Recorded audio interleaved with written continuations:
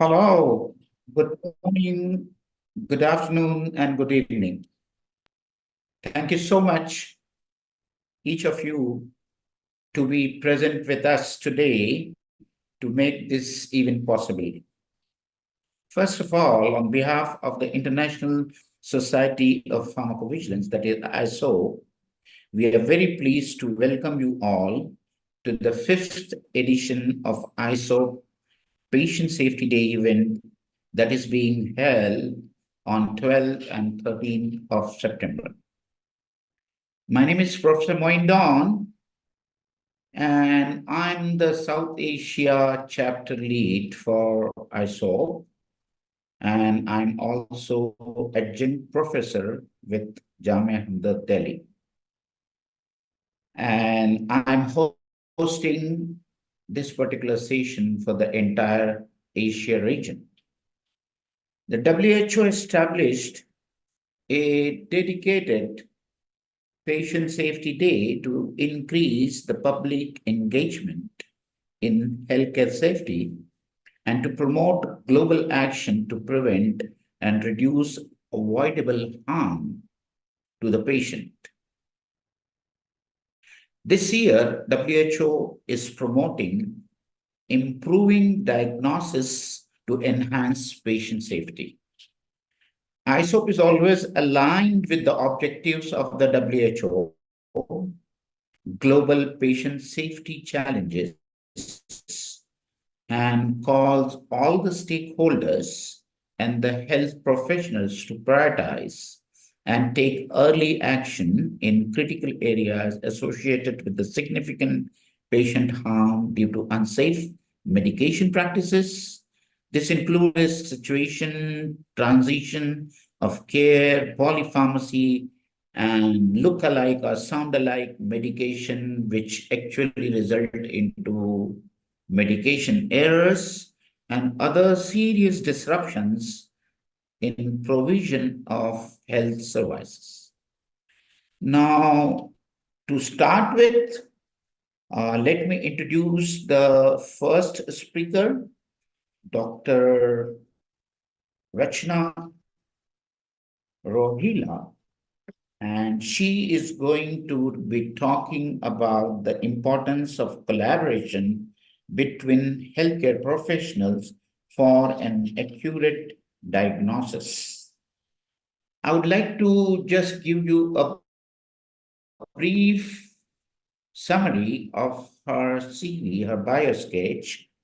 She is a medical doctor specialized in, she did her MD and DM in clinical pharmacology from India, that is PGI Chandigarh.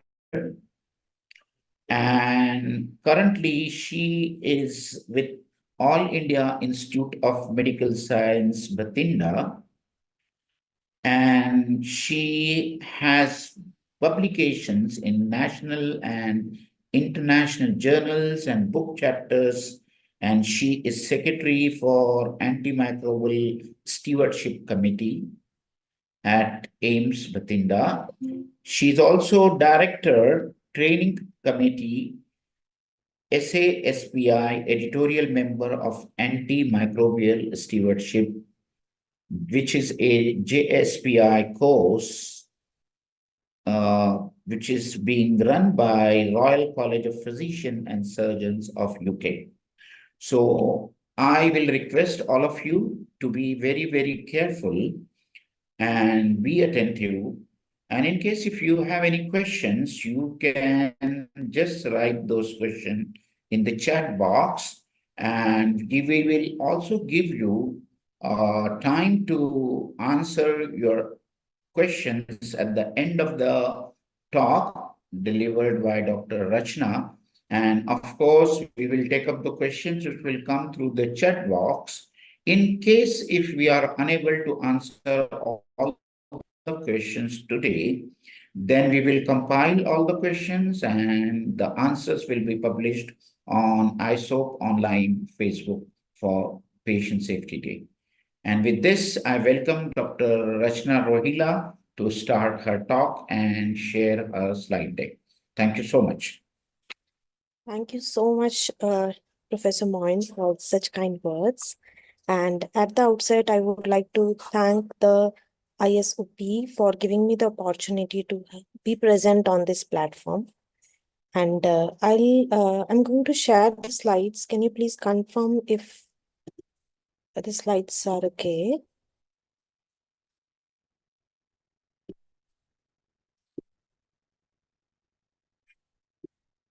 Is it visible?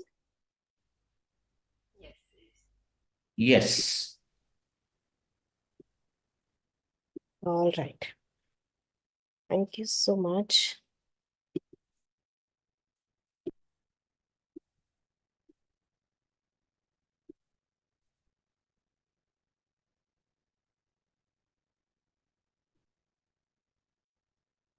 So I would like to start my talk with the theme of the Patient Safety Day 2024, that is, get it right and make it safe.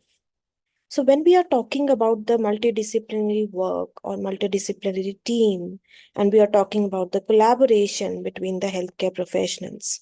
So, multidisciplinary team basically it's a broadly defined term which is an integrated team approach, and it includes not only the medical field but the allied healthcare professionals as well, which are involved in the diagnosis, in the management of the patient, and they develop an individual treatment plan for each patient collaboratively. Now, when we are saying a multifunctional team or an interdisciplinary team, so a multifunctional team, when we talk about it contains various functional units. Let's say functional unit one is, let's say, a medicine department. Functional unit two, let's say, is a microbiological department. Then functional unit three, let's say, is a radiology department. Okay. So when they are working individually as a separate functional unit, so they are the multifunctional team, and it includes a multifunctional unit. But the problem here is they are not communicating back and forth with each other. So this is the difference between the multifunctional team and an interdisciplinary team.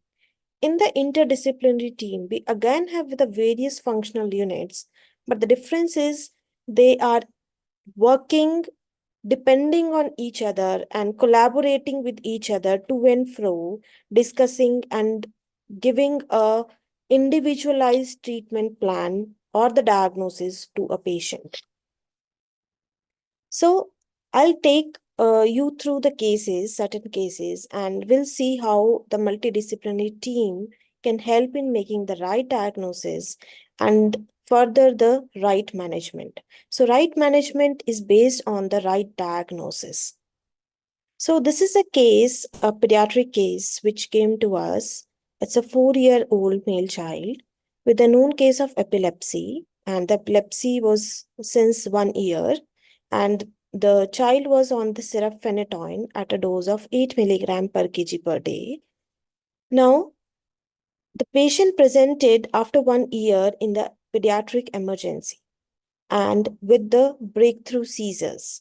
And these seizures, they were lasting for 2 to 3 minutes, followed by the postictal confusion. There was no febrile onset. At presentations, the patient's parent reported that the baby was having the altered sensorium after the seizure, and it was since 1 day. Now, there was no history of the preceding fever or headache or vomiting or any trauma, respiratory distress, or the neurological deficit. There was no history of neck rigidity in this patient or any other sign which was suggestive of meningeal irritation. Immunization for this child was as per the national immunization schedule for his age, and the developmental history was also normal. On examination, the Glasgow Coma score was E1, M5, and B3. Now, we managed the patient, and apart from phenytoin, which the patient was already taking at the dose of 8 milligram per kg per day in two divided doses, we added over and above that levetiracetam at the dose of 20 milligram per kg per day. But the issue was the child was not improving. the child continued to have seizures. And in view of uncontrolled seizures, we actually increased the dose of levetiracetam to 50 milligram per kg per day in the 2 divided doses. The differential diagnosis of whether it's a CNS infection or a meningeal infection or is it a structural epilepsy was kept. And various investigations were done. The hematological, the biochemical parameters were done. They were all within the limits. We found the serum albumin was a little low, 2.7 gram per deciliter. And the CSF examination that was done was not suggestive of meningitis. The MRI brain which was done was also normal. And the MRI did not show or suggest any structural or organic lesion. Serology was done in view of suspected neurocysticercosis, but it was also not, it was negative. PCR for HSV was done, it was again negative. So then the patient, the serum or blood sample was sent to for the therapeutic drug monitoring in the pharmacology department. So we did the plasma levels and we saw that the total phenytoin concentration in the patient plasma was 34.91 milligram per liter. Now here I want to emphasize that the normal therapeutic range for phenytoin is 10 to 20 milligram per liter. So we found that the phenytoin concentration was actually higher than the normal range. And in view of hypoalbuminemia, we adjusted the phenytoin concentration using this TOSA formula. And the adjusted phenytoin concentration was calculated to be 54.55 microgram per ml or milligram per liter, which is again much higher than the normal therapeutic range. So we were actually surprised that it was not the inadequate response, but rather the phenytoin toxicity was there here. So the diagnosis of paradoxical seizures was made, and the clinician was advised to withhold the phenytoin in view of toxicity. And we also advised that serial blood samples of phenytoin should be sent for monitoring, and close clinical monitoring should be done. Now, this is the samples that were sent to us, and the plasma phenytoin concentration, if you see, in the subsequent samples, it was decreasing, okay? And in the fourth sample that we received, the concentration was 26.55 microgram per ml. Now, the patient continued to have the seizures till day 4 of stoppage of phenytoin, after which the seizures reduced in frequency after day 3 of the stoppage, okay? And then seizures completely stopped at day 5 of stoppage of phenytoin. And there was no other intervention that was done in this child. Just simply stoppage of phenytoin lead to clinical improvement and the termination of seizures. So then we did the WHO UMC, that is Uppsala Monitoring Center Probability Scale Assessment. The causality assessment was done for this child. And there was actually the temporal association was present in increasing the seizure frequency and the serum concentration of phenytoin. We couldn't find any other causative factor of the increased seizure frequency. All the probable diagnosis, we've actually ruled out the infections. The serologic was negative. The D challenge that was done, that is stoppage of phenytoin, lead to improvement. So the D challenge test was positive. So in view of all these, the causality assessment was labeled as probable. So this case, the phenytoin toxicity presented as paradoxical increase in the seizure frequency, which is rare. So phenytoin is actually an anti-epileptic drug. We use phenytoin for the treatment of seizure. But here in this child, it presented as the paradoxical increase in the seizure, and which was because of phenytoin toxicity.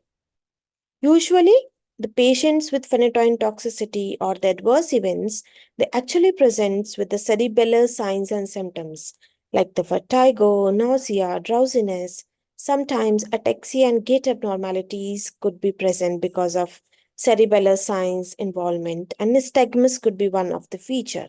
But rarely there is increase in the seizure frequency with mildly altered sensorium. And in this child, this was the only presentation which was suggestive of phenytoin toxicity. It's easily misdiagnosed as breakthrough seizures, and we often, if the TDM is not available, we could attribute it to drug non-compliance. Further admission of phenytoin in these cases could be rather aggravating the or worsening the clinical scenario and could be life-threatening as well. So high index of suspicion and timely TDM prevented the adverse outcome in this child. So why I wanted to emphasize here is the multidisciplinary approach. So if you see in the management and diagnosis of the paradoxical seizure in this patient, how many departments were involved? So apart from the primary pediatrician team, the nursing team was involved in the care all the time.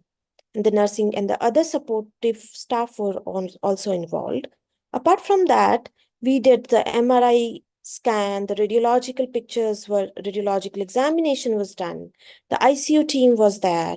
And in the pharmacology, the TDM sample was sent and we analyzed the sample and we reciprocated back to the clinician that this child is having the high levels. And then we also did the serial monitoring after stoppage of phenytoin therapy. Then ADR was reported and we did the causality assessment for this child. Similarly, the biochemistry department was involved in the investigation, especially the serum albumin levels, which was found to be low in this child. Microbiological, so cultures, the CSF culture was sent, the serology was sent, PCR was found to be negative for this child. So it was a multidisciplinary effort that led to the right diagnosis of this patient. And because of that, we were able to manage this patient and prevent the dreadful complication which could have happened here. Another case scenario which I want to take you along is a patient, another child which came to us in the AIMS Bathinda emergency. And the child has a history of fever for 7 days. The child was an 8-year-old male child. And there was history of fever for 7 days. There was history of photophobia and tingling sensation of all the digit since 5 days. And thereafter the rash evolved and there was diffuse erythematous rash over the extremities. The child also complained of headache and vomiting since 4 days. And since the last 1 day, the parents reported that there is paucity of left side movement for this child. And when the patient presented in the pediatric emergency, the patient had seizures and encephalopathy. So 3 days after headache and vomiting, child developed sudden onset of facial deviation to the right side with the drooling of saliva while having dinner. It was not associated with any jerky limb movements. And next morning on awakening, the parents reported the paucity of limb movements in half of the body of the child. The child was not able to grip the objects and was able to transiently lift the arm above the shoulder. And the upper limb and the lower limb weakness was present equally. The distal weakness was more than the proximal weakness, and the weakness, the maximum at the onset, and there was no further progression of the weakness. So the patient in the emergency had 2 episodes of left focal seizures at an interval of 2 hours, and there was a version of head and eyes to the left side, and there was unresponsiveness for the next 3 minutes, and there was the post-ictal drowsiness that was present for another 1 hour. The child was in the altered sensorium, was irritable, had intermittent eye opening, and there was no vocalization, and was not even recognizing the parents. So there was a deviation of angle of mouth to the right side with drooling of saliva from the left side. So then we took a detailed history for this child. There was no further involvement of bladder or bowel. The patient did not give any history of the preceding or associated diarrhea or upper respiratory tract illness. There was no history of bleeding diathesis or any signs of infection or ear discharge or sinus infection. There was no history of head trauma. There was no history of any drug intake or any possible toxin exposure. There was no history of yellowish discoloration of the eyes or urine, no history of joint pain, swelling, rash in the past, or any fluctuating illness with fever. There was no history of any recent travel or tick bite history. There was no history suggestive of TB or contact with the TB patient. And there was no history of the COVID-19 infection in the recent past or contact. So, on examination, the patient was irritable, agitated, and there was occasional spontaneous eye opening with the known purposive motor movements. The, the lips were red, dry, and there was non-pitting edema in both the hands and feet. So there were hemorrhagic vesicles were present, there were bullae over the soles, and there was desquamatation of the skin over the thumb, index, and the middle finger. So this is the picture which is showing the rash, okay, on the sole, on the palm of the hand. The vitals, the blood pressure was increased. To his age, the BP was 130/70. The pallor was present. The fundus examination showed papilledema. So there was the hypertensive changes that was present in this child. Further examination of the cranial nerves, there was bilateral bulbar conjunctival injection was present. However, there was no nystagmus in this child. The conjugate eye movements were present. There was deviation of the angle of mouth to the right side with flattening of the left nasolabial folds. Motor examination power was 2/5 on both the upper and the lower limb of the left side. The sensory examination was normal, so pain response was normal. So in view of all the examination and the history that was given by the patients and the child on examination, we reached to the anatomical site of localization of the insult. So in the view of presence of this altered sensorium, the seizures, there was the features of raised ICP, the papilledema was present on retinal examination along with the left-sided hemiparesis and ipsilateral facial palsy. There was suggested that there is involvement of the cerebral cortex with possible insult to the right hemisphere. So we made some differential diagnosis of infective etiology could be present because there was rash, there were focal deficits, then vascular etiology could be the possible cause. The stroke could have been there, the hemorrhagic more common than the ischemic. And the various points were favoring because of the photosensitivity, fever, rash, there was edema, the focal deficits was there, hemiparesis, hypertension, encephalopathy. So these points were in favor of the stroke and the vasculopathy. Then there could be the neoplastic lesion, which is presenting like that. Or it could be a acute demyelinating syndrome because of all these features. So these differential diagnoses were kept for this child. And NCCT was done, the non-contrast computed tomography of the head, which revealed there is acute bleed in the right frontal lobe, and there were intraventricular hemorrhages with the midline shift. Then the patient also underwent the MRI brain with the vessel wall imaging. So you can see in this figure, so in the A part of the figure, the white arrow is indicating that there is a large acute hematoma in the right frontal lobe, and there is a intraventricular extension is there. Also, if you see in the B figure, there is a black arrow which is pointing towards a small hematoma in the left occipital lobe. And in the C figure, you can see there is a ring enhancing lesion or evidence is there. Okay.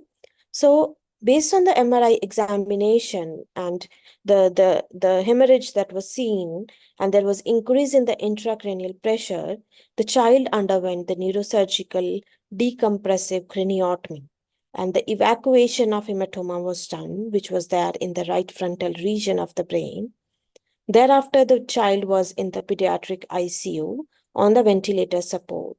In view of possible infection or suspected bacteremia, empirical antibiotics were started in this child, and further blood and urine culture was sent, which came out to be later negative, and infective etiology was ruled out later on, and then we eventually stopped the antibiotics as well. So MRI brain and vessel wall imaging was suggestive of CNS vasculitis also. So these were the investigations which were simultaneously done at the admission and during the hospital stay. We basically tried to rule out the immune-mediated disorder. NCA, CNCA, PNCA was negative. The ANA antibodies, the rheumatoid factor were all negative. Various, the herpes infection and all the other infections were ruled out. Blood culture, urine culture were all negative. Then we also did the echocardiography for this child, and we found that the pericardial effusion was present with mild mitral regurgitation. The coronaries were normal here. The CRP was raised to 180 milligram per liter, okay, for this child. So we suspected it could be Kawasaki disease, but it was not fitting in all the parameters. So another incomplete or atypical Kawasaki disease suspicion was made in this child, and there were features suggestive of Kawasaki disease. So because there were bilateral bulbar conjunctival injections were there. There were erythema of palms and soles, edema. There was periinguinal desquamatation was there. Erythematous rash was there over the trunk and extremities. Then anemia was present. The CRP was raised. The ALT was raised in this child.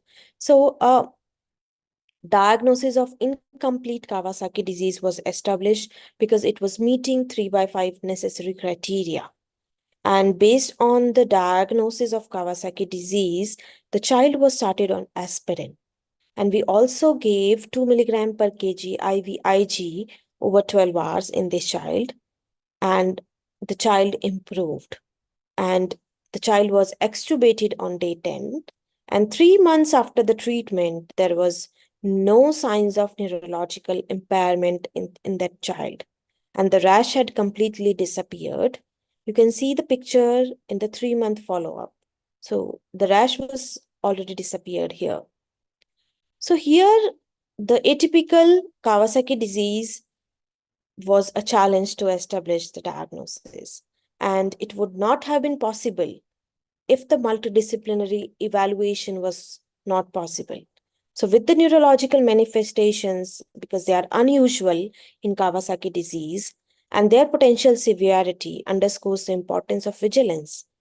The comprehensive multidisciplinary evaluation in this patient was responsible for timely intervention and improved outcomes.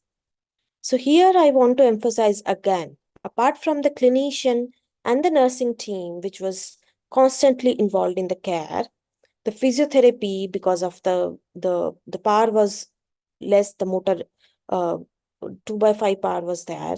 The radiological support was there. The NCCT headward was done. The MRI examination was important to suggest the vasculitis changes were there. The neurosurgical intervention, the evacuation of hematoma was important. Then anesthesia for doing the neurosurgical procedure. Cardiological evaluation, the echo was done. The pharmacological, the empirical antibiotics, they were timely stopped. The biochemistry investigations were done. The microbiological team was responsible for giving the culture reports. So it was basically the collaborative effort to and fro that was responsible for the right diagnosis. And because we were able to make the right diagnosis, the right management was given in this child. And we were able to save the child from the possible complications which the child could have. So again, this is an example of multidisciplinary care in the cancer diagnosis. Okay. So if a patient comes to us with, let's say, the possible signs and symptoms of cancer, here I'm giving an example of breast cancer with the possible risk factors. So to reach at the diagnosis, it's not only a single department, but whole multidisciplinary team is involved.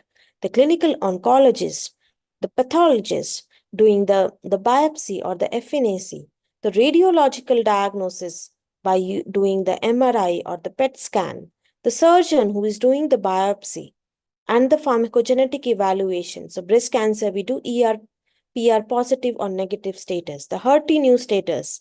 So based on this multidisciplinary effort, we are able to make the diagnosis and staging, and based on the ER/PR positive status or the HER2 status, we are able to reach to the decision making of what treatment need to be given. And along with that, the support, the psychological support is also important in these patients, because it's really devastating for some of the patients. So it's the shared decision making, the decision on whether to do the surgery first or the simultaneous chemotherapy and radiotherapy or not, based on the staging, based on the size, based on the pathological examination, the radiological picture. And thereafter, we also manage the complications, because these patients are immunosuppressive. They can have infections. They can have complications because of surgery. Okay, so we have to manage these complications as well. The pharmacological team can help in doing the TDM if the antibiotics need the monitoring, or the anti-epileptic drugs are given, or the anti-cancer drugs are given. So the therapeutic drug monitoring might be required for certain drugs. So they can also tell you about the drug-drug interactions, and if the antimicrobial empirical therapy is needed or not, or when to stop, when to add. So it's the multidisciplinary effort which can help us in managing these patients, and does not stop here. After surgery, after management, the processes, the psychological help to the patient, dietitian, pharmacist, and if the patient is a young female, she might need a fertility expert as well. So the long-term follow-up, again, the patient has to consult not only the oncologist, but it's a team, the multidisciplinary team, including the oncologist, the radiologist, the biochemistry investigation, and pharmacology team if there is any adverse drug reaction or possible drug-drug interaction. So what I want to emphasize here is the multidisciplinary collaboration is really important.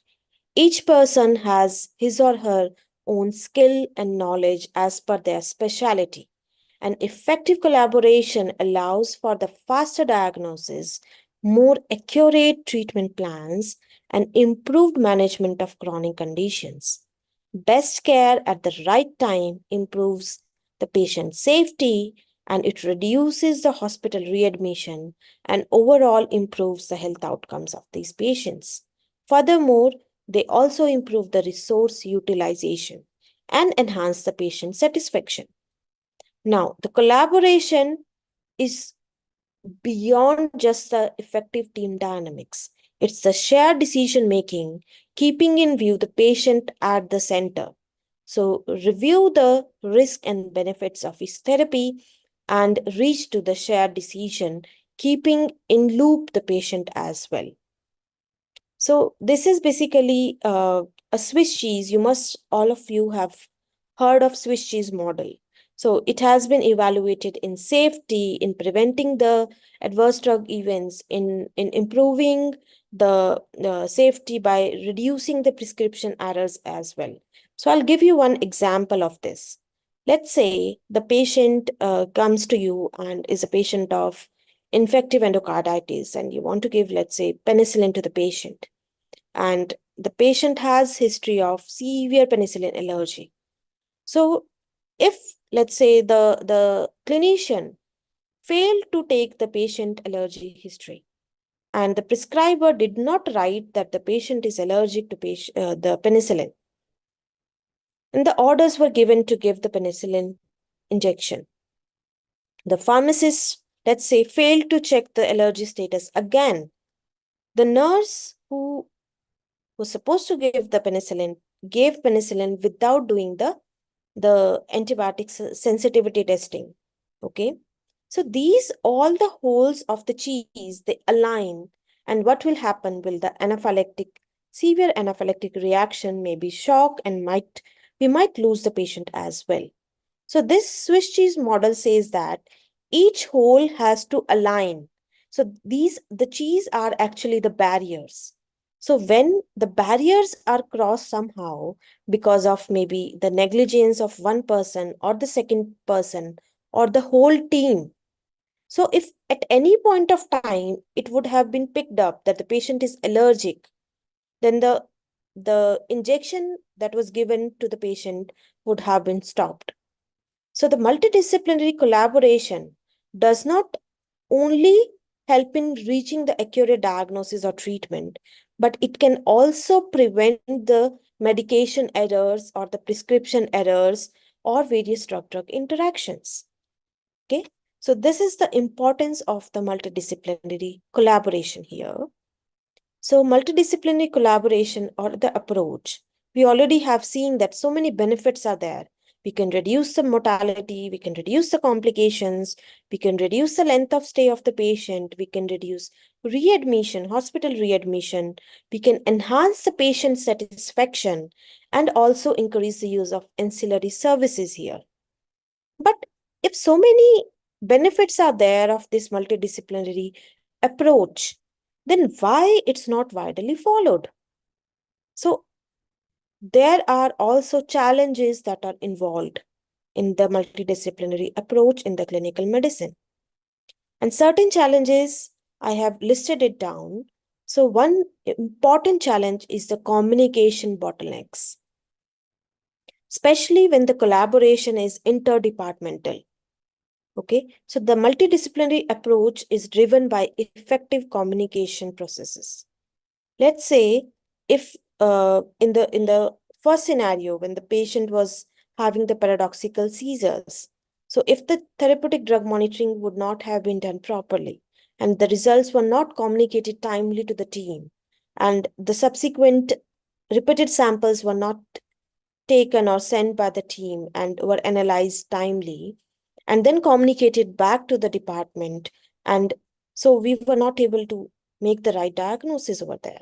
Similarly, in the second patient, if the radiological picture was not clear or we were not able to manage the patient in the ICU or collaborate with a different department to reach the diagnosis of Kawasaki disease, or in the third scenario of the breast cancer. So everywhere the communication was important, the to and fro communication. So if the communication gap is there, then we are not able to reach to the aim which is there by taking the approach of multidisciplinary approach. Secondly, the logistic hurdles could be there. Now, syncing the sounds of schedules in concert. So there are operational difficulties which are there in the multidisciplinary approach, which might be difficult at the primary healthcare setting to take care of. Then the scheduling challenges. So it's not feasible for the interdepartmental team to be to have the face-to-face meeting all the time because of maybe tight schedule of different departments. One doctor might be on OT, the other department the team want to reach you and might not be able to reach you timely. So scheduling challenges could be there in the multidisciplinary approach. And other approach is the resource constraints, especially the virtual collaboration here I want to emphasize is. Like in the rural areas, we do not have the resources over there. So there, the virtual collaboration could play an important role.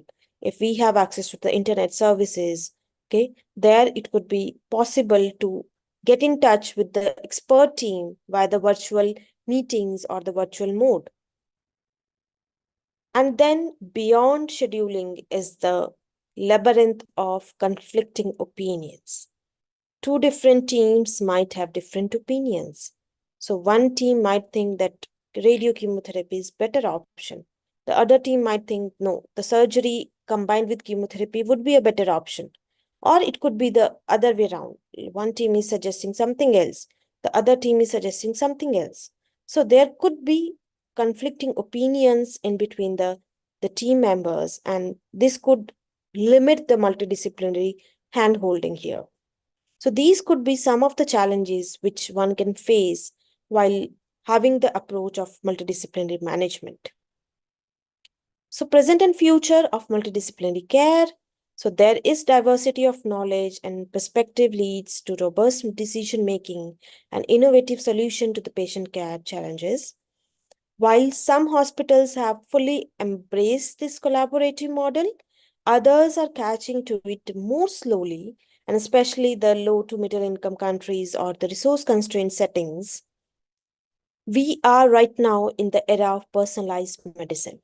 So here the dose optimization, the pharmacogenomics, which is our next session, is important in making the right diagnosis, having the individualized therapy or the dosing. Telehealth integration is important and it can enhance the healthcare, especially in the rural settings where the expert or the multidisciplinary team is not present. Okay, and it can be helpful in managing the patients also with the limited mobility.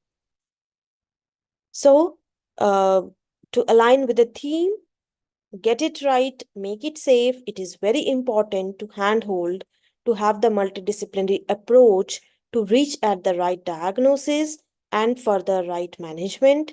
And I thank you all for the patient listening, and I'm happy to take the questions here. Thank you. Oh, it was awesome presentation, Dr. Rachna.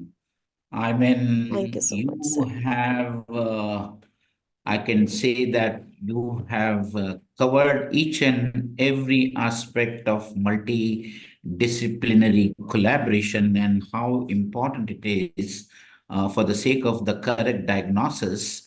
And I think we could all correlate the example you set for was what was of that Swiss cheese model, because we all know about the anaphylactic shock experienced by patients in case if the allergic reaction and the history is not being found out.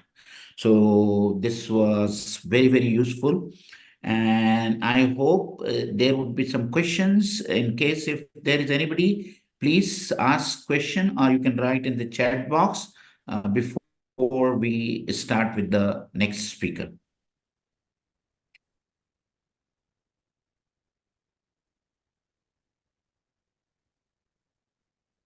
So do we have any questions? It was a fantastic presentation and it has really elicited and illustrated how this can be very useful for the patient safety. I must thank Dr. Rachna on behalf of everybody for making this presentation, which covered almost each and every aspect of interdisciplinary collaboration. So I are there thank any the whole questions? I thank all the ISOP team and Professor Moin for giving me this wonderful opportunity, sir. Thank you. Thank you so much. So without wasting any time, so let me introduce the second speaker of the day, and his name is Dr. Saibal Das. And where Rachana left, I think Dr. Saibal Das will take this forward. And we are talking about pharmacogenomics and how pharmacogenomics leads to personalized medicine and how it reduces the chances of harm using a very Das. Let me give you a brief introduction of Dr. Saibal Das. So Saibal Das is a medical professional from Calcutta. He is presently working as a scientist at the Indian Council of Medical Research. ICMR is a very, very important medical body within Indian medical fraternity. As a clinical pharmacologist, his core area of expertise are conducting and reviewing clinical trials and observational studies to synthesize evidence on medicine efficacy, effectiveness, and safety. He has clinical experience of more than 10 years and has knowledge of pharmacology of medicine in special population. He also has experience in precision medicine. He has published over 100 scientific papers and won several research awards. He serves in various scientific research committees on pharmacology and drug product, including medical devices development of the Government of India and some professional international society. So I am pleased to present to you Dr. Saibal Das, who is going to speak the role of pharmacogenomics in personalized medicine. Welcome, Dr. Saibal Desai. Thank you so much, sir, for this kind introduction.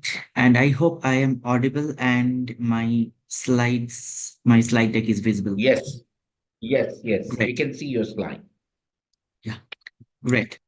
So at the onset, I would like to thanks ISoP for giving this wonderful opportunity.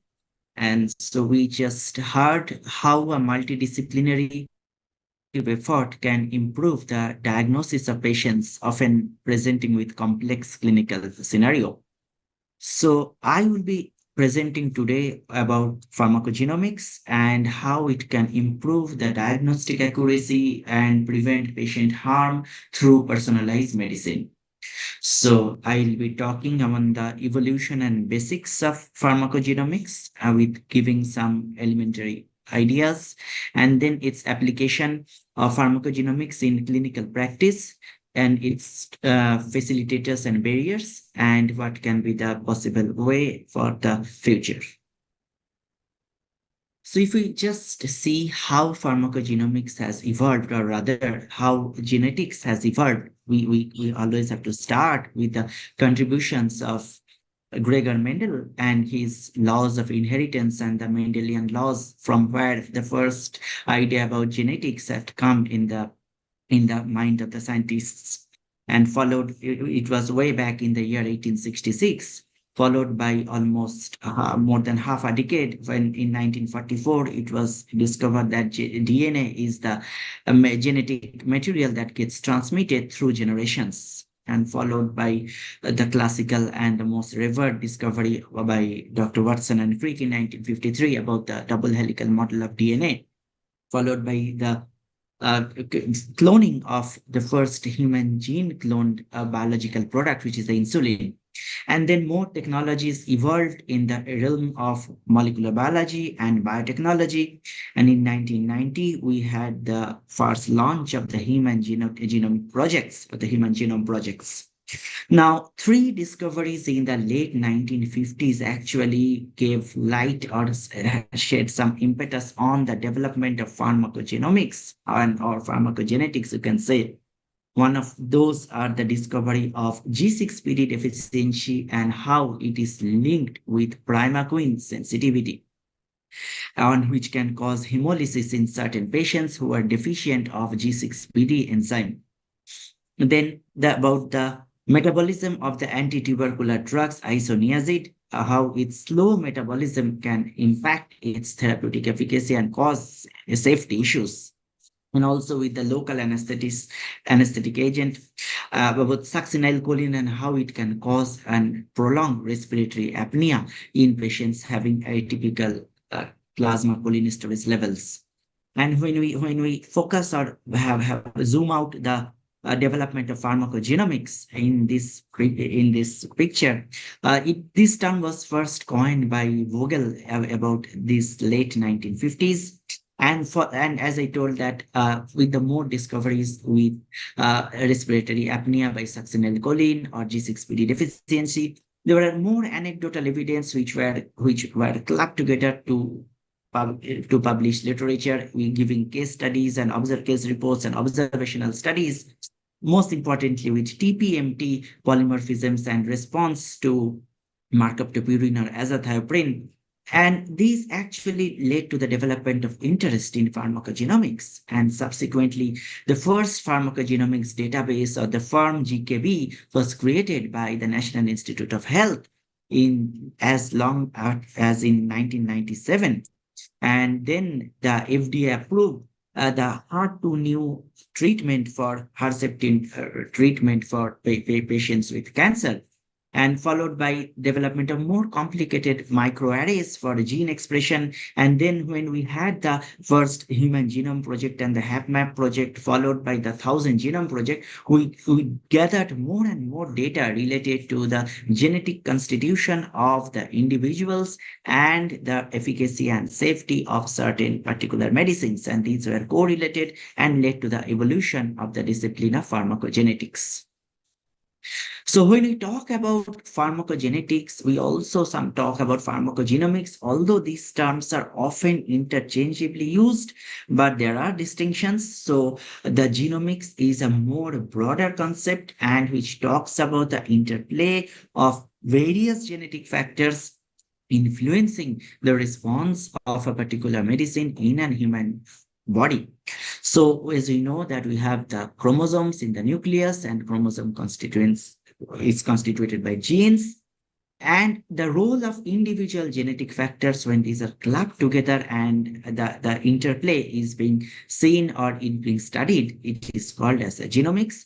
And also it also constituents the interplay with other biological factors as like behavioral factors, social factors, environmental factors, lifestyle, nutrition, the role of microbiome, and several other constitutional factors as well, which actually constitute the overall personalized ecosystem in which a particular medicine works. So starting with the key concepts of pharmacogenomics, a very important terminology that we will be coming across in the presentation is a single nucleotide polymorphism, or which is known as the SNPs. So single nucleotide polymorphism is nothing but a type of a DNA variant which is defined by a which is detectable in more than 1% frequency within a population. And a similar term is a mutation, which is a heritable change in the nucleotide sequence, but its frequency is comparatively less and it is present in less than 1% of the population. Now, when we talk about the single nucleotide polymorphism, which is a DNA variant, it can take place in the coding region or the non-coding region or even in the silent region. And based on the location of the single nucleotide polymorphism, the final consequence vary because it has to deal with the central dogma process, whether the translation and the further protein synthesis are getting affected or not. So when we talk about pharmacogenetics, as we discussed, that it typically focuses on the influence of a single genes on drug response. But on the other hand, pharmacogenomics is all a broader picture, is a bigger story, and it takes into account how the entire genome or the complete set of the DNA affects the drug response in a particular individual. Now, when this pharmacogenomics is also coupled with more other factors which are often inheritable and which are often inherited as well as often present in a particular individual, like the presence of proteomics, the presence of the transcriptomics, metabolomics, epigenomics, all these constitute even a bigger terminology, which is known as the pharmacomics. So pharmacogenetics studies are often done based on taking a candidate gene approach, whereas the pharmacogenomics, which take into account of the bigger picture or the interplay of the entire genome, needs more complicated and more larger studies, which are often known as the human genome-wide association studies or even high throughput functional validation studies. We will talk about these studies in the subsequent slides. So when we talk about the omics approach, as we say that it's a very complicated network and interplay.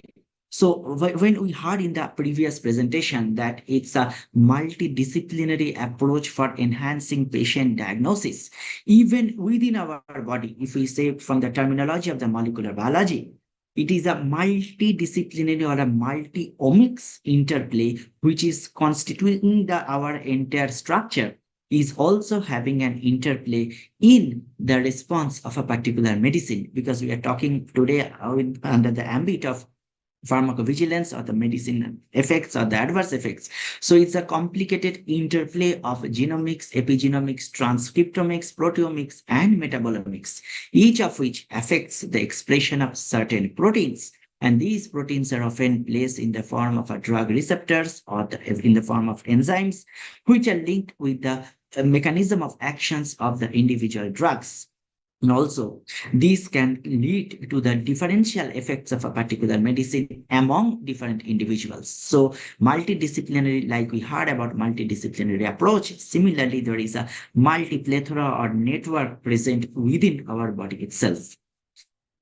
With the advent of the international HapMap project, we came to know that even though 99.9%, that means almost 100% of the genetic code of the individuals remain the same, each one of us differ from each other with every 300 to 1000 nucleotides, with an estimated total of 10 million single nucleotide polymorphisms and thousands of copy nucleotide variants. So although we are all Homo sapiens and we have a structural and biological and genetic similarity, there are differences. These differences are more clear to us as the Human Genome Project and the International HapMap project were published, and it has helped us to study the effect of these individual genetic differences in correlating with the differential response of the individuals with the particular medicines. Like if we say about the individual roles of these particular genetic constituents in the action of a drug, the best place of examples will be the effects on the drug metabolism. Because we know that in pharmacokinetics, the third step is the drug metabolism, and drug metabolism can be both phase 1 and phase 2. And here, there is the requirement of certain enzymes which are required for either activation of a prodrug to an active drug or an inactivation of a drug to inactive metabolites after their actions are over. And for this step of drug metabolism, there are some complex organic reactions take place in the form of like oxidation, reduction, or hydrolysis in phase 1, or if conjugation, glucuronidation, or sulfation, and others in the phase 2. Now, for these steps, there are the requirements of certain enzymes. Now, the expression of these enzymes vary based on how the gene coding these enzymes, which are nothing but particular proteins, are placed in an individual. So, genetic variations which actually code for these enzymes, if they vary, the expression of these enzymes, so the corresponding levels will vary. And this will lead to altered metabolism of the particular drugs which are metabolized by the corresponding enzymes. And this may lead to difference in effects. Antipyrin is a drug which is a painkiller. Now, the study has shown that in both monozygotic twins and dizygotic twins, if we see the half-life of particular medicines, they vary. So giving the examples of antipyrin, which is an analgesic agent, not much in use nowadays, but this has been studied that in taking in similar identical pair twin pairs in the left panel shows the monozygotic twin and the right panel shows the fraternal or the dizygotic twin. The half-life of the same medicines among twin varies. So that also talks about the genetic diversity, even among twins born from the same mother. So these can lead to difference in the effect of a particular medicine, even though we are all genetically same species. So how does it matter and why is it important? So these consequences of polymorphisms, of consequences of the variations in the enzymes which are coding, or the genes which are coding for the particular enzymes, they lead to differences in the levels or the concentrations of the drugs. For example, if a patient or an individual is a fast metabolizer, that means that the particular medicine will be metabolized very fast and the levels will come down. Likewise, in a slow metabolizer, the levels will come up. And if the levels go high, there is a chance of toxicity. On the other hand, if there is a fast metabolizer and the levels go down, there is a chance of inadequate effect because of subtherapeutic plasma concentration or concentration in any matrix for which it has been validated. So if you see the proportion of people who carries at least one actionable pharmacogenomic variant, why it is called actionable pharmacogenomic variant, because we may have lots of mutations which are maybe or the single nucleotide polymorphisms in the non-coding region or the silent region of a particular gene, and which may not have any clinical implication because those particular areas may not code for particular proteins or may not code for different proteins, or the mutations can be just silent, which might not have a phenotypic effect in an individual. But even if we restrict to the genetic variations in the coding region, or which are more clinically relevant and even which are more relevant in terms of pharmacology, so the proportion of individuals carrying at least one actionable genotype is more than 95% in most of the populations. If you see the Australian population, the Canadian, Estonian, or the European population, this frequency is almost more than 90%. This is very important.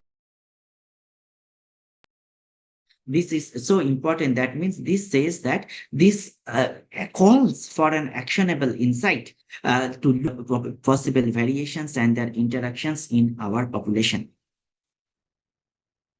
So the broad aims of pharmacogenomics is essentially to finally help in individualizing or personalizing the medicines, because not all individuals are same, although we may look the same, but we are genetically, as we saw that we are genetically not exactly the same.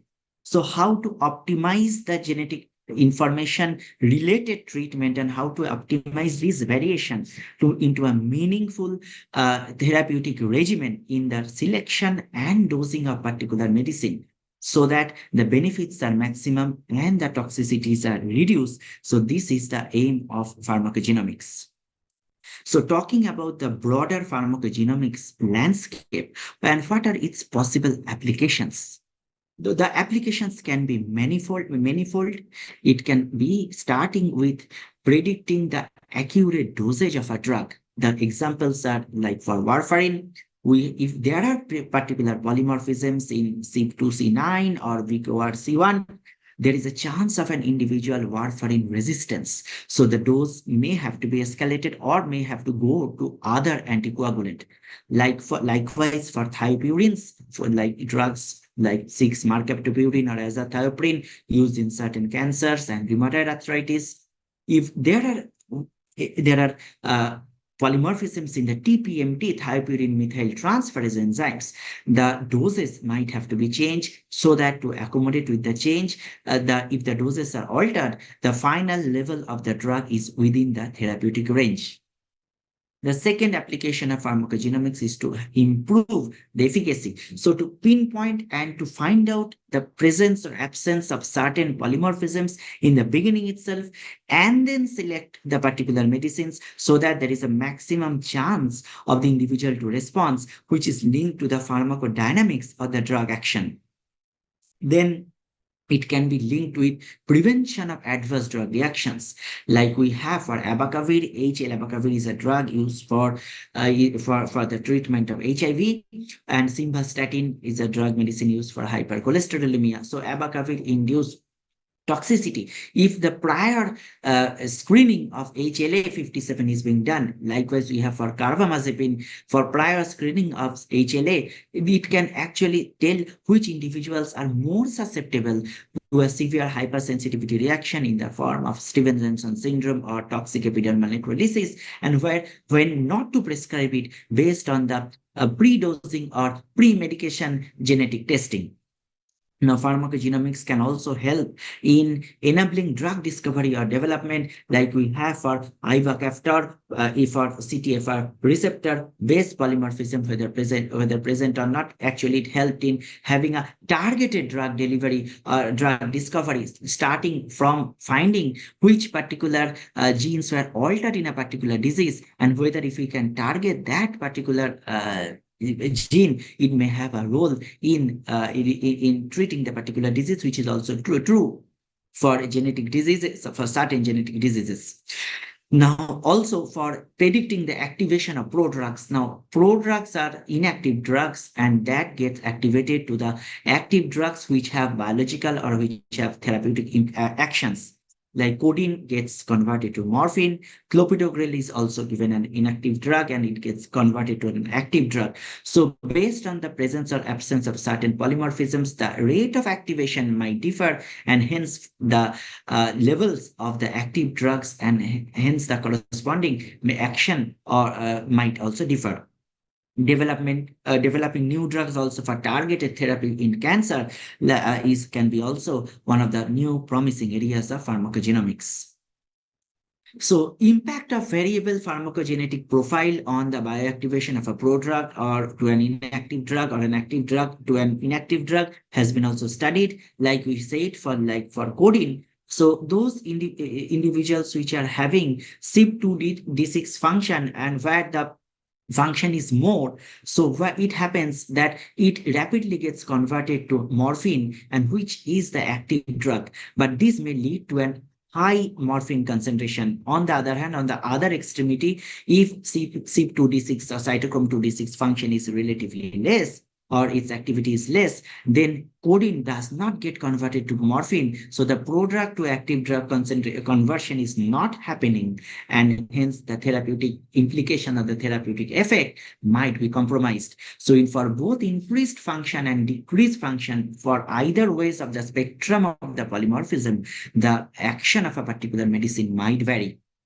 Likewise, like for this TPMT that which we are talking about for azathioprine and markup to purine, this thiopurine methyltransferase function, if it is normal, then thiopurine or markup to purine is expected to have exerted its normal effect.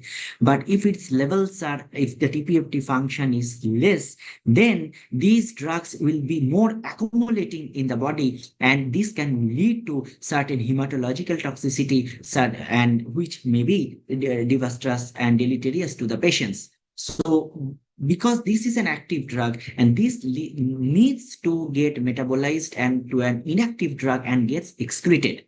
So for this drug, if TPMT function is for some reason less, these drugs keeps on accumulating and there can be bone marrow toxicity as well as hematological toxicity. So for both conversion of prodrug to active drug or conversion of an active drug to an inactive drug in the drug metabolism process, pharmacogenomics has an important role.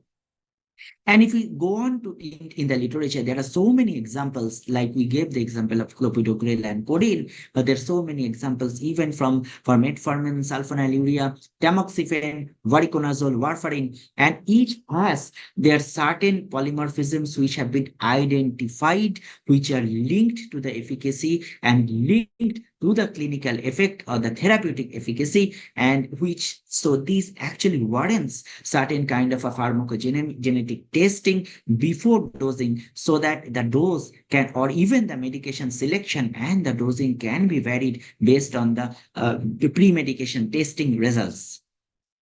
And the Clinical Pharmacogenetics Implementation Consortium for use in clinical practice have certain recommendations because they have also linked certain polymorphisms in the cytochrome enzymes and other enzymes, both in the process of pharmacokinetic and the dynamics of the drugs, which have actionable effects or in terms of the in action of those particular medicines, which are mapped against each of these cytochrome and polymorphism. But it is important to note that this networking is not, or this mapping is not simple. Not one particular polymorphism is linked with one particular medicine. Rather, it's a complicated crisscross network because each drug may get metabolized by multiple cytochrome enzymes or its subvariants.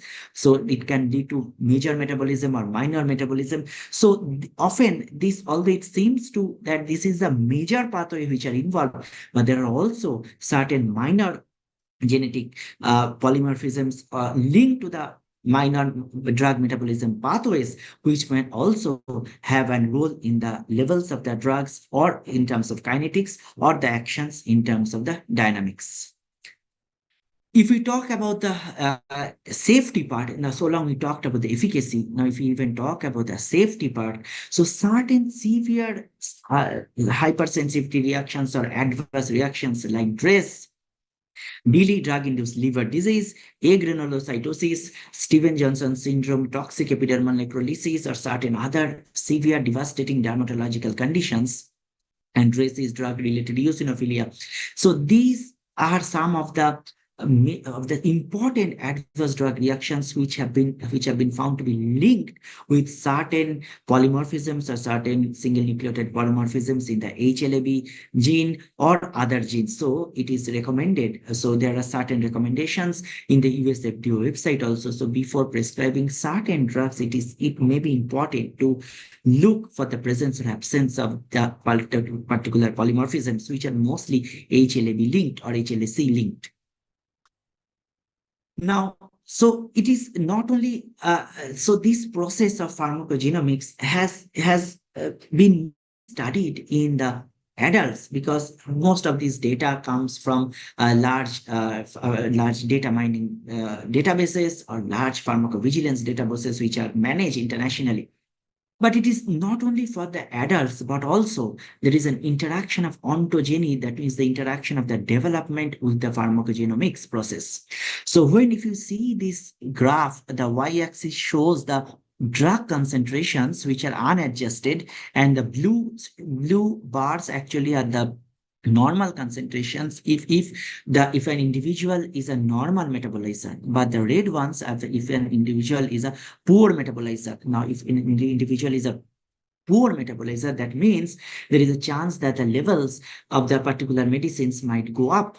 So if you see how this is related, how the metabolizer status and the changing gene protein expression through the development process from neonate to actually affect the levels of certain medicines, and how the trend of this metabolizer gene protein expression changes over the ontogeny or over the development process.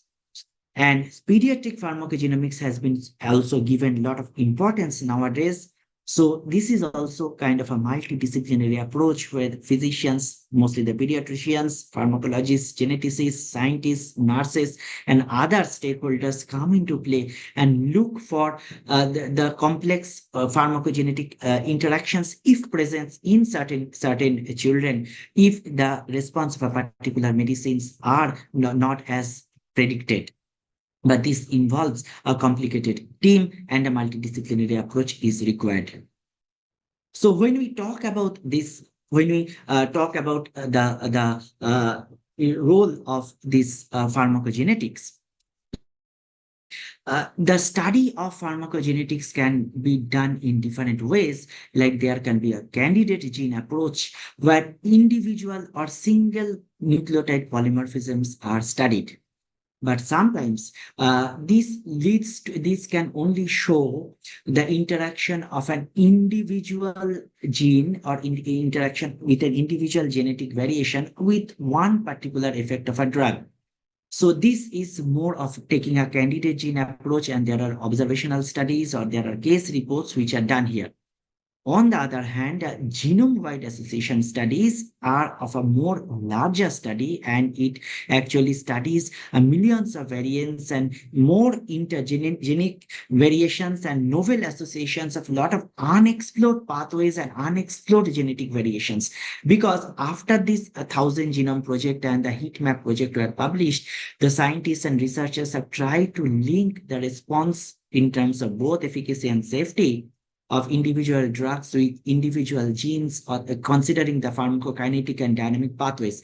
But as I mentioned, that this is a more complex network and complex interactions. So many unknown genetic interactions are also present, which are possible to study if we take a genome-wide association studies.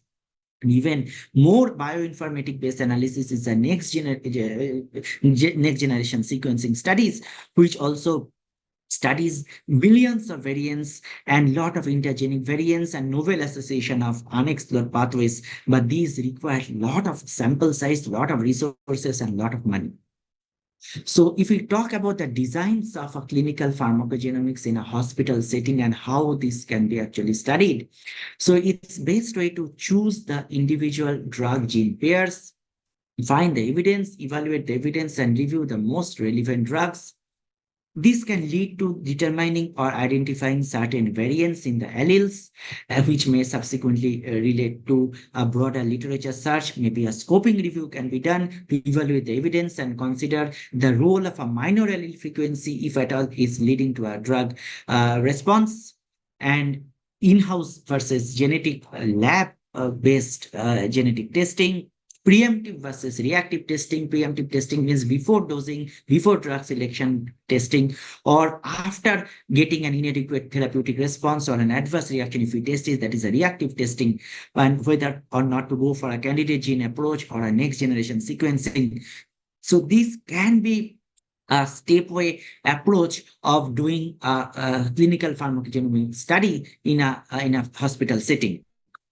So if we look into incorporation of a more robust data in terms of doing a PK/PD model, physiologically based pharmacokinetic model for an informed precision dosing and doing complicated modeling using a Bayesian estimation, where pharmacogenomics values or pharmacogenetic information is important, drug levels are important, the individual variations in the gender, age, body size, the functionings of the physiological parameters which influence the kinetics of our drugs like kidney functions, liver functions, blood flow, all are hepatic extraction ratios. These parameters are also important. And if we input these parameters in the model and develop a Bayesian which can help in precision medicine, which is based on the individual constitution based dosing regimen or a dosing adjustment, where pharmacogenomic information is important, but along with it, drug levels, the physiological status of an individual in terms of the gender, age, or even blood flow, liver functions, renal functions, these are also important. So if we discuss about the way forward in pharmacogenomics, as we say that there is a promise in pharmacogenomics, and the current state of drug development is incorporating pharmacogenomic information in the beginning itself to identify whether there are particular aberrations in the response of a particular medicine, or there are any subset of individuals where there are more chance of adverse reactions, so that can be flagged at the very early stage of the drug development. And looking into the regulatory scenario across the major regulatory agencies. So US FDA has the maximum or the most robust database of the medicines which they actually recommend to do pharmacogenomics testing because of the information available as of now. And for some, there's a kind of a doubtful.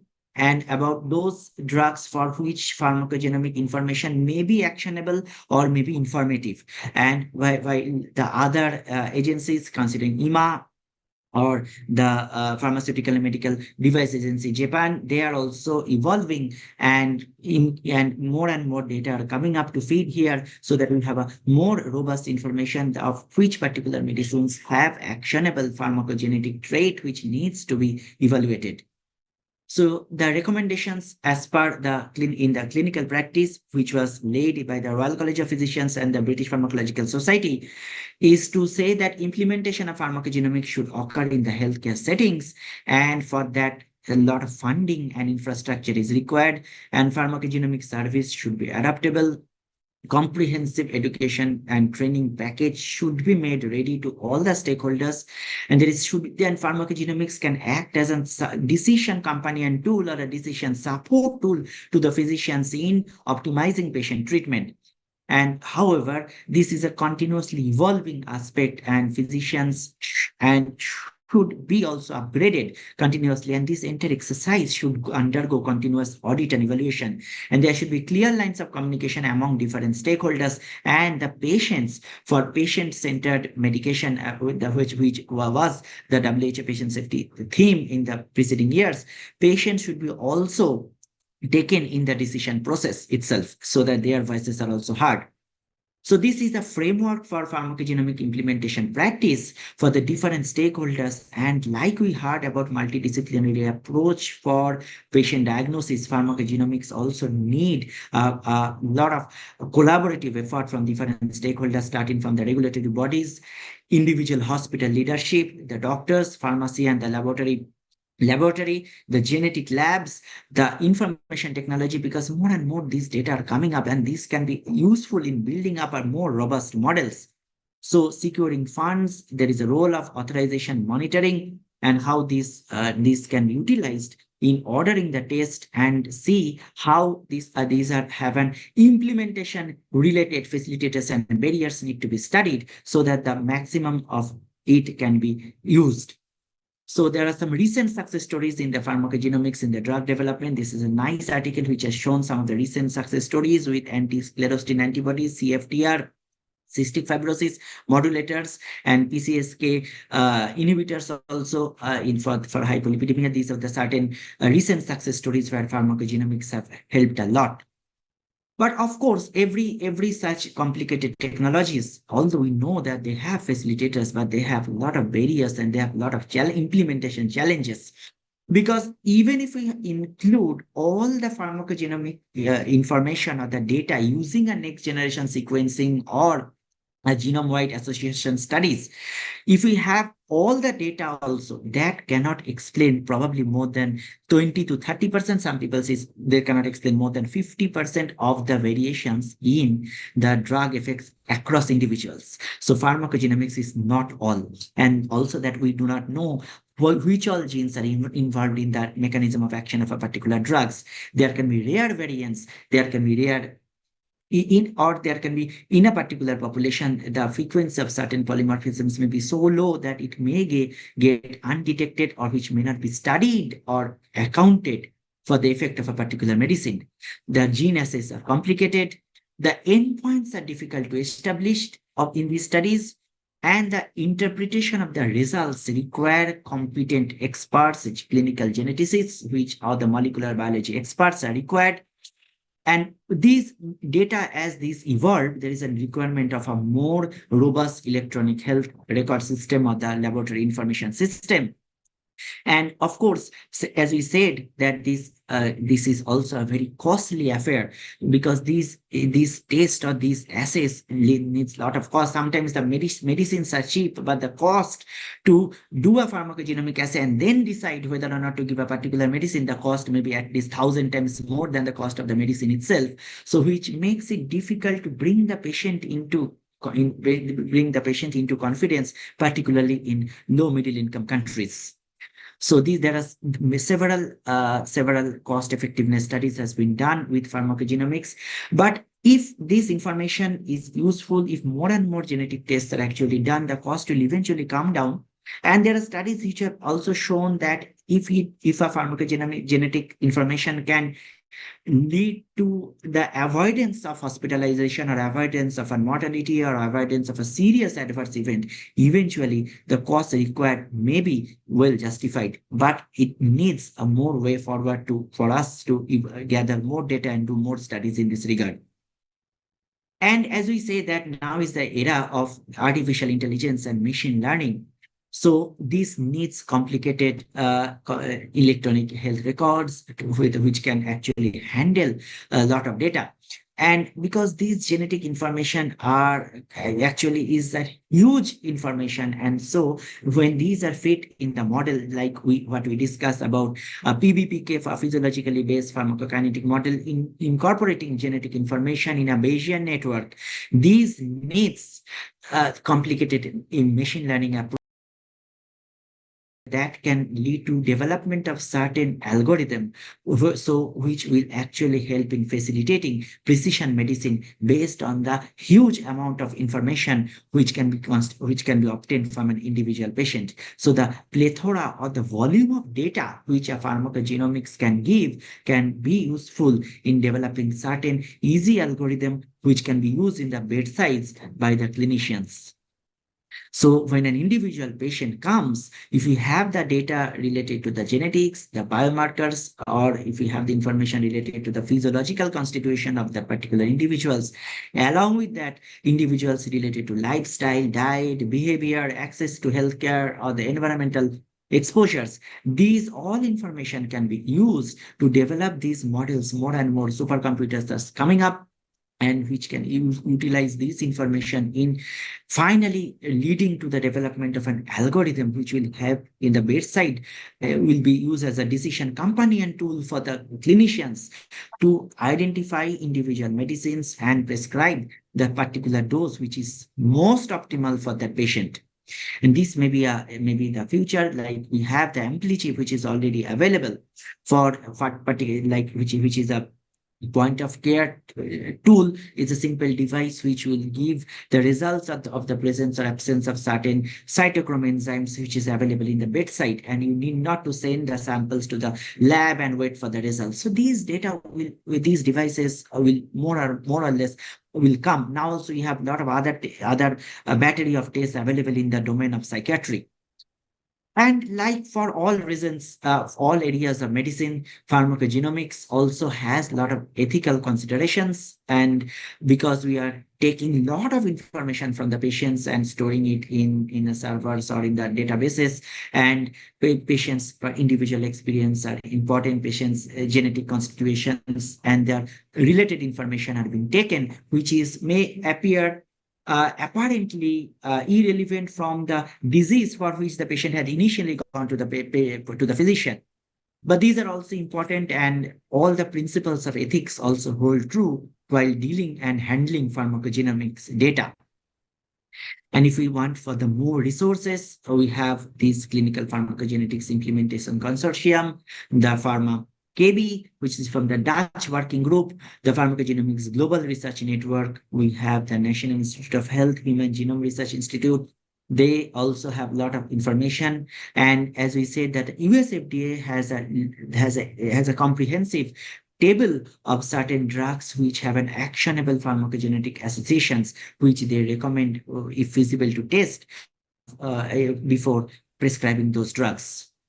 In our experience, we also did some studies about vitamin D metabolic pathway and the related genes, and the vitamin D levels and their response in asthma in South Indian patients, and how the vitamin D receptor polymorphisms take a role in deciding the response to levels of inhaled corticosteroids.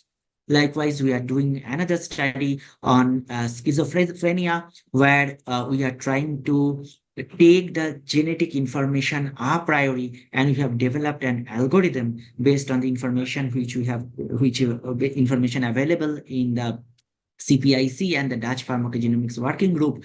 And we are doing a randomized controlled trial and finding out whether pharmacogenomic assisted treatment is useful in terms of the clinical utility, cost effectiveness, versus standard of care. So in one arm, patients are given pharmacogenomics assisted treatment, and in the other arms, the standard of care is given. So we are trying to evaluate the the clinical utility, cost effectiveness, as well as the facilitators and barriers. So with this, I come to the end of this presentation. So thank you so much for this wonderful opportunity. I would like to thank ISoP for arranging this wonderful program. Thank you so much for your patient listening.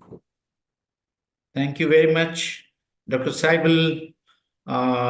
We are very thankful to you. We always knew that pharmacogenomics is a very complex subject. And after going through your presentation today, we really realized that it is more complex than we ever thought. So, but thank you very much. I mean, you have gone to the details that probably we will have to sit back again and go through your presentation once again to see the various aspects and dynamics of pharmacogenomics. But one question was asked, and that question is very relevant to all of us.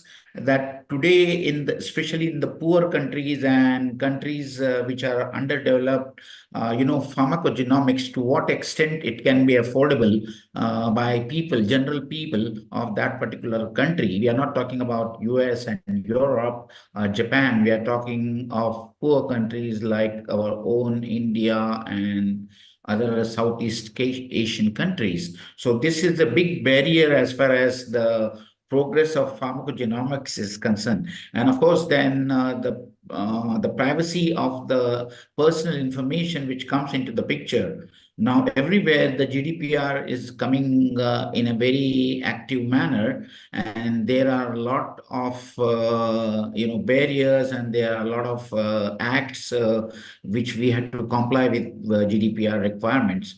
So probably when you go to the extent of genomes, so how we can really comply with the privacy and the information of individuals from a genetic perspective. So I leave this thing open to anybody in case if you have anybody has any question for Dr. Saibal. If not, I think you can also send your comments, your feedback for today's this Patient Safety Day celebrated by International Society of Pharmacovigilance. On behalf of International Society of Pharmacovigilance, and especially the Asian chapter, I really thank Dr. Saibal and Dr. Rachna and all those who attended this particular webinar today live. I want to thank you that you took precious time from your busy schedule and attended. And Dr. Saibal and Dr. Rachna, you took time off to have taken a lot of time of you. So on behalf of ISoP, I thank you as well. And those who So, really want Professor to Moin, sorry for interrupting you. So there are certain no. questions in the chat box that are there. Yeah. Yeah. So you can take those and you can answer them. Yes. If they are So Dr. relevant to your Saibal, topic, you please, can. yes. Dr. Saibal, please, if you Yeah. can take up those questions one by one. Yeah. One was about So the ethics, and second is about the cost of it. I think that were two questions that was raised by Zaira. yeah. So thank you so much. This is a very relevant and pertinent question related to the firstly about the cost. And during my presentation, like I told that the cost of the medicine may be 1,000 times less than the cost of the test which is recommended to do before prescribing the medicine. So this may apparently appear to be not a cost-effective business. I would say that pharmacoeconomic studies on pharmacogenetics are still evolving. If you see the ISPOR, International Society of Pharmacoeconomics and Outcome Research, they are also encouraging studies on pharmacoeconomics, and we do not have a lot of data on the pharmacoeconomics of pharmacogenetics because Okay. in order to actually say whether the medicine is cost effectiveness or not, the indicators that are used and has certain complexities. So more studies are required. But if you ask from a common man's point of view, although it may appear that it is not a cost effective business, but if you consider from the number of adverse reactions prevented, the number of deaths prevented, or the number of hospitalizations which were averted by a prior pharmacogenomic testing, taking the whole sample size of the study subset, there we can actually say more about the pharmacoeconomics outcome perspective. So more studies related to be done or performed in selective areas. Regarding the ethical aspect, we covered the ethical aspect as well because GDPR is coming in a big way. But we also know that even in the LMIC countries, GDPR is an evolving subject which will definitely come up. so much of genetic information is being collected which may not be directly relatable to the initial symptom with which the patient has visited the physician. But the same principles of ethics also hold true here about beneficence, maleficence, and non-maleficence, and justice, and do no harm, and maintaining the confidentiality and privacy of the genetic information, which is actually the information of the patient. So the basic principles of ethics also hold true in pharmacogenetics studies or pharmacogenetics clinical practice Okay. as well. Thank you. Thank you so Thank you much. so much. I think there was a question for Dr. Rachna about how pharmaceutical industry can get involved or can help in the multidisciplinary, collaboration. So yeah, I think the multidisciplinary team does not only mean the clinicians and the healthcare professionals. So there is a Yeah. lot of role of pharmaceutical industry over here, because all the medical devices or the tests that comes into the market, or the drugs which comes into the market, they basically are tested at the level of pharmaceutical industry. So they go from the phase preclinical evaluation to phase 1, phase 2, phase 3, and ultimately into the market after approval. So there is a plethora of data the industry is having, and we all are dependent on the presentation, how the results are being presented to us by the pharmaceutical industry. So we are dependent on the medical devices, the diagnostic tests. So what is the sensitivity of the test? What is the specificity of the test? Let's say for the screening of disease, if we are not having the high sensitivity of the test, so we end up not diagnosing that the disease. And for the confirmation, if the test is not having the high specificity, then again we'll end up in inappropriate treatment. So we actually are dependent on the pharmaceutical industry for the right diagnosis, the medical devices, the right drugs for the diagnosis as well as management. So another question that has been put is, are there any countries Thank you with so much policies for that actively encourage the formation of multidisciplinary teams? So yes, certain examples like Australia, the government has put down cancer principles. So cancer management principles have been laid down by the Australian government for the multidisciplinary care. So similar policies can be laid down by other countries as well, because now we have a lot of data which shows that multidisciplinary team or the management makes a difference. And there are various tools that are available which can measure the collaboration among the multidisciplinary team. And a few examples like index of interdisciplinary collaboration is there. Then there are various other tools like interprofessional perception scale is there, which can measure the collaboration. Then assessment of interprofessional, again, collaboration scale. So these scales can be used to assess the collaboration between the teams. So again, yes, we can lay down the policies, which can be adopted by various institutions, the hospitals, or maybe a wider range, that is the country.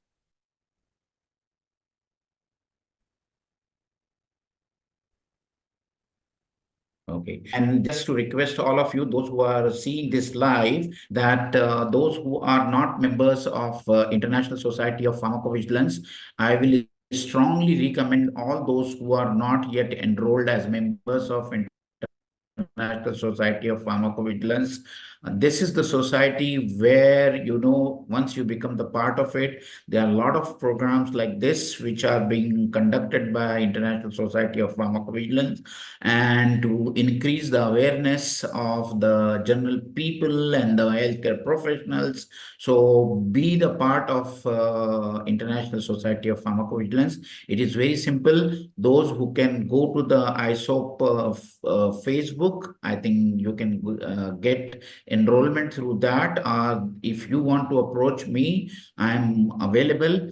You can directly write to ISoP, or you can write to me also. We will help you getting enrolled, and we are looking active, contribution from people in Southeast Asia and including Indonesia, so that we can have much better pharmacovigilance systems, and people are aware of safety and well-being of the patients. And this is only through awareness of pharmacovigilance. So I thank you once again,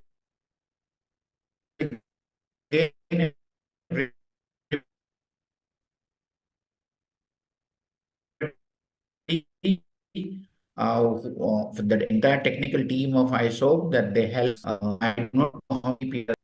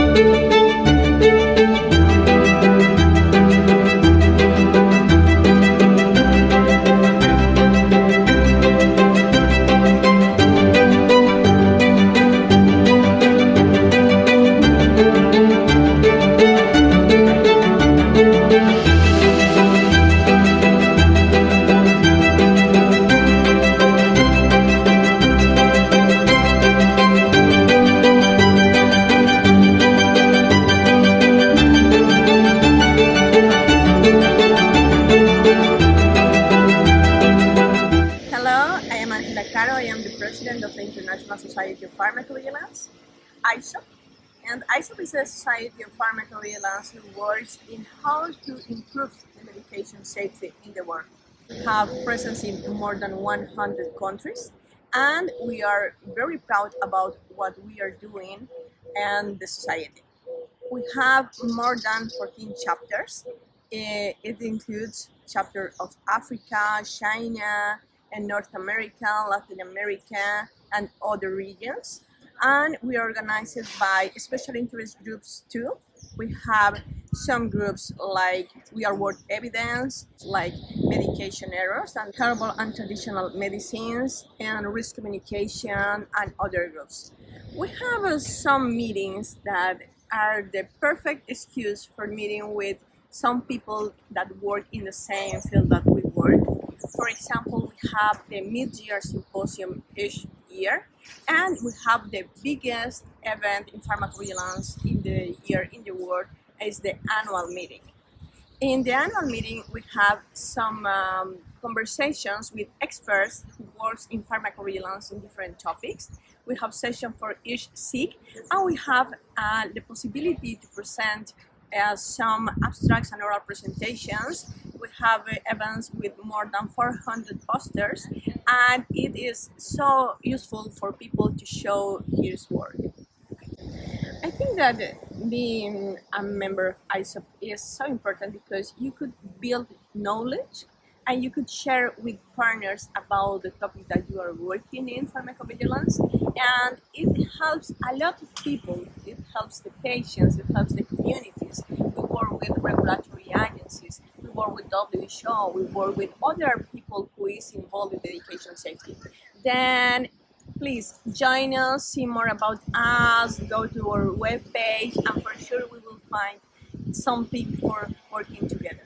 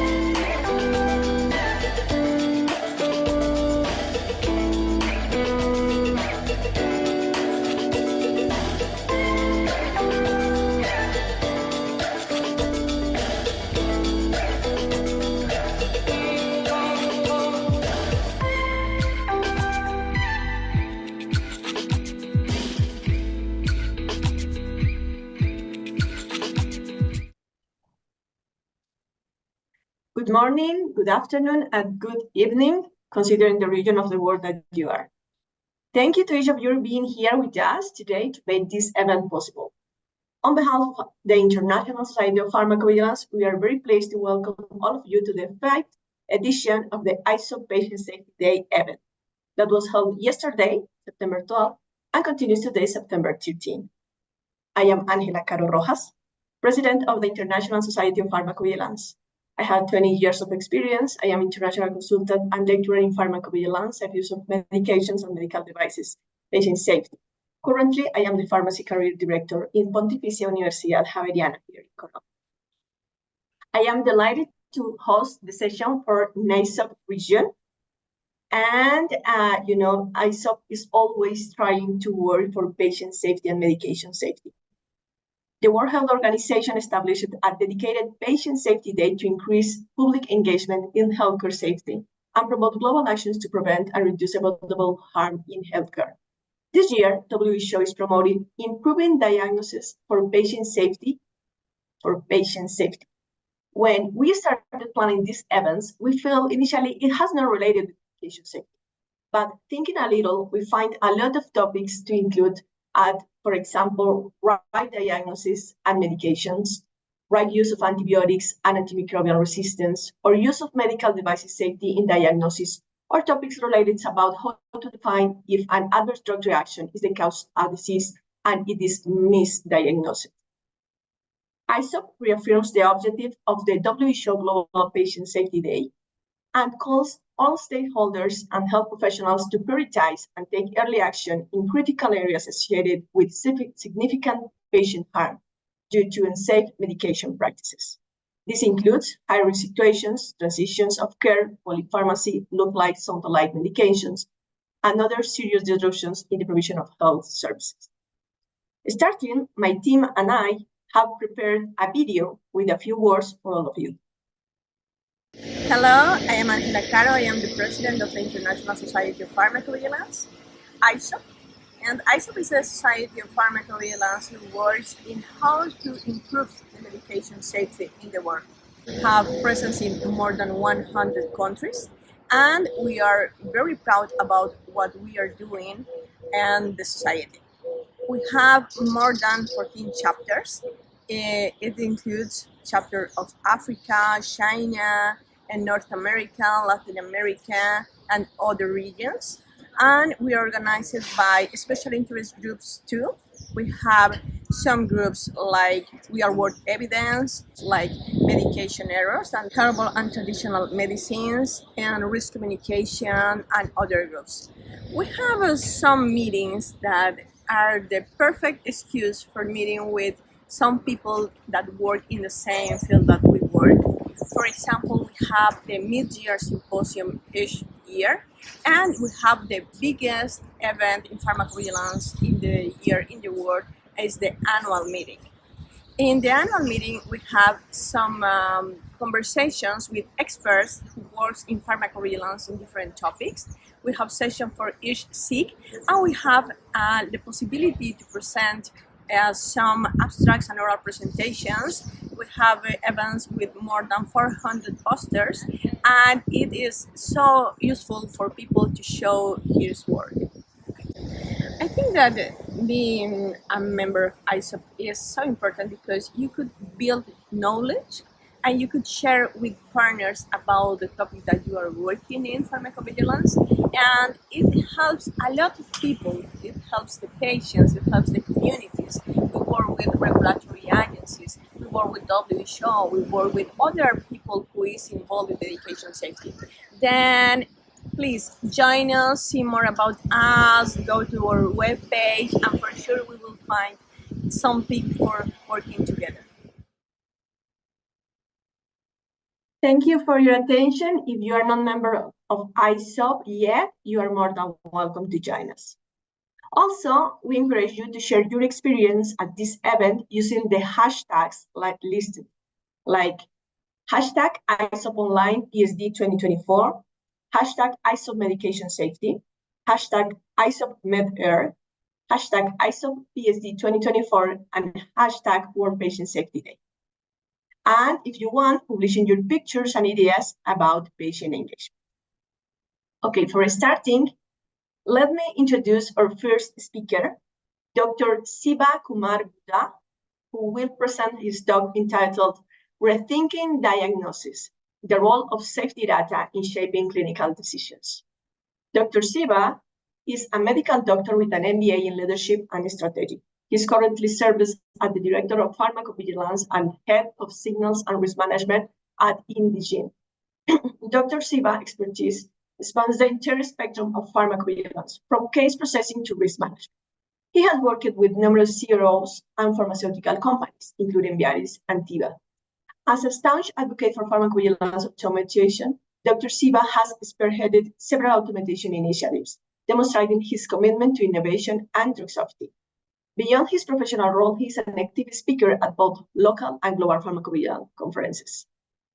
We invite you to participate in this session actively, so if you have any question, please put them in the chat box. We will respond to some of them or our schedule permits, and the rest will be collected. And then a Q&A list will be published in our webpage, isoponline.org. We now welcome Dr. Siva Kumar. The floor is yours, please. Thanks a lot, Angela. Thank you very much for the lovely introduction. Good morning, good afternoon, and good evening, everyone. So today, my topic is on rethinking diagnosis, the role of safety data in shaping clinical decisions. So as a physician, physician who have been practicing for some time before moving into the industry, right? I think the change that I have seen, especially after moving into the pharmacovigilance industry as a pharmacovigilance physician, is the serious impact that medication errors have got on patient safety. And if you see, medication errors contribute to are one of the leading causes of death today in the US and other regions of the world. And to contribute to that, I think diagnostic errors as well are contributing to a major portion of medication errors. And accurate diagnosis is not only the sole responsibility of a physician, but also it requires various other stakeholders to come together, have an open dialogue, to communicate to each other more accurately, right? Be it the patients, be it the pharmacists, be it the pharmaceutical companies, the regulators as well, right? And I think more the data comes out of the real world evidences or the real world data from the clinicians' databases or the hospitals to the safety databases that we are all speaking about. How do we integrate real world data into safety databases and also in the pharmacovigilance practice?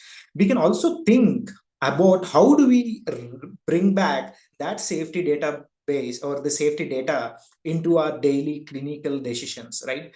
So that is where I think the entire presentation is all about. How do we even rethink the backward data integration from the safety databases or from the pharmacovigilance data to the EHRs or the other hospital databases. So this is the disclaimer. And from a definition standpoint, from National Academy of Medicines, medication or the misdiagnosis is the failure to establish an accurate and timely explanation of a patient's health problems or to communicate that explanation to the patient, right? Diagnostic errors, as I said, affect around 10 to 15% of the patients worldwide. They can be easily preventable as such. They are more than about 12 million Americans each year and may seriously harm 1/3 of these patients, like dwarfing all other causes of harm. And if I say that, what are the major contributions to these diagnostic errors?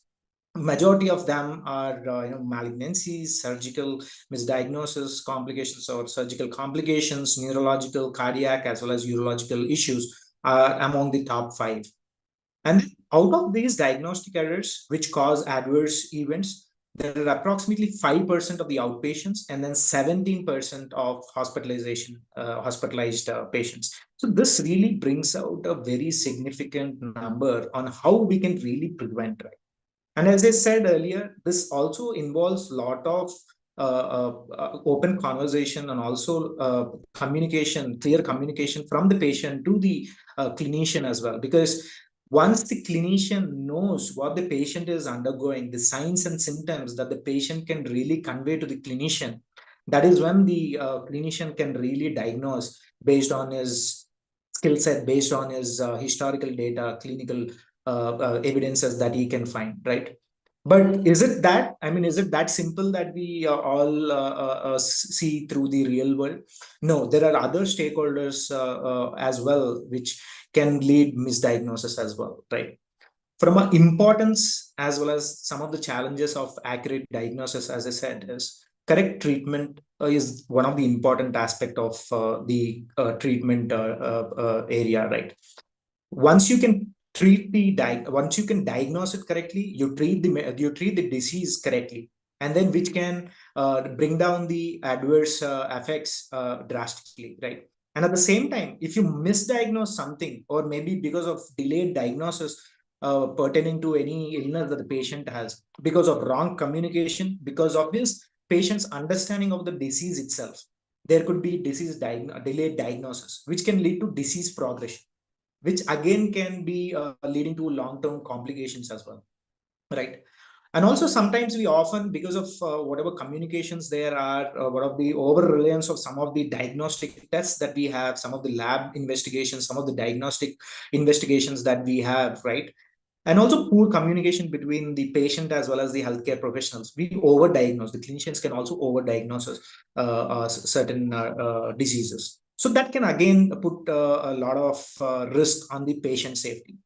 So in a nutshell, right, the way forward is accurate diagnosis. How do we even cooperate to that accurate diagnosis so that the patient risk can be minimized, right?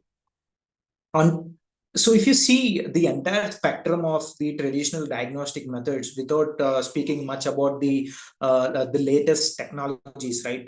Be it the I mean, today we see the ECG machines which comes up with a lot of NLP, MLs, where it identifies the patterns. It tells you. I mean, even your wearables, for that matter, the iPhone, the Apple watches, or the other wearables watches that can detect the lead to and say that, do you have atrial fibrillation, is it arrhythmia, is it is it a myocardial infarction, right? But leaving that, when we see into the traditional diagnostic methods, we still have the prime most importance is the physical examination. And this is very, very important, because once the patient tells the clinician about his signs and symptoms, about his suffering, that is when the physician, based on his a review of systems, based on his cardiovascular system, based on these other review systems, he would be able to know what that particular disease is, at least from his medical history, at least from his social history, at least from the medications that he has already been taken, right? And based on what he suspects, to even confirm that, right, he would prescribe you a laboratory investigation, right, or a image, or a diagnostic imaging diagnostics as well, be it CT scans, MRIs, or PET scan, based on the disease that the patient has or the suffering that the patient has, right? But at the same time, all of these traditional diagnostic methods have its own challenges, right? Be it poor communication from the physical examination standpoint, be it inaccurate or limited or information, or maybe he does not know about his medical history or his family history, right? The patient, or sometimes there could be a lot of false positives that can creep in during the laboratory test, right? And we have very much seen, as a practicing physician, I have seen multiple times that, especially when typhoid is also when the patient had typhoid along with other URT or viral illness, there are always majority of the false positives that can come in typhoid Vidal, which we call as Vidal test as well, right? So at the same time, I think there are a lot of false positives as well as false negatives that we have to sort out. And at the same time, it also applies with the imaging diagnostic methods that we currently have. The new age technology brings a lot of aspects in terms of recognizing the patterns, identifying it through NLP, machine learning, and then it also predicts what if the patient has a risk factor for certain breast cancers or maybe cancers or heart attacks as well, right? So there are multiple inventions that have happened in this particular space, but at the same time, I think this issue, the misdiagnosis or inaccurate diagnosis, still remains same even with today's innovations that we have. All right.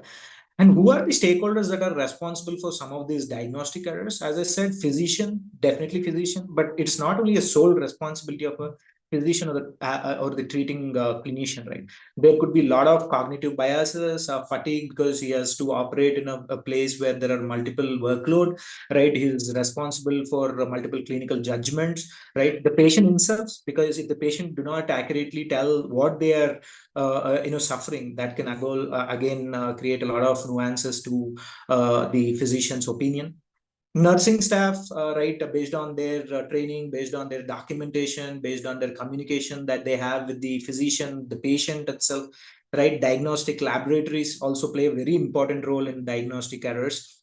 The healthcare system itself, right? The EHR system, which is doesn't there is no communication between the EHR as well as the physician, or maybe with the diagnostic or the laboratory departments, right? And then definitely the insurance providers. All of these play an important role in improving the diagnostics, right? So now, as I said, we all speak about how do we integrate the real world data into pharmacovigilance to even, identify patterns, identify certain use patterns of different population, different diseases, maybe the registries, we take in registries, or maybe let us take about the EHRs, right? There are a lot of real world data that is being utilized by the regulators as well as the pharma companies to even come to some conclusions as well, right? We have multiple instances as such, right? A medication which has been there in the market for 5 years has been withdrawn from the market after it has been treated or been exposed to 80 million patients before it was identified that it has a very high risk of acute myocardial infarction.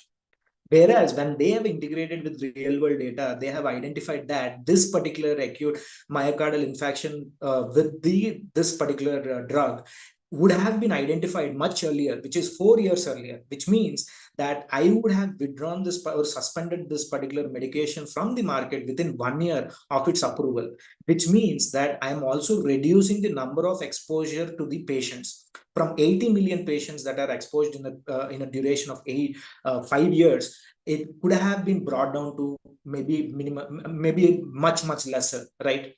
So I think that is where we have all been speaking about how do we integrate that EHR data with the pharmacovigilance data. But now, when we rethink about it, how do we even integrate back whatever safety knowledge that we have pertaining to the diseases, pertaining to the drug-drug interactions, pertaining to the special uses, right? How do we even bring that information back to the EHR data or back to the clinical decisions, right? I think that is where we need to that's the way forward, right?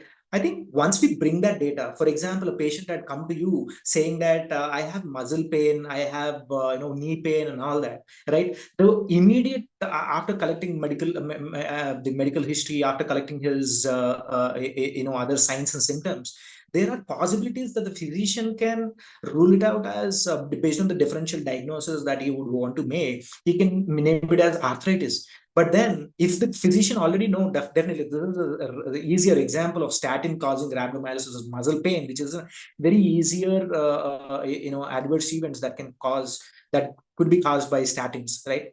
But whereas there could be other drugs, other newer drugs, which the physician might not be knowing, right?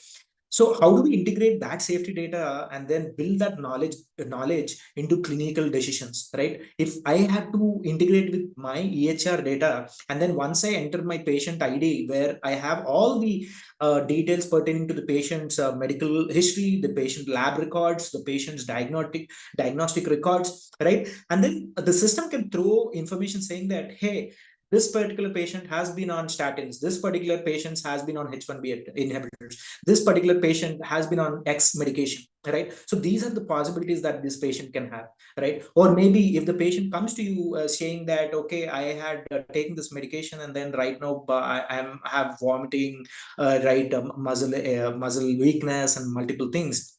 And then the physician runs out the lab investigations and he finds out the SGOTs, SGPTs, or the LDSPs, whatever are being elevated, right? He tends to think that it could be because of hepatitis, right? But when we look back with the safety data, that particular medication is also has got a greater potential to cause drug-induced liver injury, right? So that is the amount of value that I think once we integrate back from the safety data to the clinical decision, it can bring a lot of clinical decisions, better clinical decisions to reduce the to increase the accurate diagnosis. Right. And at the same time, drug-drug interactions is another interesting factor. Multiple times, the patients are being prescribed polypharmacy. And then how do we really utilize that information that we already have from the safety data, right, on the drug-drug interactions, right? How do we integrate those labels? How do we integrate that information or knowledge grabs that we have to the clinical decisions? That's again an important factor for us to consider. And at the same time, there are multiple drugs. For example, there is carbamazepine, which has higher potential to cause TENS in patients, hence Chinese patients, right? So when the physician knows that hence Chinese patients or a patient with maybe particular gender or particular genetics or a particular allele, right, can have higher potential to cause certain adverse events, he would do the testing done. He would maybe provide the HLA testing done to see if that particular patient has that allele in him or not, right? So that can really personalize the way that the physician can prescribe you the medication, right? I think it works in a better way with the WHO's notification on patient versus doctor ratios, with the overburdening of the doctors in across the world. I think this particular integration of PV data to clinical decisions would bring a really interesting factors, and it can really improve the patient treatment and also better outcomes. So with that, I think another small example on reimagining how do we diagnose a particular patient with multiple medications, right? Antibiotics versus an antipsychotics has presented with unexplained liver enzyme elevation and jaundice, right? So initial diagnosis could lean towards viral hepatitis with the signs and symptoms, right? Because the patient also had a travel history.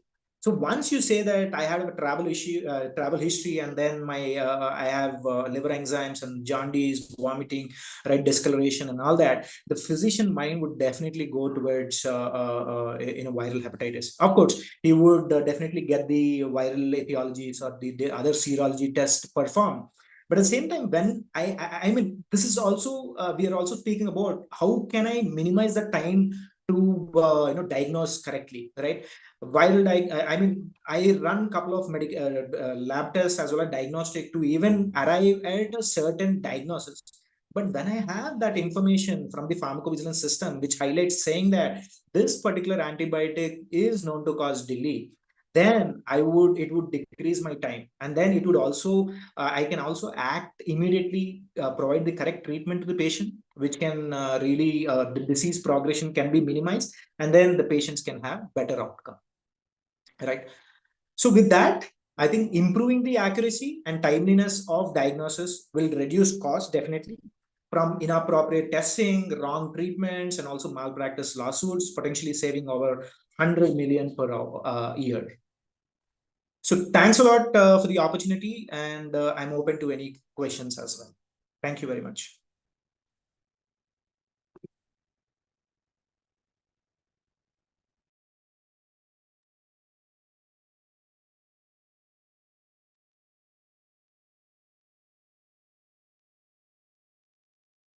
Thank you so much, Dr. Siva, for your words. And it was a very interesting conversation about this how use this safety data information for consider another way of diagnosis. Thank you so much. I want to ask if we have any question maybe for the audience. And if not, I want to start with one question to you, because I love the topic of cognitive biases. And of course, when we are considering to have this information, this data collected, in the collection of the information, sometimes we collect information that is not useful. And it is usually because the person who collects information, the person to give the information for the data, could have some cognitive biases. Then I was thinking about how we could, or how you manage the possibility of mistakes inside of the databases before taking some decisions? It's a very interesting question, Angela. I think from a integration standpoint, definitely there are multiple nuances as well, right? Because all the safety data might not be, because all of us throughout the world, we come with a different genetics, we come with a different structures, right? I mean, be it the race itself is different, the way that the medications work on different populations is again very, very different, right?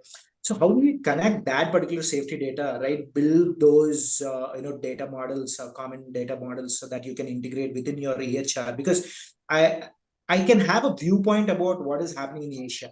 I can have a viewpoint about what is happening in Europe. But how do I even leverage that particular information and bring it relevant to my area of interest, right? For a clinician who's working in North America, who's working in Canada, that how do I even build that evidence from the other information that I have to my clinical decision is something that is very important.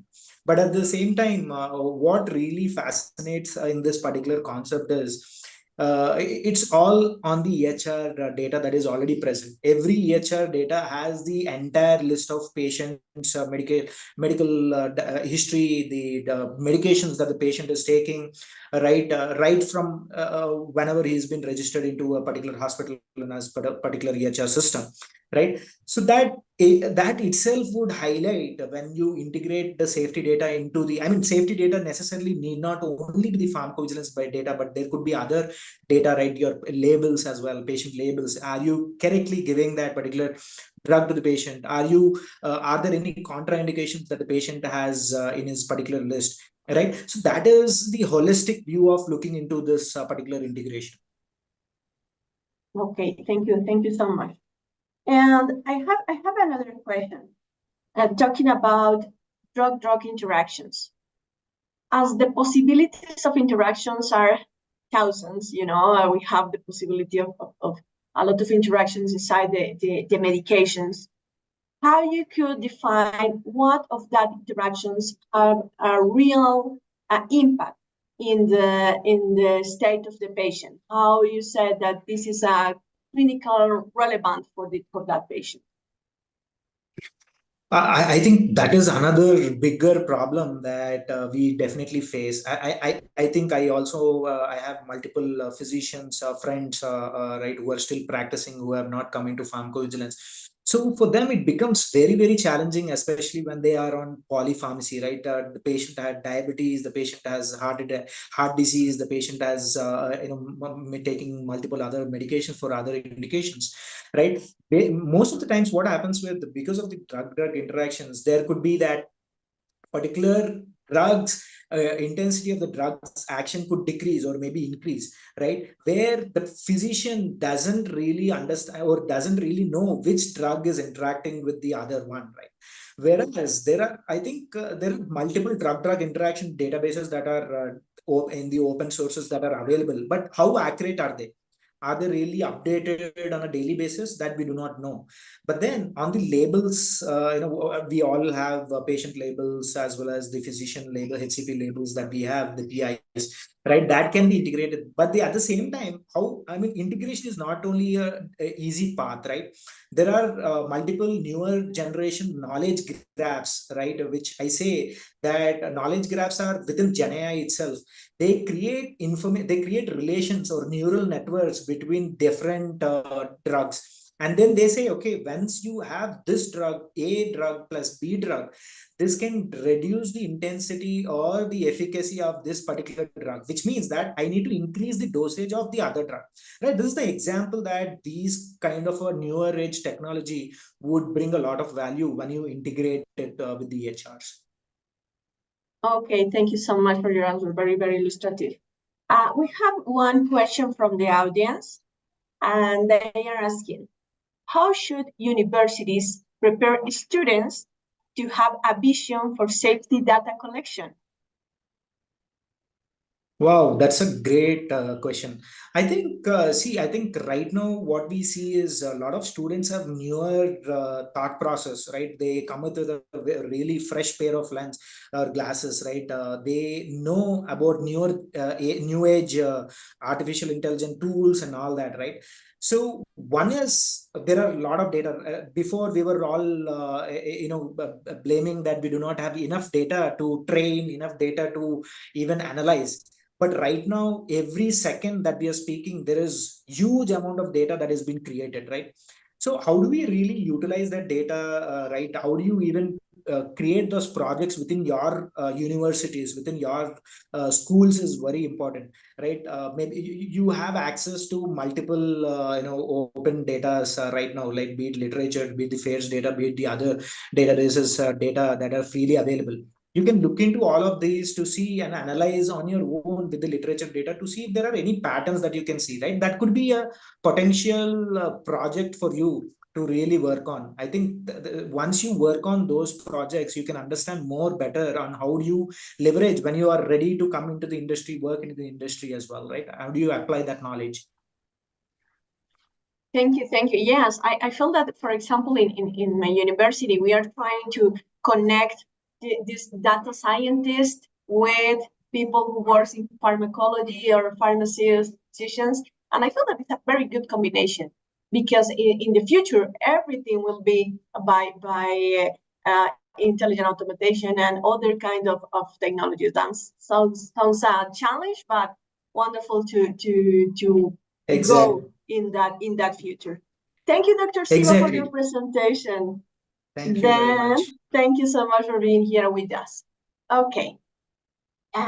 Now, let me introduce you to our second speaker, my dear Omar Aymer, who proposed for this session a conversation about insurance safety in diagnostic medical devices, challenges, innovations, and future directions. Omar Aymer has more than 23 years in experience in drug and device safety, quality assurance, and risk management in pharmaceutical industry, regulatory authority, and hospital environment in Europe and North America. Omar is an executive committee member of the International Society of Pharmacovigilance and co-chair of Medical Device Safety Special Interest Group. He has presented in multiple scientific forums and contributed in several peer-reviewed publications with interest in new technologies, regulation, medical devices, combination products, and ATMs, as well as the improvement of pharmacovigilance around the world. Welcome, Omar, who additionally is the president of the ISoP chapter and local chair of the next ISoP annual meeting in Montreal next month. Thank you very much, my dear Angela, and it's really, as always, a pleasure to be part of the Patient Safety Day event, and also to be interviewed by you. It's a honor, and it's a real pleasure. Thank you so much. Okay, dear. As I said when we started, sometimes we think about diagnosis is not totally connected with medication, but in these 2 days, we find a lot of topics for talking. And of course, ISoP is not just about medication, is additionally interested in medical devices. Then I want to have your answers for some questions. Please let me know if you agree with these questions, or we could challenge to the audience to do some questions for you too. Okay. The first question is, what are the key challenges in insurance safety for diagnostic medical devices today? Yes, thank you, Angela. Is a very interesting and great question. As the medical devices safety is is increasing, and the activities and the monitoring by the health authorities, and the regulation is evolving, and there's a big part of the medical devices in the diagnosis that we are using as the healthcare professionals in our day-to-day activities, and that the patients are facing as well. The primary challenge in the complexity of the devices, and God knows that they are very complex, which are increasingly integrated with the softwares and the AI, artificial intelligence. Just a simple example. in imaging, we are using the MRI integrated with the AI for diagnosis, but also day-to-day habits for diabetes. Now patients are using also the applications on their smartphone to monitor their glycemia. And the apps are considered as medical devices in the definition and in the regulation, just to know. So ensuring real-time accuracy and minimizing the false positives or negatives is really critical. Additionally, the regulatory environment struggles to keep pace with innovations because there's innovation every day, every week, every month, creating gaps in global standards for the safety and performance, and the monitoring and the having standards for the safety is very important and is key challenge. Okay, dear, thank you so much. I have a question because I worked some time in medical devices. I know a little, but I am not an expert. Then I want to know how is the difference when we talk about the diagnostic medical devices and therapeutic devices in terms of safety concerns? Yes, so the diagnostic devices focus on providing accurate, timely information that clinicians use to make decisions. So they need to use MRI, CT scans, different diagnosis devices. From small to biggest devices, but the errors in diagnostics can lead to misdiagnosis or to delayed treatment, impacting the patient outcomes. And sometimes we see that some patients are not really are not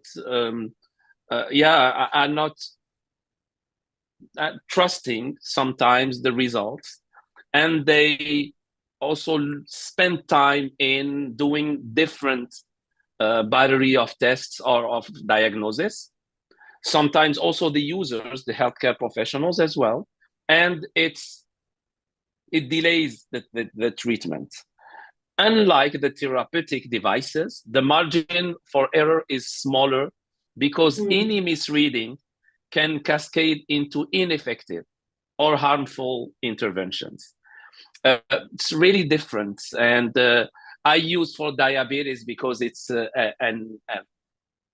chronic disease, and there's a lot of population, large population with diabetes, unfortunately.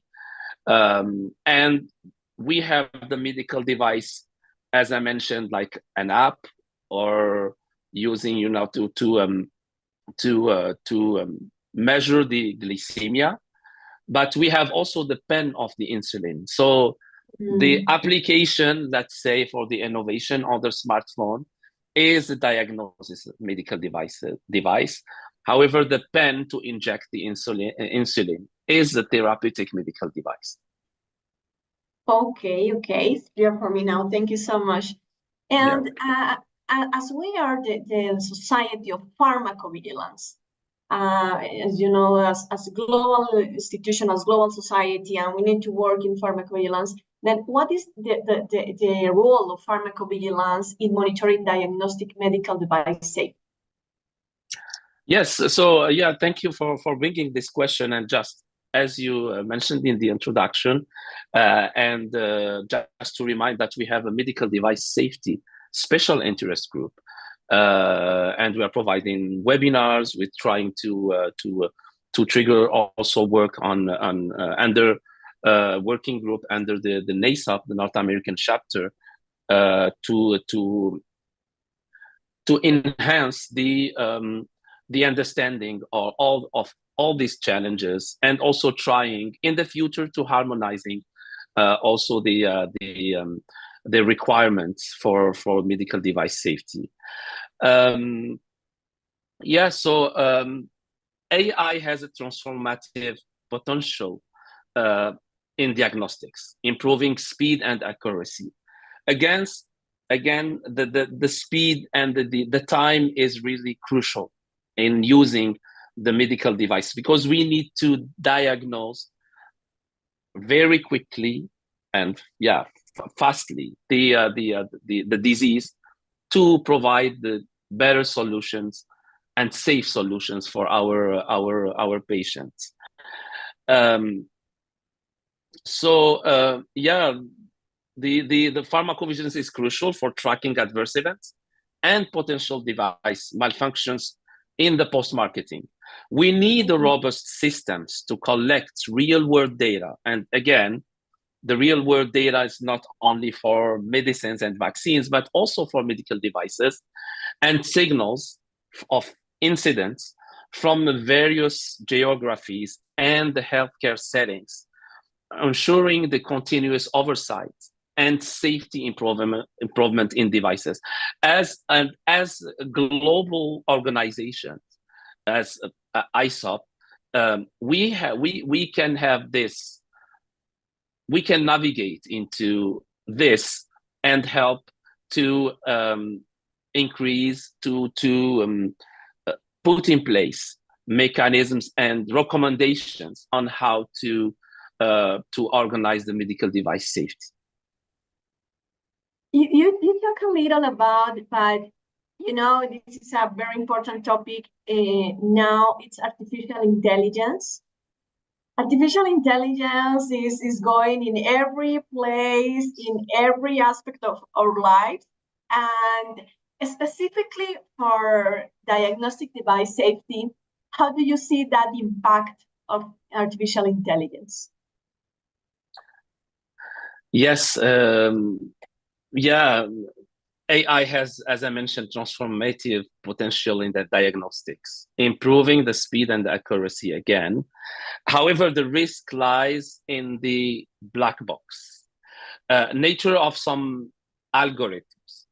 And we are talking about a lot of algorithms for AI, for machine learning and deep learning. We need to ensure the transparency in AI decision-making, proper training data, and regular validation and algorithm are critical to maintaining the patient safety.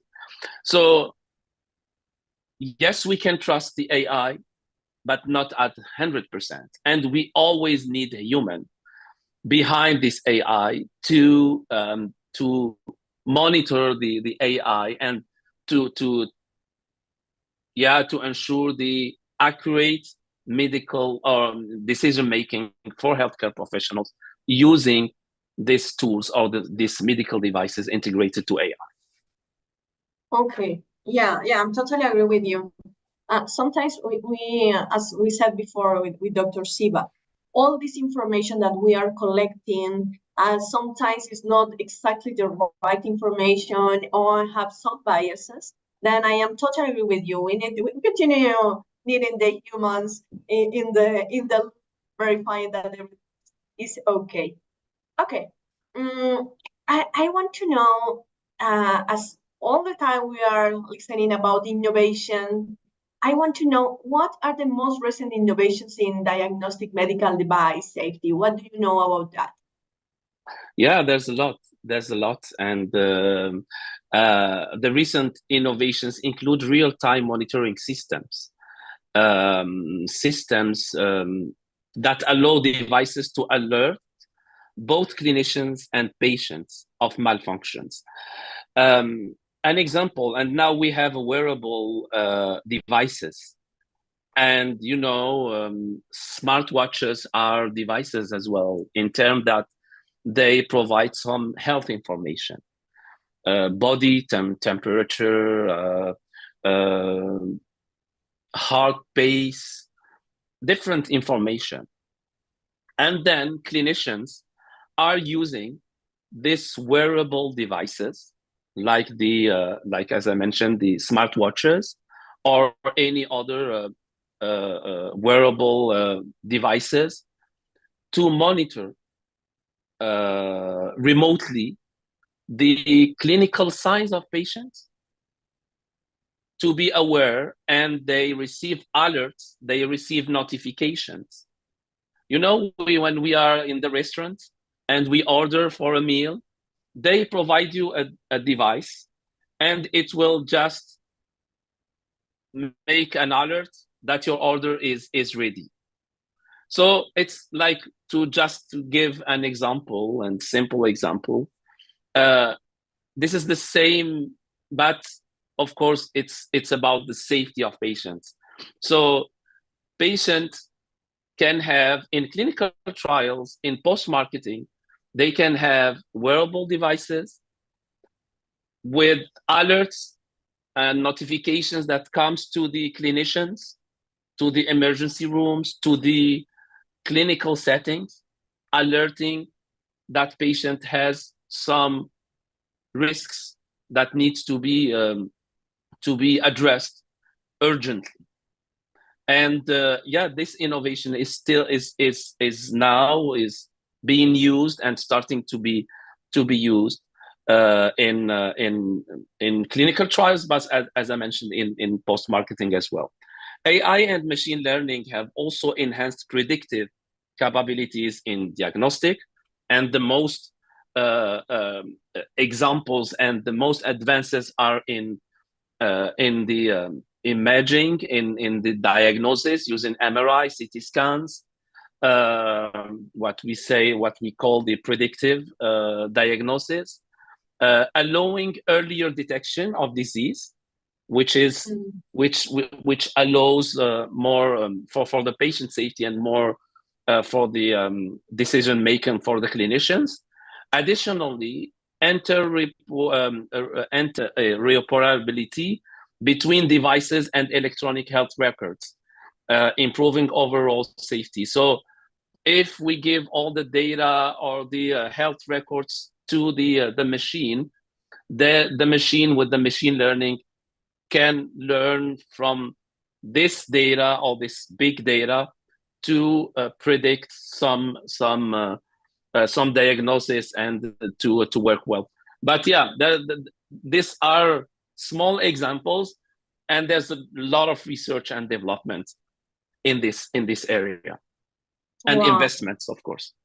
Wow, it's a huge field for working in. It's for our society. I feel that more and more people are joining to the group of medical device safety because it's very interesting, and we need to work in that. And always when we talk about patient safety, we said that we need to learn about the incidents. We need to understand what happened and how to correct it. And what incidents do you know about specifically diagnostic medical devices? Could you share some of the major safety incidents and what we learned from them? Yes, yeah. So yeah, we unfortunately, and that's why the safety is crucial, and that's why having skills and knowledge in the medical device safety is so crucial and important.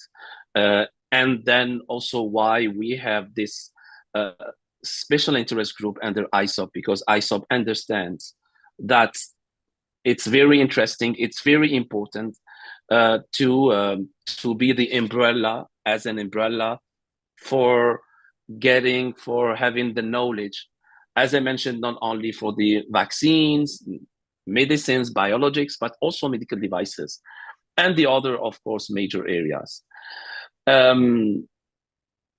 Yeah, so one notable case, and as I mentioned earlier, involved the faulty software in widely used glucose meter.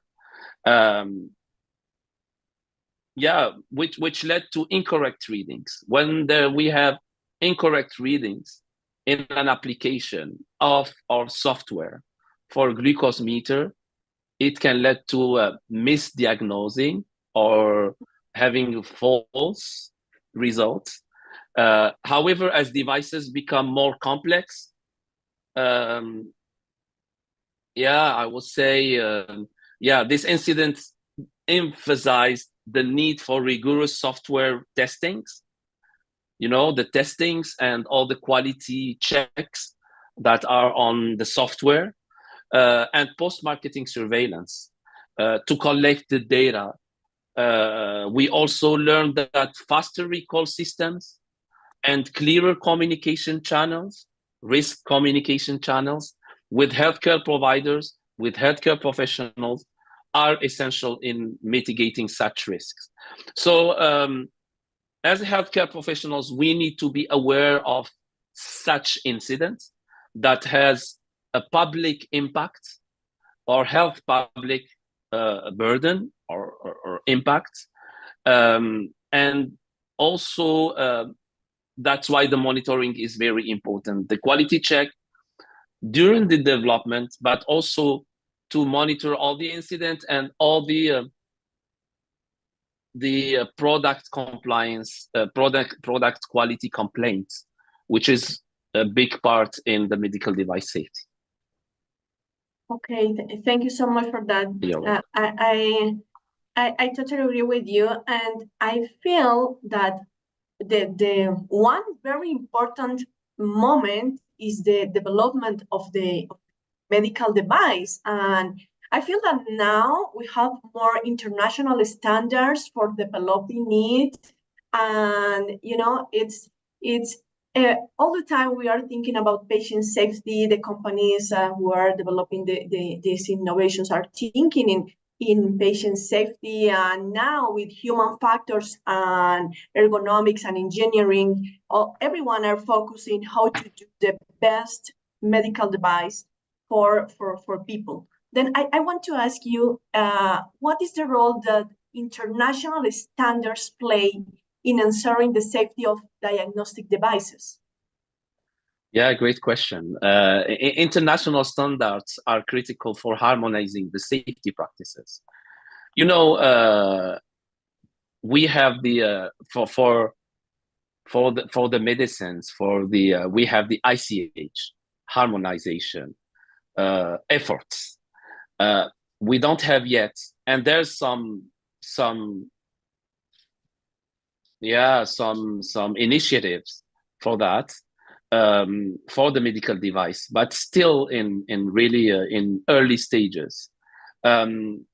So yeah, international standards are critical for harmonizing the safety practices across different countries, and yeah, we know that there's different requirements from a region to another. The US FDA, Health Canada, European Medicine Agency, Saudi FDA, but Ministry of Health, different governments. I mean, and it's it's monitored, and we see more regulation from all the countries in different regions, in Africa, in Latin America as well, in Asia. There's an interest in this regulation in every region, but we need to harmonize more. However, as devices become more complex, these standards need to evolve. Collaborations among regulatory bodies, industry experts, and societies like the ISoP, International Society of Pharmacovigilance. We have a key role to play. ISoP help to ensure that standards remain relevant and enforceable globally. And we triggered since months ago that we are advancing slowly but surely in mapping on all the regulation in different regions and try to understand how to harmonize it. I feel that the harmonization is a very big word, and we need to work in that. For sure, if we have a clear guidelines, probably the governments could have more public policy about and could audit better, that kind of things. but we need to be in the same page, every one of us, and it is not so easy, and neither for example, countries, low and middle income countries that are these challenges that some devices are not included yet in the health system. It's a big challenge, and I want to ask you in the same line how we address this challenge of balancing innovation and regulation of medical devices, because of course innovation is wonderful to have in it, and if we could give a better assistance to the patients, is wonderful. But are the regulators in the same rhythm of innovation? What do you think? I think that it's important to foster an environment where innovation is encouraged. It's not good to demotivate or to carry the innovation initiatives, because innovation lead to, as we mentioned, to have accuracy and fast decision making, and support the decision making in diagnosis for healthcare professionals, for clinicians. Very important, and it saves lives, and it's support the day-to-day activities of our day-to-day activities, as we are healthcare professionals, and we are scientific in different and we can be patient as well. Very important. However, this innovation does not compromise the safety, because the safety is the safety. As the innovations in the car industry needs to have the safety, which is very important. Regulatory bodies must adopt flexible, and as International Society of Pharmacovigilance, we are not saying to regulatory bodies what they need to do. We are just recommending, as a scientific community, to adopt flexible, risk-based frameworks that allow for the rapid introduction of innovations, but while ensuring the rigorous safety assessments. Very important. Early collaboration between regulators, innovators, safety experts can facilitate this balance. So communication, collaboration, like we are doing under ISoP, as an environment for discussions. And we have a plenary and I cannot not mentioning the ISoP Montreal event, that we will have a plenary dedicated to this in the upcoming Montreal ISoP 23rd ISoP annual meeting in less than 3 weeks. And it will be great. It will be great to have this discussion in Montreal. I feel that this is one important topic that we need to help in the awareness of the public, about what is that role of pharmacovigilance, talking about more of patient safety in medical device. For sure, ISoP could give an academic point of view for helping regulators and innovators to make some decisions about what is the best way to continue for giving the best technology to the patients, I feel. And I have another question there, and it is about the future. And you talk a lot about machine learning and other tools, but what is the future for ensuring safety in diagnostic medical device? What do you think? Yeah, in my humble perspective, or from my humble perspective, is that the future lies in predictive safety models. Very important, because we have the prediction for diagnosis, but we need also, and we need to have the predictive safety models, where AI and big data are leveraged to anticipate the potential issues before they occur, which is simply the risk management, but based from the big data that we already have and that needs to be assessed, analyzed by the AI. We have also the continuous monitoring of devices, and the monitoring is still a key activity, combined with real-world data collection, will also play a significant role. A collaborative approach between manufacturers, again, regulators, healthcare professionals, will be really essential to achieve this. Really, collaboration, 3 times. Yeah, it's really crucial in building these safety models, and also having a framework for the risk management in the medical device safety and medical device to enhance the medical device safety. Okay, my dear, thank you so much. To predict the future is a little difficult, but of course I feel that you are right for sure in everything that you are saying. And my dear, we have 2 questions for the audience.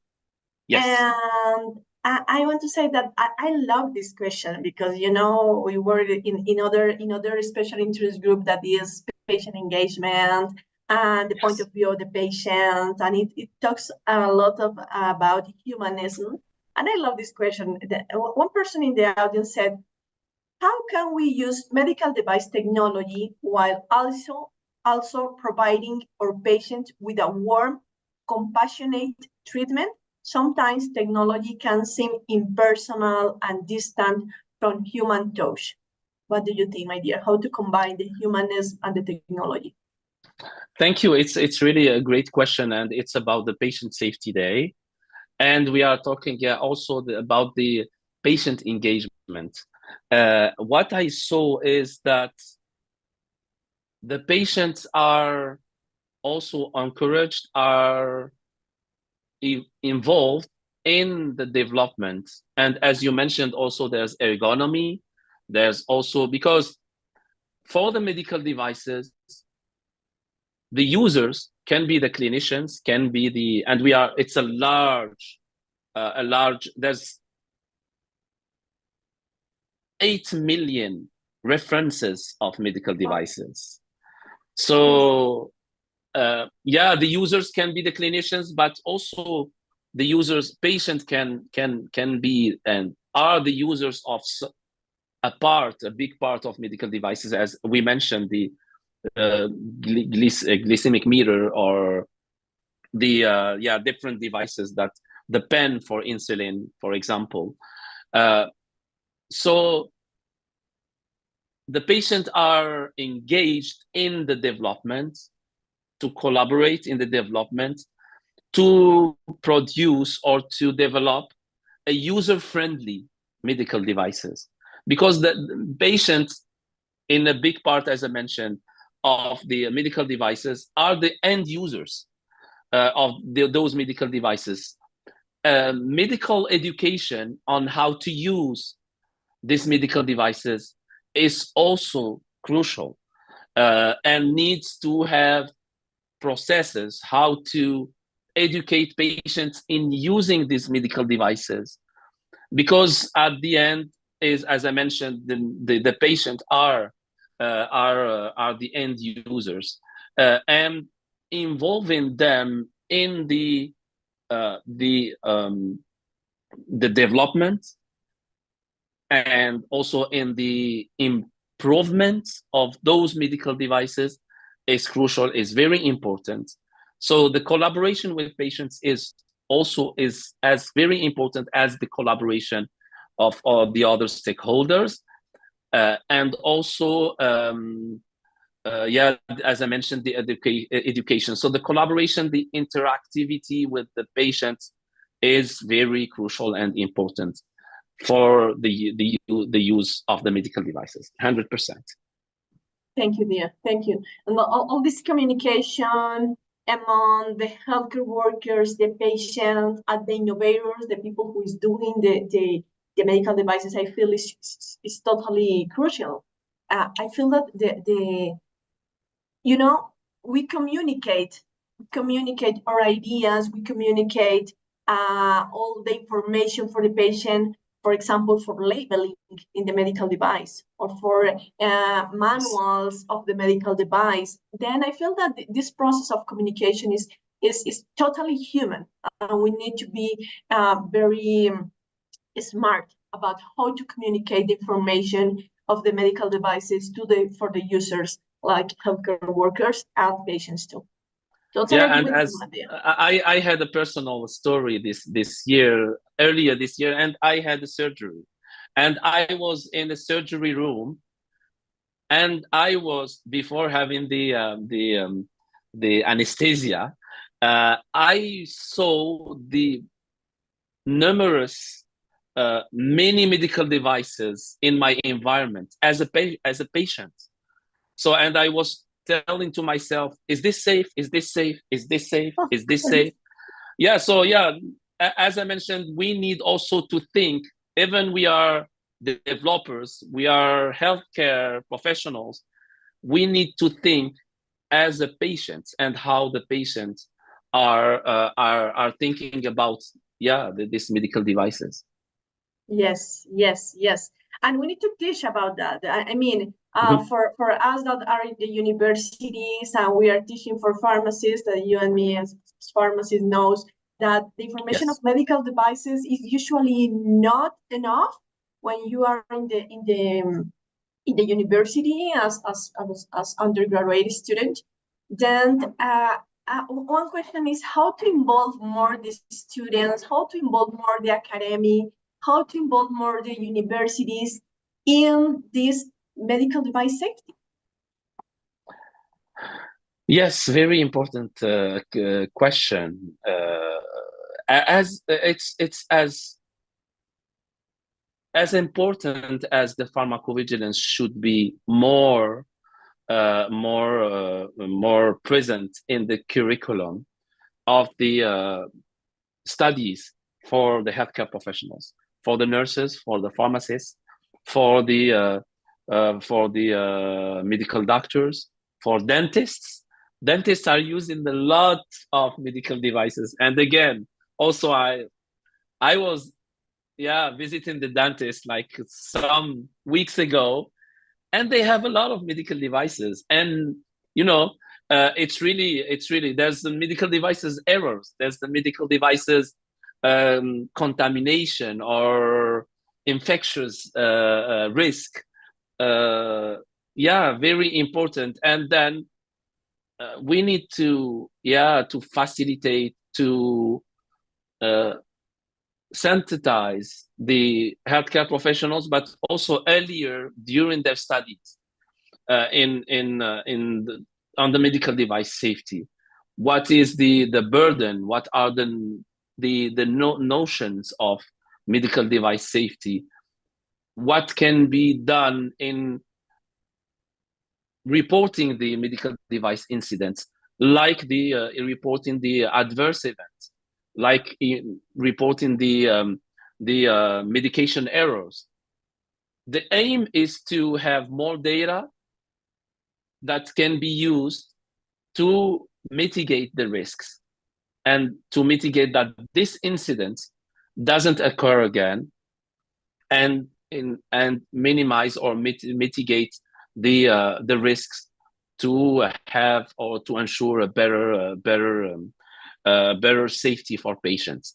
And the diagnosis, and we are talking about diagnosis again in this patient safety day for this year.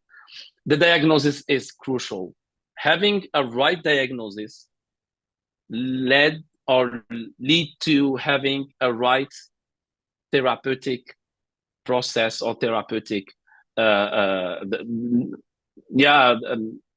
better treatment for our patients, a better solution. Thank you, dear. Thank you for that answer.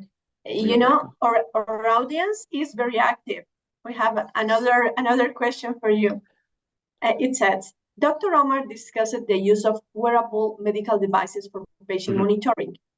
With the wide range of options available on the market, how can we ensure the quality and reliability of these devices? Yes, yeah, I think that's, and thank you for the question, which is very interesting. All the questions around the medical devices are very interesting. Of course, for the other topics as well. I would say, yeah, of course, but as I mentioned, the use of the medical devices and to have better results in using these medical devices for diagnostics or for therapeutic needs to ensure the quality. Like for the medicines as well, healthcare products, including medicines, vaccines, biologic medical devices, needs to be efficient, needs to be safe, and needs to have the better quality. So when you when you choose as the healthcare professionals as a sponsor for clinical trials or as a sponsor as a sponsor, you need to ensure, of course, the quality of the wearable devices that you are using, because a better quality of the devices equal a better quality of the results. So you need to ensure this quality. Perfect, yeah. I'm not sure if Dr. Siva could help us with a question, because the audience said this question is for both of you. Okay. And it said, what message would you give to patients to help them trust in the technological challenges and changes we discussed today? No, I think for the patients, because as I said, patients become a very integral part of the decision making for the physicians, right? The way that they communicate, the way that they leverage technology today. Because I think there are multiple ways that we are talking about patient labels in the form of QR codes, right? How do we minimize the patient labels, the paper way or the digital way, and then make it in an app-based or maybe a QR code based, right? So I think patients are also right now, with the advent of technology these days, patients are also very well versed with the newer age technology. I think they are willing to adopt these technologies in their day-to-day life.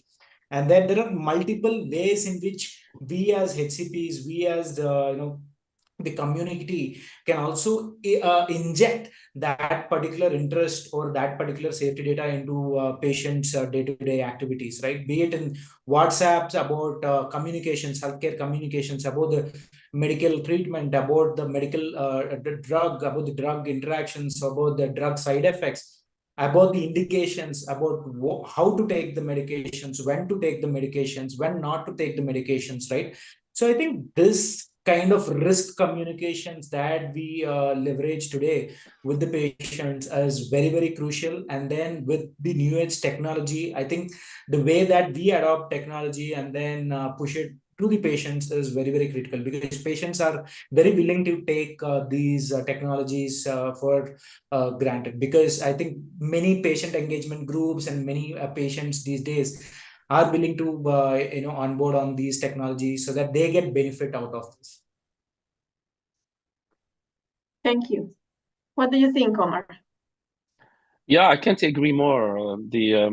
I think that Dr. Siva mentioned the most of, and as I mentioned also, the patient is the end user in a big part of this medical devices, also the clinicians, and the communication is very important, involving also all the stakeholders. The collaboration is very important in terms of development, in terms of ensuring the safety in terms of collecting the data also, and the education is very important. Also, the education of the users, medical educations of users, because as also we have a medical device sometimes, and we need to know how to use it, how to we have big different parts. Sometimes we have a medical device that have different parts from different manufacturers, and we need to gather the different parts to have a medical device that can be used. So the communication is very important. The complexity of the medical devices needs to be more monitored, and again, the communication, the collaboration, the education are the key words that should pay the users, the different stakeholders should pay attention to this. And as I mentioned, we are talking maybe I'm talking maybe more about medical devices broadly, but for diagnosis, as I mentioned, if we don't use correctly the medical devices, it will misleading or lead to errors in diagnosis, and it can be a burden, and it's a burden on the patient safety and the patient healthcare, on the healthcare in general. Okay, thank you so much. I have a final question for you both about why is important, what is the significance of having this day focused particularly in this area of diagnosis and all the responsibility of an mistake in diagnosis. What is your point of view? Why is it important to be here today talking about this in this Patient Safety Day? Definitely, I think as I initially said, medication errors are one of the leading causes of death today in the world, right, across the world. And then the misdiagnosis is contributing to a larger portion of medication errors, right? So this is very much, this year's theme of misdiagnosis for better patient treatment throws a lot of light on this particular aspect of diagnostic errors, and then how misdiagnosis or delayed diagnosis or overdiagnosis can really affect the patient's safety at a very larger scale is very, very evident. And the reason, we as a community in ISoP, we always have different, special interest groups where we try to, speak on different aspects, very, very critical aspects. But when we, on a holistic level, everything is related or putting patient in the center, right? Because we all have patient centricity, which is very, very key in all our operations, day-to-day operations that we do. So I think this is why we are I do not want to tell that we are celebrating it, but we are basically focusing more on this aspect, stressing more on this aspect, to even for the world to know that this is a very important issue that we are all looking together as healthcare professionals or pharmacovigilance professionals. Thank you. Romar? Yes, from my part, and what drives me to be a pharmacist, to be and also in being part of the International Society of Pharmacovigilance, that I have been a patient. I can be, hopefully not, but this is life. I can be a patient, and we wake up every morning in having this mindset to serve the patient, and the patient journey starts with the diagnosis. I think that it's very important, as I mentioned, start with diagnosis. If we fail in the diagnosis, we will fail on the majority of the journey of all the journey, the patient journey. So it's very important. And I'm talking here about the medical devices, but I'm not only working for medical devices, but for all the pharmacovigilance, for pharmacovigilance activities. However, the medical devices has a big part in the diagnosis. Now we are using CT scans, as I mentioned. We are using the MRI. We are using different medical devices, and it's add to the complexity of the decision making. It's also, of course, that we are fortunate to have those medical devices, because we are also we run against the time when we are diagnosing to for better medical devices, and we have Siva as the medical doctor to help in this as well. But very important. And that's why you are here, to better serve the patient and to sensitize, to increase the awareness about how the safety is crucial in the diagnosis. Safety and diagnosis, very important. And as I mentioned, it's the first step in the patient journey.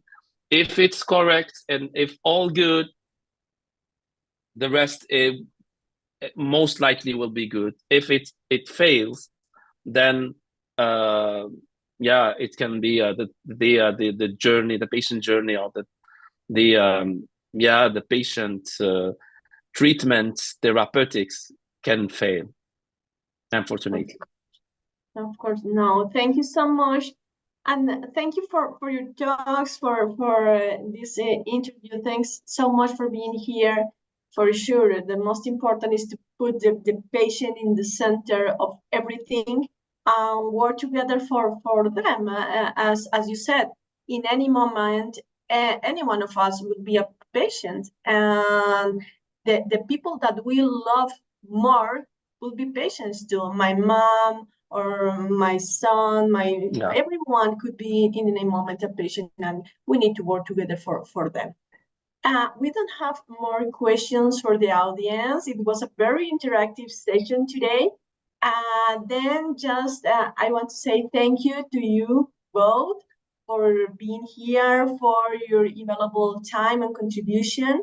And of course, to everyone who be with us and who share your thoughts or your questions. Thank you so much for that. And now I want to invite you to continue in our next session. It will be LATAM region. It will be in 30 minutes, 40 minutes, maybe. And I want to invite you to continue here in Facebook or in YouTube, where you were. And please continue seeing our webinars of Patient Safety Day. LATAM will be the last session and will be in Spanish.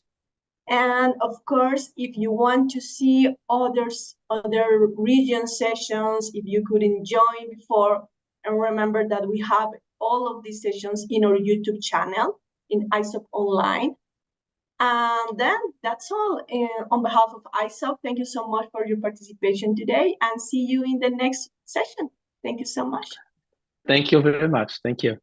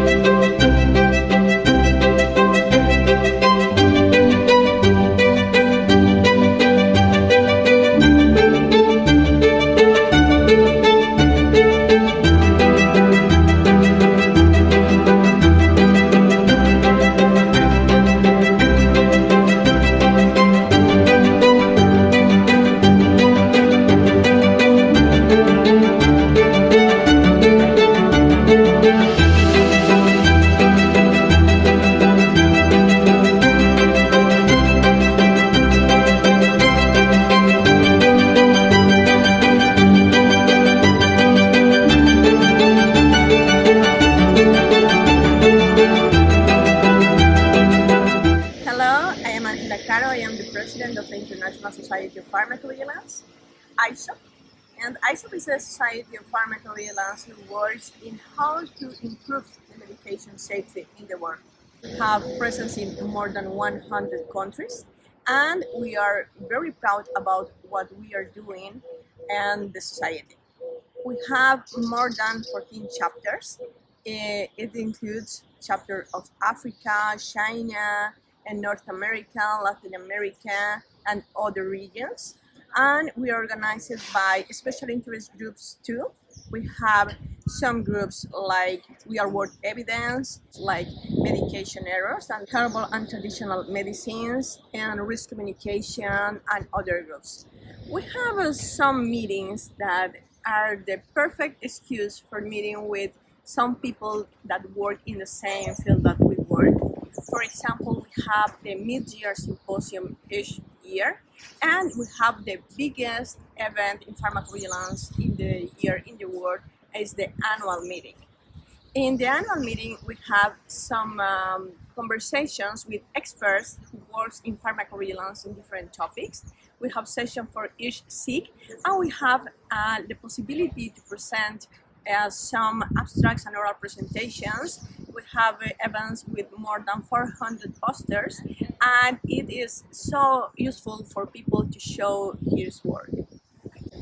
I think that being a member of ISoP is so important because you could build knowledge and you could share with partners about the topic that you are working in pharmacovigilance, and it helps a lot of people. It helps the patients, it helps the communities. We work with regulatory agencies, we work with WHO, we work with other people who is involved in medication safety. Then please join us, see more about us, go to our webpage, and for sure we will find something for working together.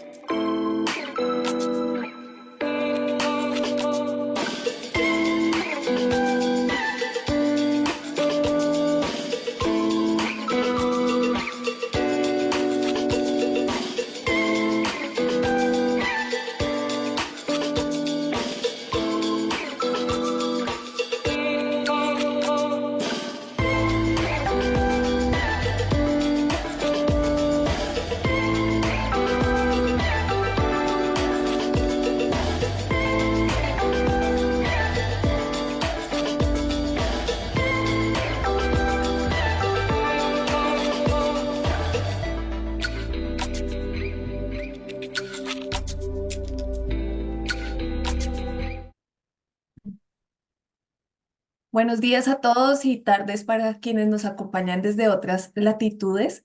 Gracias por estar aquí con nosotros hoy para hacer posible este evento. En nombre de la Sociedad Internacional de Farmacovigilancia, ISoP, nos complace darle la bienvenida a todos a la quinta edición del evento del Día de la Seguridad del Paciente de ISoP que se llevará a cabo lo que nos queda de la tarde y también empezó el día de ayer. Soy Patricia Zuluaga. Voy a estar acompañándolos como moderadora de esta sesión que me emociona inmensamente. Soy química farmacéutica. En este momento soy la presidenta de la Asociación Colombiana de Farmacovigilancia, anterior presidenta del capítulo latinoamericano de ISoP y actual vicepresidenta, y pertenezco a algunos grupos de interés especial de ISoP. Los invito a que sean parte de esta gran sociedad. Estoy encantada de presentar esta sesión para la región de Latinoamérica. Quiero contarles un poquito al respecto de este evento. La Organización Mundial de la Salud estableció dedicar el Día de la Seguridad del Paciente para incrementar la participación pública en la seguridad sanitaria y promover acciones globales para prevenir y reducir los daños relacionados con los cuidados en la salud. Este año particularmente, la Organización Mundial de la Salud está promoviendo mejorar el diagnóstico para la seguridad del paciente. ISoP reafirma los objetivos del reto global de la seguridad del paciente de la Organización Mundial de la Salud y hace un llamado a las partes interesadas y profesionales de la salud para priorizar y tomar acciones tempranas en áreas críticas asociadas a daños significativos en los pacientes debido a prácticas de medicación insegura. Estas incluyen situaciones de alto riesgo, transiciones en la atención, polifarmacia, medicamentos que lucen o suenan semejantes a los que conocemos como LASA por sus siglas en inglés, y otras disrupciones de importancia en la provisión de servicios de salud. Para comenzar, nuestra presidenta Ángela Caro dirigirá algunas palabras a todos ustedes. Por favor, escuchemos atentamente. Hello, I am Ángela Caro. I am the president of the International Society of Pharmacovigilance, ISoP. And ISoP is a society of pharmacovigilance who works in how to improve the medication safety in the world. We have presence in more than 100 countries. And we are very proud about what we are doing and the society. We have more than 14 chapters. It includes chapters of Africa, China, and North America, Latin America, and other regions. And we are organized by special interest groups too. We have some groups like We Are World Evidence, like medication errors and herbal and traditional medicines and risk communication and other groups. We have some meetings that are the perfect excuse for meeting with some people that work in the same field that we work. For example, we have the mid-year symposium each year, and we have the biggest event in pharmacovigilance in the year in the world is the annual meeting. In the annual meeting, we have some conversations with experts who work in pharmacovigilance in different topics. We have sessions for each SIG, and we have the possibility to present some abstracts and oral presentations. We have events with more than 400 posters, and it is so useful for people to show his work. I think that being a member of ISoP is so important because you could build knowledge and you could share with partners about the topic that you are working in pharmacovigilance, and it helps a lot of people. It helps the patients, it helps the communities. We with regulatory agencies, we work with WHO, we work with other people who is involved in medication safety. Then please join us, see more about us, go to our webpage, and for sure we will find something for working together. Bueno, ya saben, tenemos que unirnos todos a ISoP. Gracias, Ángela, por mostrarnos un poco de todo lo que hacemos en la sociedad. Los invitamos a todos a que compartan sus experiencias durante este evento, fotos, screenshots y utilicen unos hashtags que nos están guiando durante el evento. El primero es numeral ISoP Online PSD 2024. El segundo, ISoP Medication Safety, ISoP MedR, ISoP Medication Without Harm, y también el numeral World Patient Safety Day. Publiquen sus fotos, sus ideas, sus pensamientos, screenshots y llenemos las redes con nuestras publicaciones para involucrar a todas las personas en estas actividades que buscan mejorar la seguridad de los pacientes. Ahora es un gusto presentarles esta sesión porque está cargada de muchas emociones, pero también de mucho conocimiento. Vienen dos grandes speakers, grandes amigos de ISoP. Quiero presentarles primero al licenciado Stefan Harpa Cuadra. Con gran emoción nos acompaña el día de hoy. Presentará su conferencia titulada La importancia de un buen diagnóstico para un uso correcto de medicamentos. Stefan es un profesional con amplia experiencia en temas de políticas públicas. Su participación activa en posiciones de gobierno en diferentes carteras ministeriales en temas de negociación, planificación, buen gobierno, transparencia, asuntos de salud pública, biotecnología e inocuidad, alimentos y dispositivos médicos, pues es parte de su carrera, una parte muy pequeña de todo lo que ha hecho. En la cartera de salud del gobierno de Chile actuó como director nacional de la entidad regulatoria y epidemiología de Chile, del ISP. Hoy es fundador y director de una agencia privada de asuntos regulatorios, sanitarios y farmacéuticos, la agencia regulatoria in-house. Asesora a instituciones públicas y privadas en materias de salud, uso de medicamentos y dispositivos médicos, alimentos, regulaciones internacionales, biotecnología, investigación y desarrollo, farmacovigilancia y tecnovigilancia. Y en este momento es vicepresidente de la Sociedad Chilena de Farmacovigilancia y miembro activo de ISoP y profesor universitario. Los invitamos a participar activamente en la sesión. Por favor, si tienen preguntas, pueden utilizar los chats de las redes en las que estamos transmitiendo. Nosotros vamos a estar pendientes de ellas y el doctor Stefan Harpa nos va a ayudar a responder tantas preguntas como sean posibles al final de la sesión, que vamos a tener nuestro espacio de preguntas y respuestas. Si alguna pregunta llega a no ser podida tener en cuenta durante este espacio, seguramente va a ser enviada a ustedes vía las diferentes redes que tenemos en ISoP. Sin nada más que agregar, damos la bienvenida a Stefan Harpa Cuadra. Bien, muchísimas gracias a todas y a todas, en especial a la Organización Latinoamericana de ISoP. Quiero agradecer a Ana Lucía por este contacto que hicimos con Chile y por supuesto a nuestra querida presidenta Ángela Caro y Patricia Zuluaga en el área latinoamericana, que lideran todo este gran instancia que significa cuidar la seguridad de nuestros pacientes a través de la farmacovigilancia. Vamos a ir con la presentación y me dicen si se ve bien, por favor. Sí, se ve. Perfectamente. Perfecto, muy bien.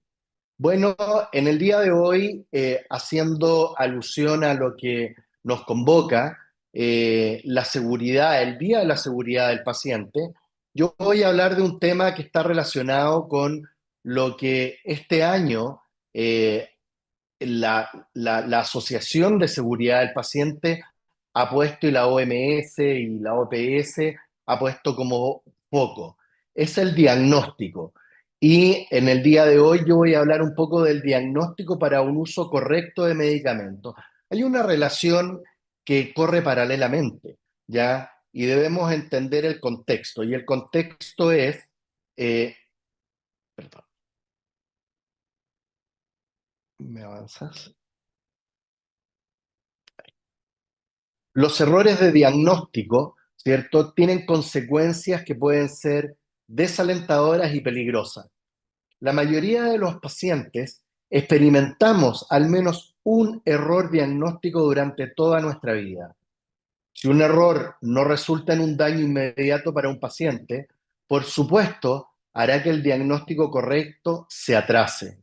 Las intervenciones clínicas, el estilo de vida adecuado, también pueden retrasarse, lo que va a resultar en un daño a corto plazo y también puede ser a largo plazo. Por eso es tan importante el no solo medication without harm, ¿cierto? Esa medicación sin daño, sino que también procurar que el diagnóstico sea bueno para que esa medicación no haga daño ni a corto ni a largo plazo y podamos tener una buena cura o una buena mitigación de la patología. Por lo tanto, los errores de diagnóstico en el mundo sanitario, los retrasos en los diagnósticos y los daños al paciente están todos intrínsecamente relacionados. No olvidemos esta situación que puede ser muy importante, pero tenemos que aprender también cuáles son los tipos de diagnóstico médico. Y los tipos de diagnóstico médico que tenemos son estos, ¿ya? Esto está ya sacado de algunas páginas y algunas consultas que hemos tenido con algunos médicos, no solamente en Chile, sino que en varios países.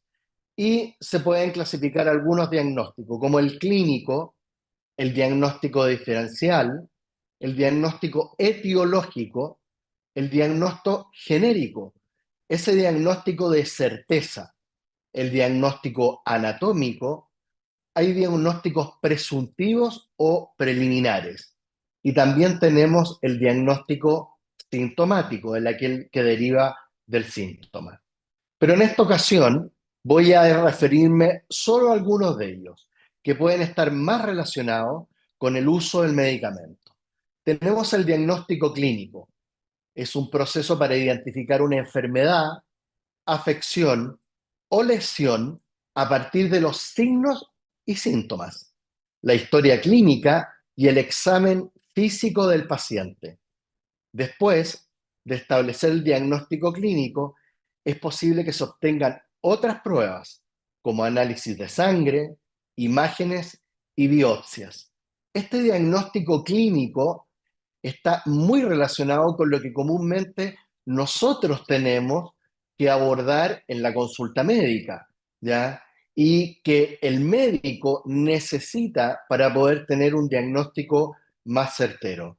Lo certero del diagnóstico clínico es que mezcla, ¿cierto?, la historia, el examen físico y las pruebas, como análisis de sangre o imágenes. Tenemos el diagnóstico diferencial. Es aquel que diferencia del otro, se usa para ayudar a hacer un diagnóstico final. Cuando se tienen síntomas sin causa clara, puede usarse para ayudar a diagnóstico de trastornos físicos y también mentales. Recordemos que estamos hoy día sumidos a una pandemia mundial de enfermedades de la mente, psicológicas, ya por el alto estrés y por la vida diaria. Por lo tanto, aquí el diagnóstico puede tener una etiología poco clara, ¿ya? Entonces ahí tenemos que buscar algunos síntomas que puedan estar apareciendo y sin tener una causal muy clara. Para hacer un diagnóstico, el profesional de la salud seguirá un cuidadoso proceso, paso a paso, para descartar trastornos que compartan sus síntomas hasta determinar cuál es la causa más probable de la enfermedad. Este proceso se llama diagnóstico diferencial. Por lo tanto, en este tipo de diagnóstico vamos a ir a buscar la causalidad de la enfermedad.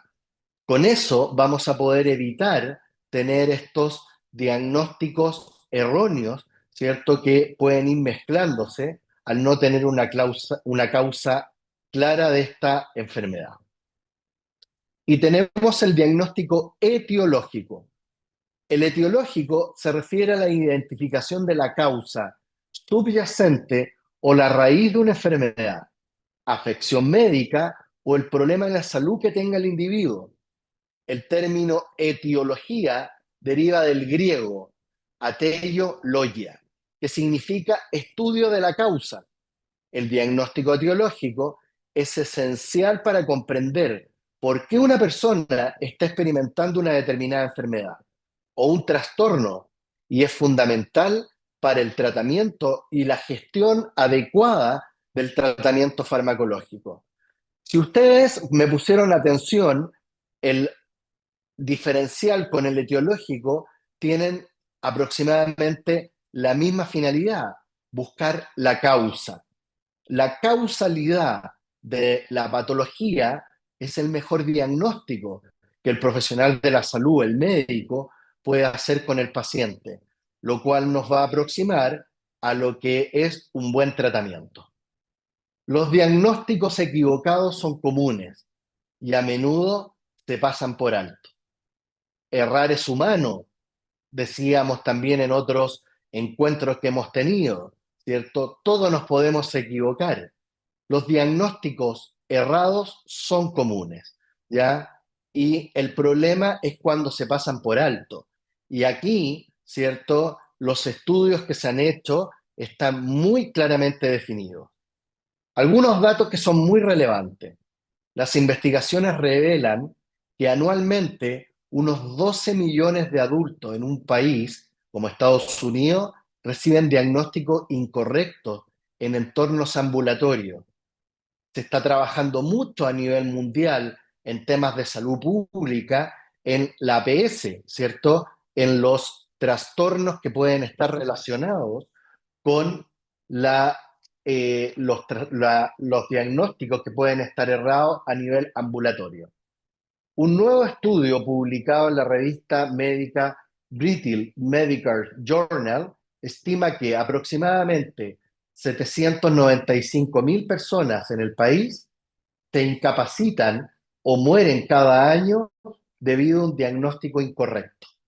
Esto también es decidor al momento de decir la incapacidad y el aumento en el gasto público que puede provocar un mal diagnóstico, porque eso conlleva a un tratamiento mal hecho, a un abordaje mal hecho y incapacidad, que es carísimo para un sistema público, para una familia, pero también debemos lamentar la muerte del paciente por un tratamiento inadecuado.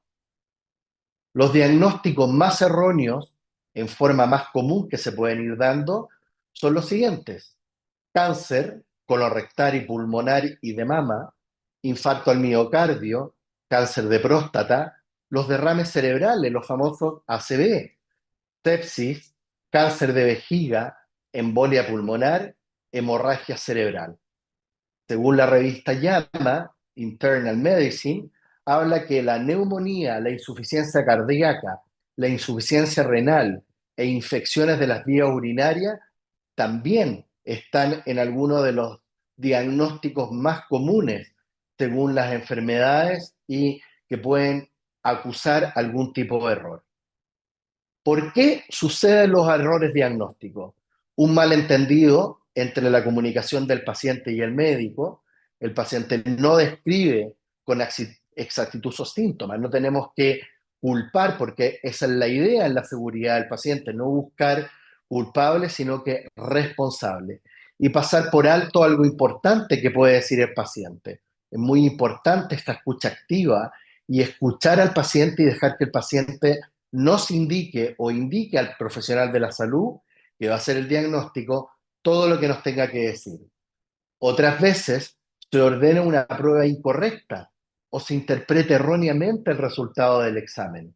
Esto es un clásico en donde a veces el informante informa erróneamente o el médico interpreta sin considerar la opinión del informante. Y ahí hay un tema de comunicación clara, ¿cierto?, con la sintomatología que el paciente también expresa antes de hacer el examen. Los datos incluidos en los expedientes médicos electrónicos podrían estar desorganizados y a veces no se hace un seguimiento después de una derivación a otro profesional. ¿Cuáles son las consecuencias de este diagnóstico incorrecto? Conducir a una prescripción de medicina errónea, el tratamiento inadecuado y la condición del paciente empeore. El diagnóstico incorrecto por parte del médico significa que la enfermedad actual, no está siendo atacada y causa heridas serias o hasta la muerte injusta. El error diagnóstico, así fundamentado, puede provocar un agravamiento de la enfermedad por falta de un oportuno tratamiento. Voy a poner algunos ejemplos con respecto a lo que nos congrega como farmacéuticos y como expertos en farmacovigilancia. Hay errores de prescripción y diagnóstico incorrecto. Cuando se realiza un diagnóstico erróneo, es probable que se prescriba el medicamento equivocado. Ejemplo, un médico diagnostica erróneamente una alergia en lugar de una infección respiratoria y prescribe antihistamínico en lugar de antimicrobianos para poder atacar la enfermedad. Esto no solo retrasará el tratamiento adecuado, sino que expone al paciente a medicamentos innecesarios con sus potenciales efectos secundarios. Otro ejemplo para los errores de dosificación son debidos a un diagnóstico incompleto. Un diagnóstico incompleto o incorrecto puede influir en la dosificación del medicamento. Por ejemplo, si un médico subestima la gravedad de una condición, como una insuficiencia renal, puede prescribir una dosis estándar de un medicamento, como por ejemplo un antiinflamatorio como un ibuprofeno, sin ajustar para la función renal del paciente. Esto puede resultar en una sobredosis y toxicidad, empeorando la condición del paciente. Debemos recordar que un paciente con alguna enfermedad o insuficiencia renal tiene una función glomerular disminuida, lo cual puede provocar una sobreconcentración del medicamento. Y eso, todos los que saben que puede empeorar la condición del paciente. Por eso es tan importante la dosificación con un diagnóstico completo. Errores en la frecuencia de administración por diagnóstico errado. Un diagnóstico que puede estar errado también puede llevar a errores en la frecuencia de administración de un medicamento. Un médico hace un diagnóstico erróneo de una infección menor, cuando en realidad es una infección grave, que requiere antibióticos de amplio espectro con una administración más frecuente o con una dosis de carga. Al prescribir el antibiótico en forma insuficiente, la afección puede empeorar y volverse resistente al tratamiento. Yo creo que todos los que me están escuchando hacen mucha condición de alerta con lo que yo acabo de nombrar en los errores de frecuencia, sobre todo en el tratamiento antimicrobiano. Es uno de los aspectos que nos preocupa más en la farmacovigilancia, que es lo que nos está pasando en el mundo por el uso inadecuado de antibióticos, ¿cierto? Recetar antibióticos para una gripe es un tratamiento para un diagnóstico errado, ¿cierto? Muchas veces debemos pensar en que una infección por un virus se trata con un antiviral, ¿cierto? O esperar que el ciclo viral haga su proceso y si hay alguna acción concomitante con alguna bacteria, ya tratar con el antimicrobiano correcto. En resumen, los errores diagnósticos juegan un papel crucial en los errores de medicación, ya que un tratamiento incorrecto, mal gestionado, puede tener consecuencias graves en la salud del paciente. La evaluación diagnóstica precisa va a minimizar los riesgos asociados a la medicación y garantizar la seguridad del paciente. O sea, estamos muy adheridos a lo que es la seguridad del paciente en este año que hoy día estamos celebrando el diagnóstico correcto. ¿Los pacientes pueden ayudar a prevenir el diagnóstico incorrecto? La respuesta es sí.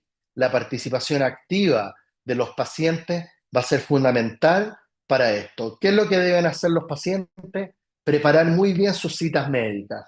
Vayan preparados, díganle a sus familiares, parientes o pacientes que cuando vayan a una consulta médica lleven toda la información, que hagan preguntas, que no dejen que sea un monólogo solamente del médico. Pregunten, todas las dudas que tengan, pregunten, todos los síntomas, todas las señales que puedan tener, díganselas al médico. Hagan un seguimiento de aumento, disminución de los síntomas, cualquier signo de mejora y hágansela saber al médico. Newman y Tucker, ciertos investigadores, hablan, si el médico recibe un resumen profesional y bien organizado de una página, pasará más tiempo pensando en el problema y menos tiempo reuniendo información. Entonces, lo importante de la interoperabilidad de las fichas médicas electrónicas que se están implementando en muchos países. Eso va a ayudar a tener mejores diagnósticos. Lo que buscamos es un conjunto razonable de respuestas. Nos interesa una explicación cuidadosa, no una reacción a la defensiva. Si persisten los síntomas, es común que el paciente suponga que es debido al tratamiento y no al diagnóstico. Y esto es muy importante. Van a culpar los pacientes a que el tratamiento es el malo, siendo que a lo mejor estamos frente a un error diagnóstico. ¿Cuándo deberíamos buscar una segunda opinión? Si no te mejoras o si se desconfía del diagnóstico, hay que pedir una segunda opinión. Incluso tu médico te lo puede recomendar. Cuando vayas a una cita para segunda opinión, no olvides llevar todo el detalle de tus diagnósticos previos.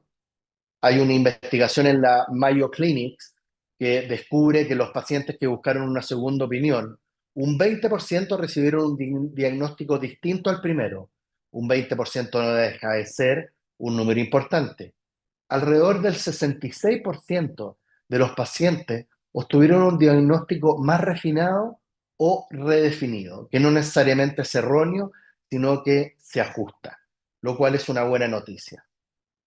Conclusiones de todo esto, ¿cierto? Que estamos abordando,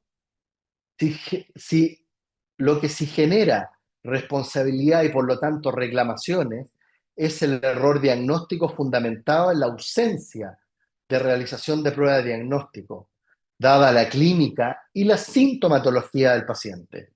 El diagnóstico tardío, aunque no erróneo, ojo, un diagnóstico tardío y no necesariamente erróneo, puede provocar en ocasiones un empeoramiento del pronóstico. La cuestión es determinar si en el momento que se emite un diagnóstico, este era descuidado, puesto que el paciente presentaba sintomatologías que hacían necesaria más pruebas, o la necesidad de realizar un diagnóstico diferencial, como lo hablamos al principio, con otras patologías. La actividad de diagnosticar, de sanar, ha de presentarse con la aportación profesional más completa y entrega decidida, sin regateos de medios.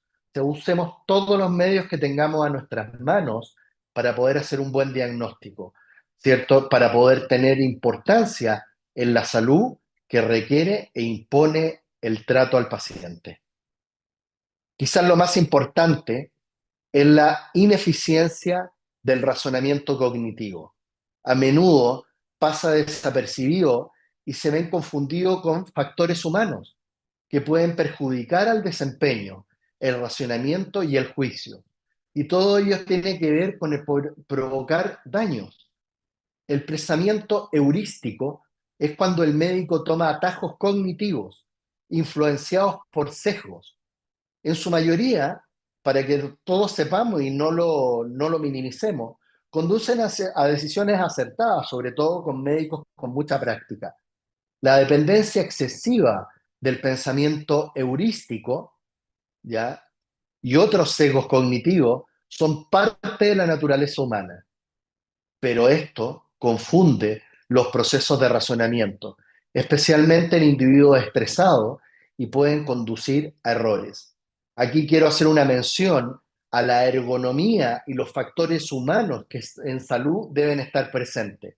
No debemos olvidar que el estrés, la exigencia por parte de los equipos de salud pueden generar este pensamiento heurístico influenciado por sesgo y podemos cometer graves errores diagnósticos e inclusive graves errores en el tratamiento.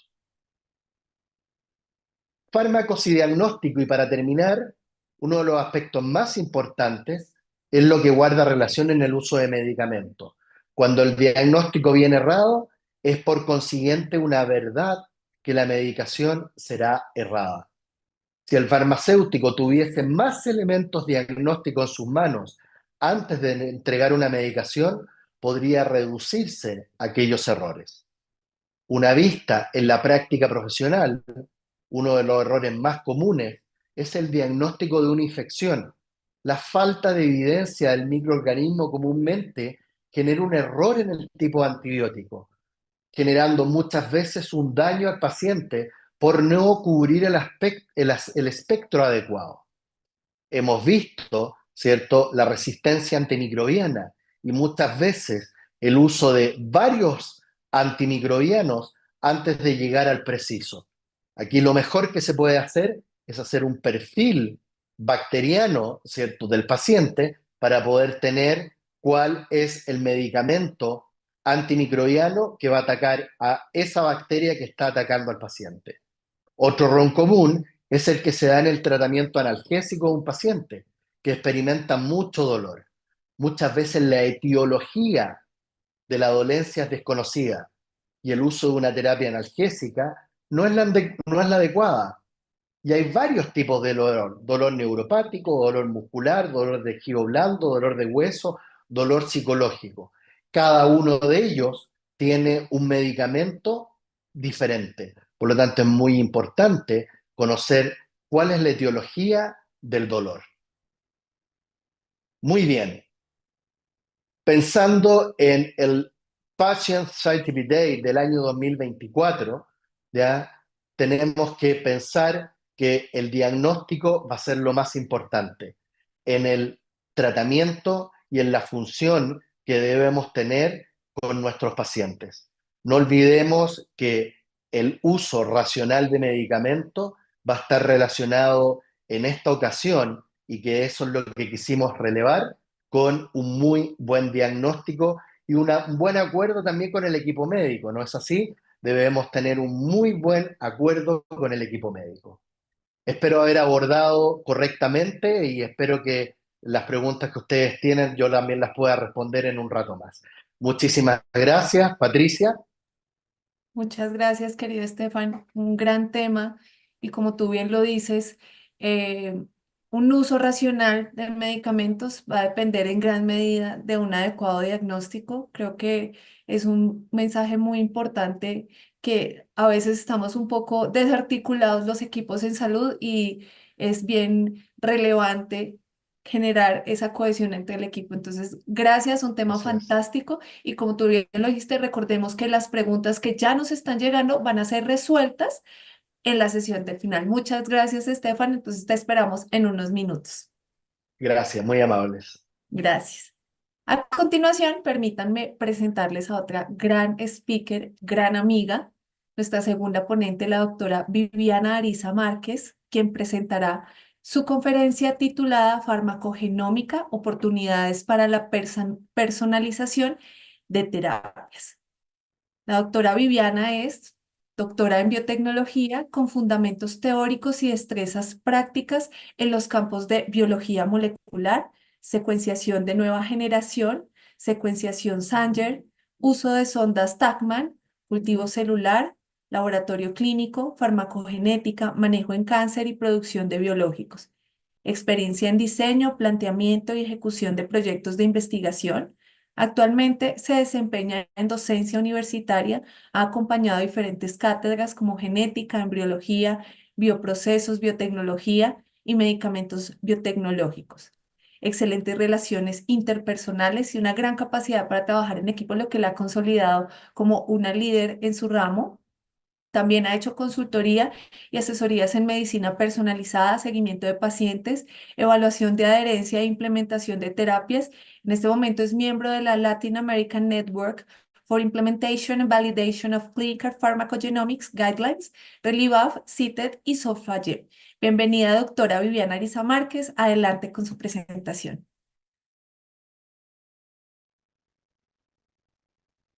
Bueno, muy buenos días, Patti. Muchísimas gracias por esa presentación. Bueno, entonces, primero debo presentarme, ¿cierto? Como bien lo mencionaba Patti, mi nombre es Viviana Ariza y tengo hoy el honor de compartir con ustedes un tema que considero sumamente apasionante, la farmacogenómica, y quiero centrarme en evaluar esas oportunidades que tenemos para la personalización de las terapias.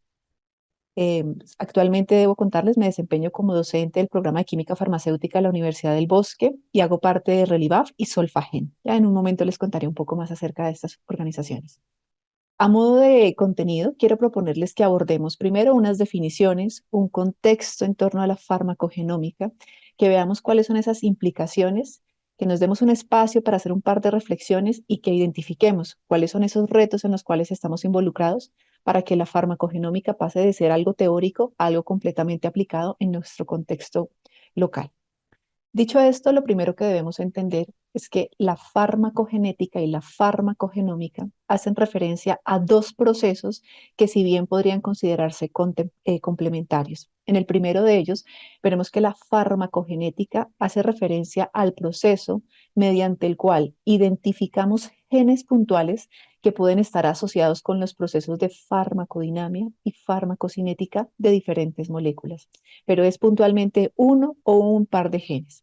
Cuando hablamos en contraste de la farmacogenómica, hacemos referencia a procesos en el cual vamos a tener la evaluación de todo el genoma completo y pretenderemos entender cuál es su relación para poder explicar la respuesta que podemos tener para la respuesta a una molécula. Dicho esto, el genoma tendrá que permitirnos identificar los transcritos, la metabolómica e incluso la proteómica, que será puntualmente cuáles son las proteínas que vamos a expresar a partir de la información genética que está en cada uno de nuestras células. Con esto en mente, podremos entonces identificar que son dos escenarios que nos van a permitir, ¿cierto?, entender puntualmente por qué la farmacogenómica tiene las implicaciones que tiene. Entonces, en este momento vamos a tener que hacer una pequeña definición y para eso la farmacogenómica es entendida como aquella herramienta que nos permite evaluar las bases moleculares y genéticas que están presentes y son implícitas a cada individuo. Esto incluye su ADN, su ARN mensajero, los productos propios de su expresión asociados a esas proteínas y estas proteínas cómo van a estar relacionando pues interactuando con la posible respuesta a diferentes moléculas. Esto es importante que lo entendamos en un contexto en el cual vamos a poder evaluar la eficiencia, ¿cierto? La posibilidad de predecir algunas respuestas que vamos a poder tener cuando tengamos alguna terapia en particular. Nos va a permitir un escenario que es muy interesante y es incluso llegar a prevenir eventos adversos luego de haber tenido contacto con alguna molécula, puntualmente un medicamento. Nos va a permitir evaluar y desarrollar incluso nuevos tratamientos, nos permite evaluar realmente la posibilidad de activar algunas moléculas que son conocidas como profármacos y son esas moléculas que van a necesitar un proceso de activación una vez ingresan en el individuo. Y finalmente, que nos van a permitir entonces puntualmente desarrollar, ¿cierto?, terapias dirigidas a enfermedades tan cuestionadas y cada vez más predominantes en nuestra población como lo son el cáncer. Con este escenario es importante que consideremos un contexto en el cual la farmacogenética y la farmacogenómica van a nutrir una disciplina bastante importante que consiste en la medicina personalizada, donde lo que se pretende es entender la individualidad de cada paciente, entendiendo que dentro de sus particularidades propias asociadas a diferentes factores, vamos a tener la posibilidad de maximizar los efectos asociados a una terapia, pero también minimizar esos efectos tóxicos que puedan llegar a presentar algunas de las moléculas. Y esto va a tener como pilar central la evaluación de la información genética que va a estar contenida en todo el genoma del individuo. Dicho esto, entendiendo que la variabilidad genética en nuestra población y entre individuos es tan alta, es muy importante poder identificar esa variabilidad, ¿cierto? Porque así como la variabilidad que hace que cada uno de nosotros sea súper particular en sus rasgos asociados al color de piel, al tipo del cabello, ¿cierto? Y a tantos otros comportamientos, indudablemente también va a incrementar o a tener la posibilidad de incidir en la posibilidad de desarrollar diferentes enfermedades, pero más aún en la capacidad de responder a diferentes moléculas, entendiendo esas moléculas para esta charla puntualmente como medicamentos. Con esto, ¿cierto? Muchos de nosotros en este momento nos preguntaremos, bueno, ¿y por qué solamente algunos pacientes presentan reacciones adversas asociadas a un medicamento? Y ahí tendremos entonces que considerar que la respuesta a un medicamento está asociada a factores tan complejos como factores fisiológicos, factores ambientales y factores propios de la enfermedad que pueda estar presentando un individuo. Y esto nos deja ver que indudablemente la individualidad de cada paciente va a demostrar y va a repercutir en las implicaciones que esto va a tener en la respuesta. Y para poder entender ese fenómeno, resulta que cada vez que consumimos un medicamento, vienen asociados dos grandes procesos, lo que se conoce como la farmacocinética y la farmacodinámica. Cuando hablamos de la farmacocinética, hace referencia a ese proceso mediante el cual una molécula se libera, se metaboliza, se absorbe, se distribuye y finalmente se excreta. Pero también consiste en esa dinámica en la cual el órgano diana se va a ver impactado por el reconocimiento de esa molécula que estamos consumiendo. Entonces, aquí, de manera muy general, podemos identificar que no solamente la molécula que consumimos genera unos cambios en nosotros, ¿cierto? Genera un efecto terapéutico, que es lo que esperamos, sino que también nuestro metabolismo genera directamente sobre la molécula unos procesos muy claros de biotransformación. Con este escenario, la posibilidad de tener comportamientos y respuestas estará asociado al tipo de terapia que tengamos. Entonces, la primera alternativa es una terapia que puede ser un profármaco, en el cual esta molécula se suministra, pero aún no es activa. Requiere unos procesos de biotransformación para llegar netamente al proceso de tener una molécula eficiente. Resulta que en esa proporción vamos a ver que la actividad y la función enzimática va a ser directamente proporcional a la concentración del metabolito activo que yo voy a poder transformar. ¿Y esto qué implica? Pues que indudablemente para que yo pueda transformar de una manera correcta un profármaco, tendré que tener todas las enzimas que puedan estar involucradas en este proceso. La gran mayoría están asociadas a enzimas de la familia citocromo P450, una familia de proteínas sumamente bien caracterizada, con unas grandes diversidades que vamos a poder identificar que de acuerdo a las poblaciones hay unas variantes más o menos frecuentes. Y eso después nos dará pie para que podamos entender por qué conocer la interindividualidad poblacional nos va a permitir optimizar las terapias. El otro escenario hace referencia puntualmente a un fármaco que ya es una molécula activa. Desde el mismo instante en el cual se administra, esa molécula ya es activa. Entonces ahí vamos a ver que la relación va a ser inversa, es decir, que la función enzimática va a ser inversamente proporcional a la posibilidad de que esa molécula genere una toxicidad en el individuo. Y esto va a ser crítico para poder identificar dentro de la población de pacientes que atendamos cuáles serán los pacientes que tengan la posibilidad de responder en una mejor o en una menor proporción a una terapia y que podamos identificar de manera anticipada cuáles pueden ser aquellos pacientes que puedan expresar un efecto secundario que pueda llegar incluso a ser letal en el paciente. Esto pues va a redundar en grandes beneficios. Puntualmente podremos optimizar las terapias y garantizar el aumento de la seguridad de las moléculas que suministramos a nuestros pacientes. Allí tendremos entonces que identificar que nuestra población, como lo muestra esta diapositiva, estará conformada por un grupo heterogéneo de individuos, y aquí se refleja simplemente con la presentación de colores azules de una intensidad o grises. Entonces, esto nos demuestra que cada individuo tendrá unas particularidades que deberán ser evaluadas en el contexto de entender su información genética, entendiendo que lo podemos hacer desde la farmacogenética, evaluando un par de genes o un solo gen, o la farmacogenómica, evaluando puntualmente el genoma completo. Al tener esa información, vamos a poder hacer una categorización de nuestra población y poder hacer una especie de estratificación. Esa estratificación nos va a permitir identificar pacientes que pueden ser conocidos como metabolizadores lentos, es decir, que por las condiciones genéticas de la información que presentan en cada una de sus células, tienen una menor capacidad para biotransformar. ¿Listo? Y esto va a tener entonces respuestas diferentes si estamos hablando de un profármaco o si estamos hablando de un fármaco. Adicionalmente, podremos tener una segunda categoría, ¿cierto? En la cual vamos a ver qué es el ancho, ¿cierto? La parte más común, por decirlo de alguna forma, de la población que va a estar encadenada o conformada en ese grupo central. Y allí vamos a hablar qué son los metabolizadores normales o extensivos, que hace referencia a que cuentan con dos variantes en cada uno de sus alelos que les permiten entonces tener una biotransformación eficiente y poder asimilar de una manera adecuada una molécula. Y tendremos otro de los extremos que son los conocidos metabolizadores ultra rápidos. Entonces son aquellos individuos que tienen posibilidad de tener un número elevado de copias, un aumento en su número de copias de cada uno de sus alelos. Y esto lo que va a implicar es que tienen una capacidad de metabolizar un producto de una manera mucho más eficiente. Todo esto, ¿a qué nos lleva? Nos permite identificar que vamos a poder tener dentro de esta población tan diversa individuos que podrán experimentar diferentes niveles de eficacia, pero algo a lo cual le apuntamos y queremos evitar: toxicidad. ¿Listo?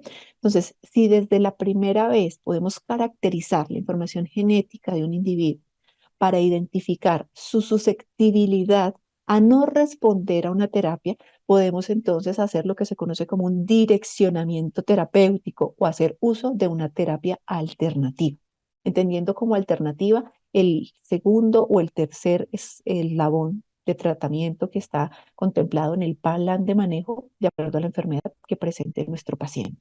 Entonces, esto nos permite hacer un uso completamente racional de las moléculas que están disponibles para, primero, aumentar la adherencia terapéutica de los pacientes, para garantizar la especificidad del tratamiento y garantizar la seguridad del mismo.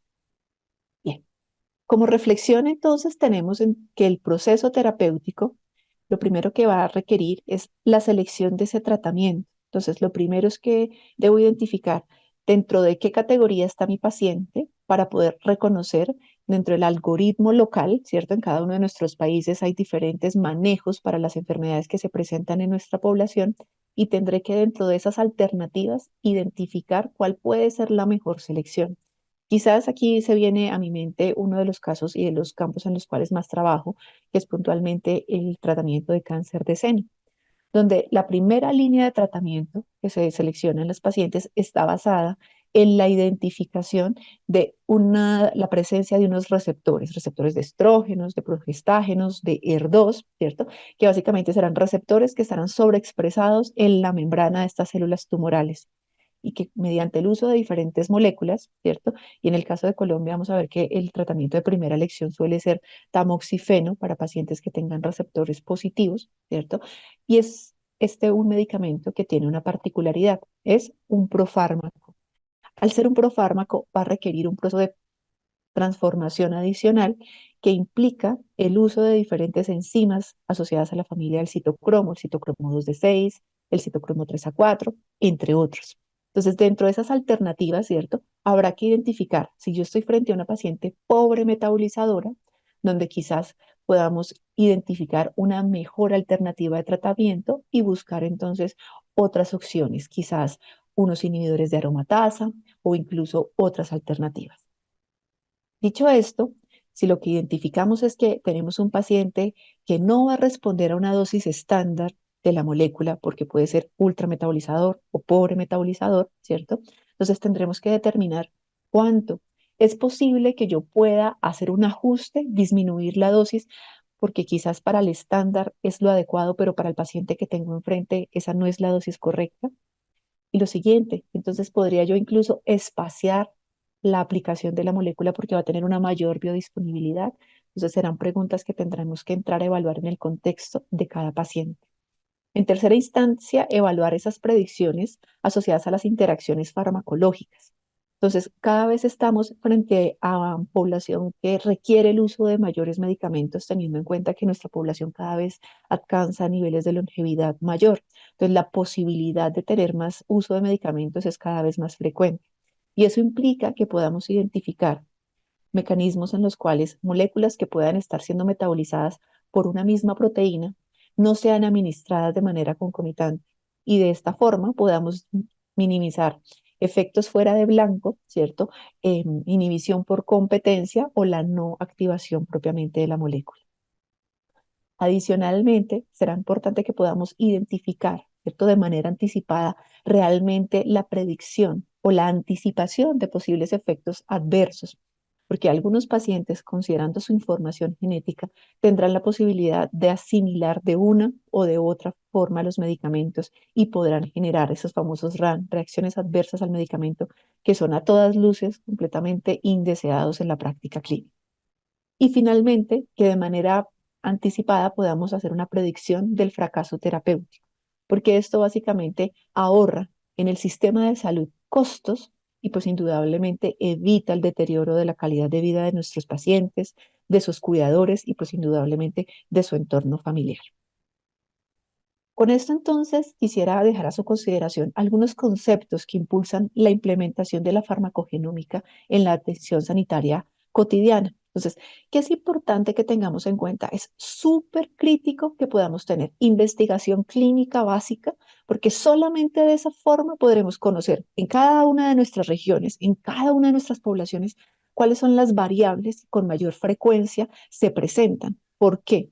Recuerden que habitualmente los kits o los paneles que actualmente se pueden utilizar para hacer este tipo de evaluaciones han sido validados en población caucásica, que en la mayoría de los casos, si bien puede que tengan cierta homología, distan en las frecuencias de algunas de las variantes que podrían llegar a ser relevantes en nuestra población. Con esto, entonces, lo más importante será poder integrar, ¿cierto?, en las prácticas y en la guía clínica para la inclusión de la farmacogenómica, esto en la práctica y en el quehacer diario.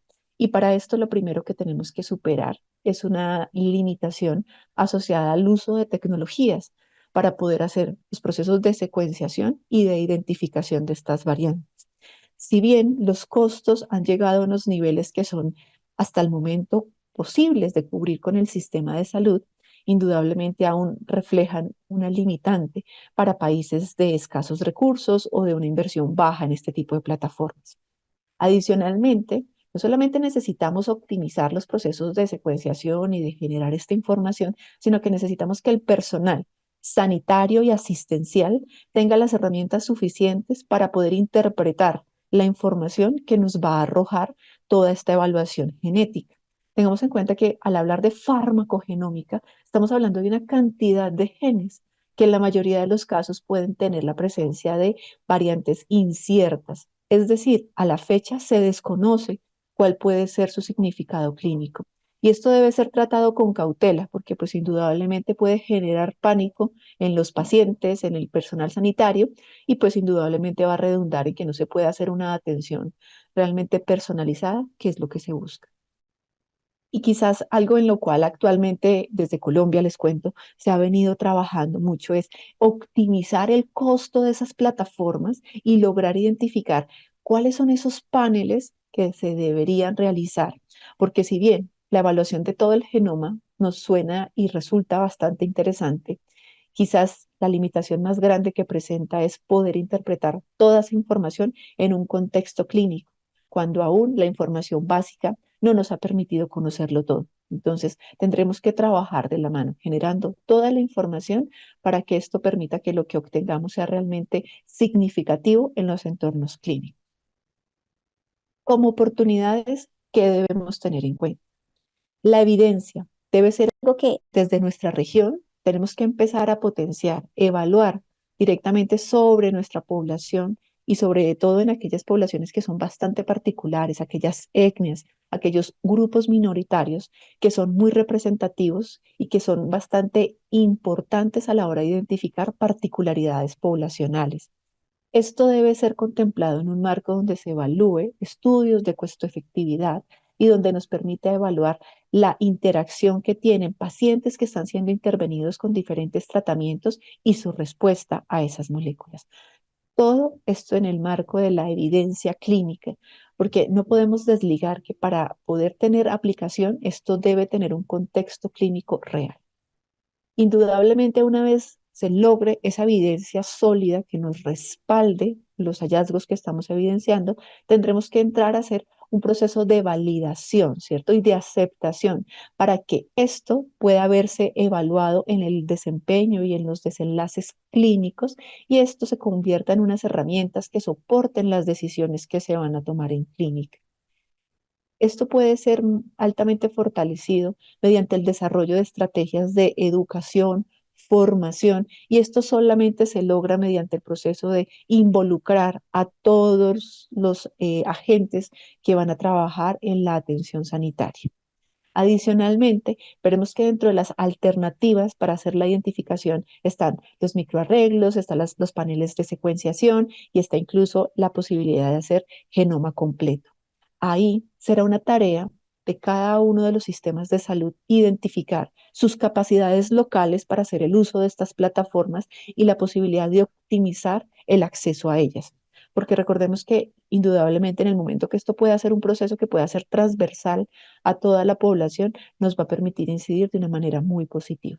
Y finalmente, garantizar que una vez que se engranen evidencia, la posibilidad de reconocer las capacidades y los aportes que pueden hacer estos avances y los podamos testear, los podamos probar, podremos hacer una traslación. Y esto se hace puntualmente con la implementación en la práctica clínica mediante guías clínicas. Esas guías clínicas darán respuesta a cada una de las necesidades, entendiendo cada una de las enfermedades. Con esto quisiera que tuviéramos en mente que de lo que estamos hablando es un proceso que viene desarrollándose hace muchos años, tanto así que la FDA, la EMA, ¿cierto? Incluso Instituto de Salud de Canadá, Japón, varias entidades regulatorias a nivel mundial están muy asociadas a que dentro de la información que se incluye en la etiqueta de los medicamentos, de manera explícita se revele cuáles de ellos requieren una evaluación farmacogenómica. Es decir, en el mundo, habitualmente para prescribir un medicamento al cual ya se le ha logrado identificar evidencia asociada a su interacción con diferentes genes, se le pide al personal sanitario que haga una evaluación previa en el individuo, en el paciente. Y ya, con esa evaluación de la información genética del individuo, allí se entra a realizar un proceso de validación y de identificación. Con esto quisiera entonces que ubiquemos qué se está haciendo en la región. Entonces, lo primero que quisiera mencionarles es las dos asociaciones de las cuales les mencioné, hago parte. Entonces, la primera de ellas es Solfagen, que es la Sociedad Latinoamericana de Farmacogenómica y Medicina Personalizada, asimismo como RELIVAF, la Red Latinoamericana de Implementación y Validación de Guías Clínicas Farmacogenómicas. Estas dos instituciones hacen todo el esfuerzo en cabeza del profesor Luis Quiñones, quien está completamente convencido que es importantísimo lograr la transferencia de los procesos farmacogenómicos a Latinoamérica, donde podamos identificar puntualmente cuáles son esas variantes que en nuestra población van a ser realmente relevantes. Dicho esto, todo nos permite que podamos tener un escenario en el cual se haga la optimización de terapias, donde podamos entender la diversidad de la población, haciendo su respectiva categorización de metabolizadores normales, pobres, rápidos, y que esto permita que podamos hacer un ajuste personalizado del medicamento o dosis que podemos administrar. Todo esto con la intención de garantizar que el efecto terapéutico sea realmente optimizado y permita que sea lo más específico y dirigido a la diana que se pretende. Con esto quiero dejar algunos retos que para la región están en mora y que realmente debemos dar respuesta. Lo primero, necesitamos caracterizar nuestra población y esto teniendo en cuenta que debemos tener una posibilidad de manejar de manera óptima la información del paciente, porque indudablemente la confidencialidad de los datos debe ser conservada. Asimismo, dentro de la región tenemos una dificultad grande en la parte de hacer un proceso de historia clínica única, normalizada, donde independientemente del servicio de salud en el cual se vea atendido nuestro paciente, podamos tener una sola historia clínica. Eso aún está en proceso en muchas de nuestras regiones. Adicionalmente, tenemos que migrar a generar los kits locales que nos permitan evaluar esas variantes que son frecuentes realmente en nuestra población y que empiezan a retomar todas esas frecuencias alélicas que empiezan a adquirir relevancia en nuestra población local.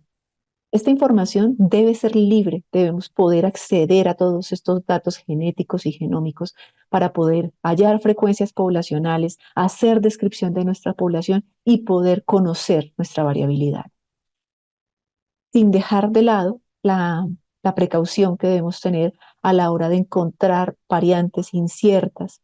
Si bien es mucha la información con la cual se cuenta actualmente, también es mucha la que aún tenemos por descubrir. Entonces, manejar con cautela todas aquellas variantes que aún no se les ha asignado una responsabilidad biológica, porque indudablemente merecerá que estemos muy atentos sobre estas poblaciones. Y pues algo que no podemos dejar de lado, la bioética, el manejo de la información, garantizar la seguridad, porque pues indudablemente este tipo de datos puede llevar a fenómenos poco deseados, como puede ser la discriminación genética y procesos que podrían generar estigmas sobre poblaciones particulares. Entonces, eso debe estar muy bien manejado. Y será solamente una herramienta el proceso de educación, divulgación y apropiación de los respectivos conocimientos. Y finalmente, este enfoque centrado en nuestros pacientes polimedicados, que son aquella población que realmente actualmente mayores efectos adversos está presentando con el uso indiscriminado de algunas moléculas que pueden ser metabolizadas de manera conjunta por un citocromo o por una enzima metabolizadora particular. Bueno, sin otro particular, agradezco su atención y pues quedamos atentos a cualquier pregunta que se pueda presentar con este tema. Muchas gracias por su atención.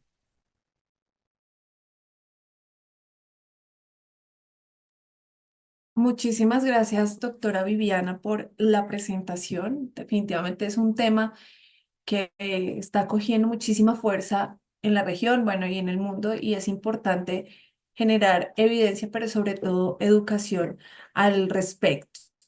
Bueno, entonces vamos a empezar en este momento con la sesión de preguntas y respuestas. Invito a nuestros dos speakers del día de hoy que abran sus cámaras y bueno, vamos a empezar una discusión muy agradable respecto a los dos temas que creo que se complementan muchísimo, entonces vamos a aprender un montón. Yo tengo por acá algunas preguntas que nos han venido llegando de nuestras redes sociales, entonces permítanme y vamos a empezar. Empecemos con nuestro querido Estefan. Ante todo, bienvenidos, qué rico tenerlos acá. Los saludo y los abrazo. ¿Cómo consideras que la tecnología ayude al paciente a jugar un papel más activo en alcanzar un diagnóstico correcto y evitar un error en el mismo? Yo creo que la tecnología es una herramienta básica para poder dar un buen diagnóstico. Lo dije en un momento, ¿cierto? No hay que ahorrar en uso de tecnologías en el momento de hacer un buen diagnóstico. Eh, y si lo sabemos usar correctamente, por supuesto que podemos tener muy buenos resultados. Hoy día está muy comentado el uso de la inteligencia artificial, ¿ya? Pero también he leído a varios científicos y conocedores de que hay que tener cuidado realmente con tener este pensamiento heurístico que hablaba yo y ponernos sesgos frente a lo que nos pueda decir a lo mejor el uso de una tecnología que es bastante avanzada, pero que puede tener errores. ¿Ya? Yo creo que debemos medir muy bien, confiar mucho en el criterio médico y por supuesto, lo que comenté también, creo que en el uso farmacéutico debemos tener acceso a datos diagnósticos, no solamente ser el que dispensa un tratamiento, sino que poder tener algunos elementos que nos puedan dar una señal de qué es lo que estamos entregando a un paciente. Yo creo que ahí la tecnología nos va a ayudar mucho. Muchas gracias, querido Estefan. Bueno, yo creo que esta pregunta la podemos aprovechar también para Viviana, porque está súper relacionada, por eso decía que me encanta este panel. Cuéntanos, y conociendo muy bien tu investigación de cerca, ¿cómo vamos a poder en el futuro aprovechar esa tecnología que está surgiendo y no solo las tecnologías como el HPLC o las sondas o bueno, todas las tecnologías que yo sé que tú usas en tus laboratorios nos van a ayudar, sino también la inteligencia artificial para poder implementar mejor en los servicios de salud la tecnología enfocada en tu caso particularmente a la farmacogenómica? Genial, Patti. Como bien lo refieres, indudablemente tenemos actualmente una cantidad de herramientas que incluso a veces nos desbordan.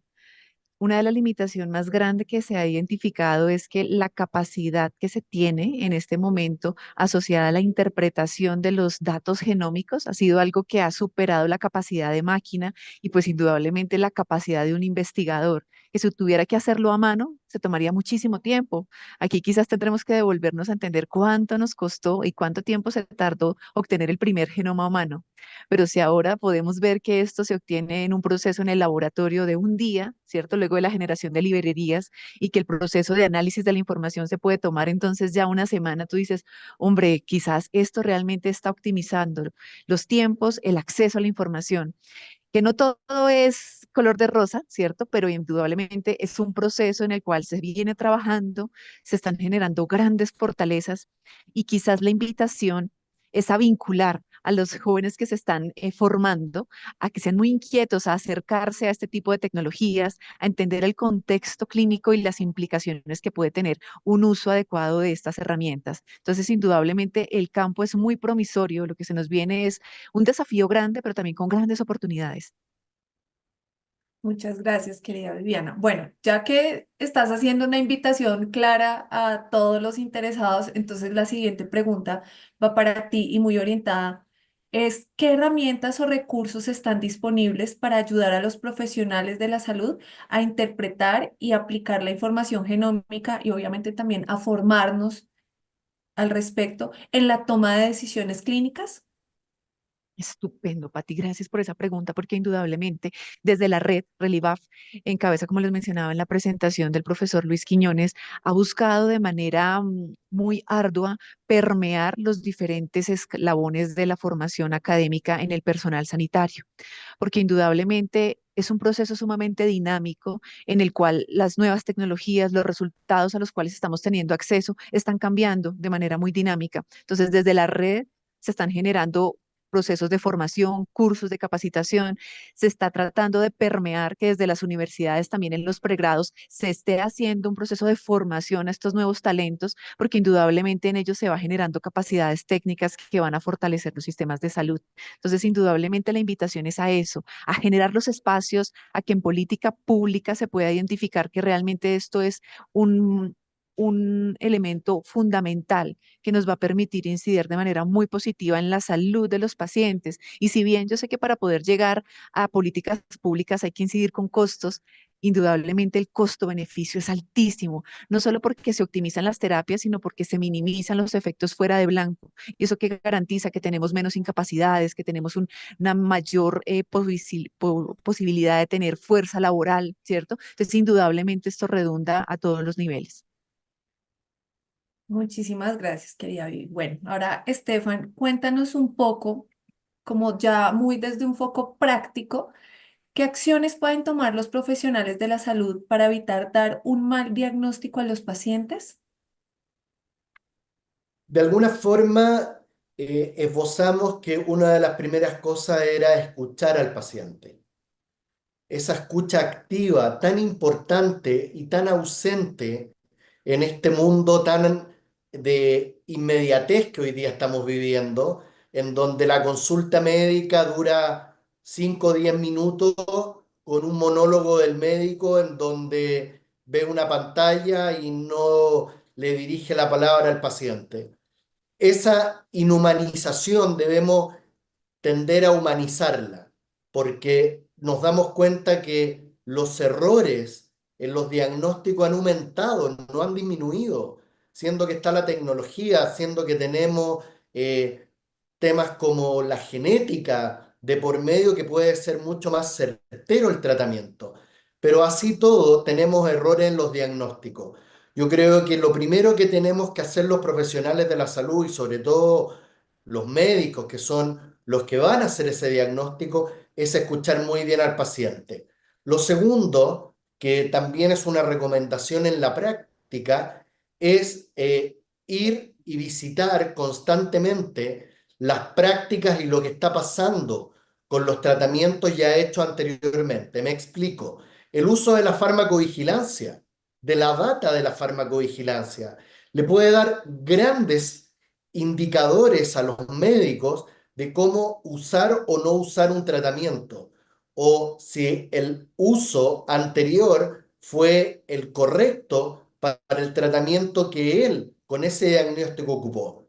Yo creo que ahí, en el uso de esa tecnología, podemos estar con mucho más certeza en los diagnósticos.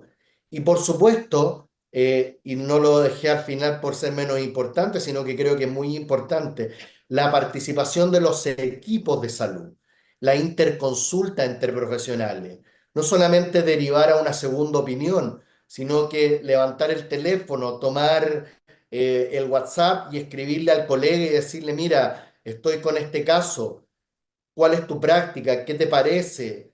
Y eso nos puede llevar también a tener mucho más certeza. Fíjate que hace poco, ¿cierto? Pude experimentar en carne propia un diagnóstico no erróneo, sino que poco certero, ¿ya? Lo cual deriva en que a un tratamiento de una patología como es el Guillain-Barré, ¿ya? Demora mucho el diagnóstico certero y preciso, porque como por ser una enfermedad autoinmune y rara, no habían elementos diagnósticos para definirlo rápidamente. Y eso demoró, ¿cierto?, por lo menos 3 o 4 días para poder usar la inmunoterapia justamente para el tratamiento. ¿Ya? El avance de estas patologías es minuto a minuto. Por lo tanto, un diagnóstico más certero y rápido podría generar un freno en el avance de la enfermedad. Ahí tienes un ejemplo práctico, Patricia, de este tema. Y bueno, Viviana, el tema de la genética en este tema, en un buen diagnóstico, va a ser clave en el manejo mucho más masivo de la genética en el uso del medicamento. Yo creo que eso nos va a dar mucha apertura a tener diagnósticos más certeros. Esteban, muchas gracias porque además estás abriendo tu vida para que podamos comprender y estás tocando un punto muy sensible y que me encanta que lo hayas traído porque se lo digo a mis estudiantes y es escuchar y hablar con el paciente, no simplemente dar órdenes y órdenes y ser muy sensibles a que la atención en salud debe ser, como tú lo dijiste, humanizada nuevamente. No es solamente una serie de colección de conocimientos técnicos, sino tener al paciente en el centro y como tú bien nos contaste, demorarnos incluso horas puede retrasar muchísimo el tratamiento y perjudicar al paciente y tener consecuencias a largo plazo. Y de nuevo te agradezco por traernos y contarnos y compartirnos tu historia, que creo que es valiosísima y nos sensibiliza mucho. Y creo que es responsabilidad de nosotros, acá los tres somos docentes, de también contarles a nuestros estudiantes, tenemos seres humanos que deben ser partícipes de su terapia, de su diagnóstico, y muchas veces, como tú dices, ellos tienen una historia detrás. Si no escuchamos esa historia detrás, probablemente detrás de esos detalles que no tenemos está el diagnóstico certero. Entonces, me encanta que hayas traído todos estos puntos porque me pone a pensar y a decir, tenemos que seguir haciendo con nuestros estudiantes esto que estamos haciendo, pero adicionalmente sensibilizar a los que ya estamos ejerciendo en diferentes ramas. Muchísimas gracias, Estefan. Y pues tenemos otra pregunta para nuestra querida Vivi. Y esto hablaste durante tu presentación y lo dejaste como un highlight sobre la privacidad de datos. ¿Cómo se puede abordar la privacidad y la seguridad de la información genómica de los pacientes en la práctica clínica? Pati, pues indudablemente es un desafío porque esa información es propiedad de cada paciente, pero indudablemente debe incorporarse al sistema de salud para que cada vez que se le prescriba un medicamento, el personal sanitario tenga la posibilidad de confrontar la información que tiene su paciente frente a la molécula que pretende administrarle o generalmente no solamente un medicamento, porque vamos a ver que esto aplica para cualquier xenobiótico, es decir, para cualquier sustancia que cualquier individuo pueda tomar, teniendo ya esa información genética se podría optimizar. Ahí el desafío es y nuestra pregunta, por ejemplo, aterrizándolo a Colombia es, ¿y quién se haría cargo de esa información? ¿El sistema de salud estaría dispuesto a generar una plataforma en la nube para tener todos esos datos o tendrá que ir un paciente con su pendrive, ¿cierto?, a cada consulta? Entonces, claramente es algo en lo cual se tiene que trabajar, se tiene que reglamentar y quizás tendré que acogerme al ejemplo más cercano que conozco, que es en el sistema de salud español, donde ellos acaban de incorporar la evaluación de 21 genes, ¿cierto? Donde está directamente en su sistema de salud y resulta que esta genotipificación que se hace en estos genes está directamente incluida en esa historia clínica normalizada de los pacientes. Pero bajo esa premisa, considerando que para el caso particular en Colombia no tenemos una historia clínica estandarizada y normalizada para nuestra población, quizás la primera respuesta que debemos dar es cómo podemos normalizar la historia clínica, centralizarla y ya con esto poder garantizar que bajo la premisa de que solamente el médico tratante y el paciente interesado pueda acceder a esta información, se pueda garantizar, porque indudablemente no podríamos dejar esta información de manera libre sin anonimizarla, ¿cierto? Porque pues obviamente los datos serán importantes para poder establecer las frecuencias, poder hacer caracterización poblacional, pero si esto no se hace bajo la premisa de una anonimización, pues indudablemente estaríamos cayendo en grandes situaciones. Entonces, Patti, primero, tener una historia clínica, porque será dentro de esa historia clínica donde se incorpore la información y definir entonces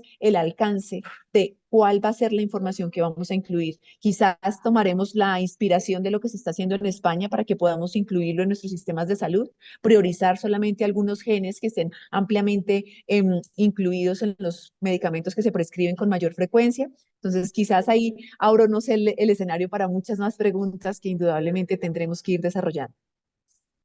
Muchísimas gracias, tienes toda la razón. Yo creo que acá nos tocaría traer bioeticistas y poder tener una discusión bien importante que haría para un día completo. Quiero agradecerles muchísimo a los dos. Tenemos muchas más preguntas, pero se las vamos a enviar porque no nos va a dar el tiempo. Pero yo quiero hacerles una última petición y es que cada uno desde su experiencia, tanto académica como profesional y personal, nos traiga su propia conclusión o su propio cierre o un comentario que quieran dejarle a las personas que nos están viendo y que nos van a ver porque la transmisión queda, am, para que no solo se motiven a seguir trabajando por todos los objetivos que la Organización Mundial de la Salud tiene en torno a la seguridad del paciente y el uso seguro de medicamentos, sino también a sensibilizarlos y a movernos hacia eso tan bonito que Estefan nos dijo y es humanizar los servicios de salud y humanizar nuestra atención. Vivi, comienza, por favor. Bueno, indudablemente es un desafío y agradezco este espacio, Patti, porque indudablemente considero que la salud personalizada, apoyada de la farmacogenética y la farmacogenómica, corresponden a herramientas que serán aplicadas en un contexto que debe entender que lo que buscamos es entender un humano que en su individualidad es único. Y es eso lo que pretendo que quede, que individualmente cada uno de nosotros tiene unas particularidades que merecen y deben ser entendidas en contexto. Entonces me uno a Estefan diciendo que la humanización de estos procesos son fundamentales. Entonces que no perdamos de vista que más allá de poder hacer una técnica, un método, realmente podamos identificar que tenemos que entender al paciente con su realidad, con su polimedicación, con su condición clínica y con su genética. Muchas gracias, Vivi. Totalmente de acuerdo. Querido Estefan. Muchas gracias. Eh, Tomando lo que dice Viviana y lo que tú has destacado mucho, creo que humanizar la salud es una tarea de muchos ya hace muchos años. El uso de las tecnologías nos va a ayudar, sin lugar a dudas, nos va a ayudar a tener en cuenta que esas tecnologías deben ser bien usadas, ¿ya? Cuidando siempre la confidencialidad de los pacientes, que eso es muy importante. Escuché con mucha atención la intervención de Viviana, en donde esta interoperabilidad hace que los datos más sensibles viajen de un lugar a otro, pero a veces es necesario conocer ese dato para poder tomar buenas decisiones. Yo creo que aquí estamos hablando de la salud personalizada, esa salud que necesitamos que sea uno a uno y que podamos tratar a nuestros pacientes como una persona única, ¿ya? Yo creo que mi gran mensaje el día de hoy es que la seguridad de nuestros pacientes va a estar de la mano siempre con el conocer al paciente. No lo desconozcamos, no es un grupo, son una persona única y son personas que va a tener el título de la nueva salud personalizada. Estamos hoy día inundados con biotecnología. Nosotros desde Agencia In-House estamos viendo cómo llegan biosimilares, productos biológicos, anticuerpos monoclonales que necesitan caracterización, que necesitan inmunogenicidad antes de hacer un cambio o hacer un switching. Sin información, eso no va a ser posible. Necesitamos tener mucha transparencia en lo que nosotros estamos haciendo y que el paciente sepa qué es lo que está tomando. Tienes toda la razón, querida Estefan. Gracias por traernos esta reflexión los dos. Creo que fue maravilloso tenerlos a los dos porque se complementan uno a otro el tema y nos muestra de verdad cuán importante es que sigamos trabajando. Yo siempre he dicho que los que trabajamos en seguridad del paciente y en todos estos temas de salud somos empeliculados, totalmente apasionados. Entonces, qué rico tenerlos a ustedes. Yo pues estoy muy contenta de haber podido moderar esta sesión. Es un verdadero honor tenerlos a los dos, no solo por el aprecio que tengo por el ser humano que está al otro lado de la pantalla, sino por la admiración como profesionales y por su tránsito en la vida. Entonces, nuevamente los abrazo desde acá.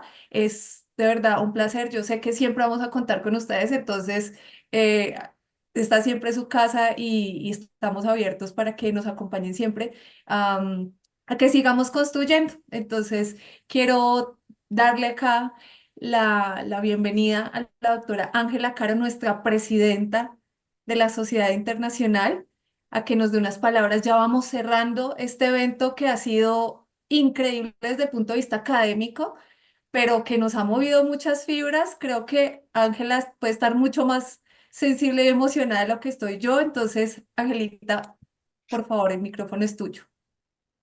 Hola, Patti. Pues sí, muy contenta, muy emocionada.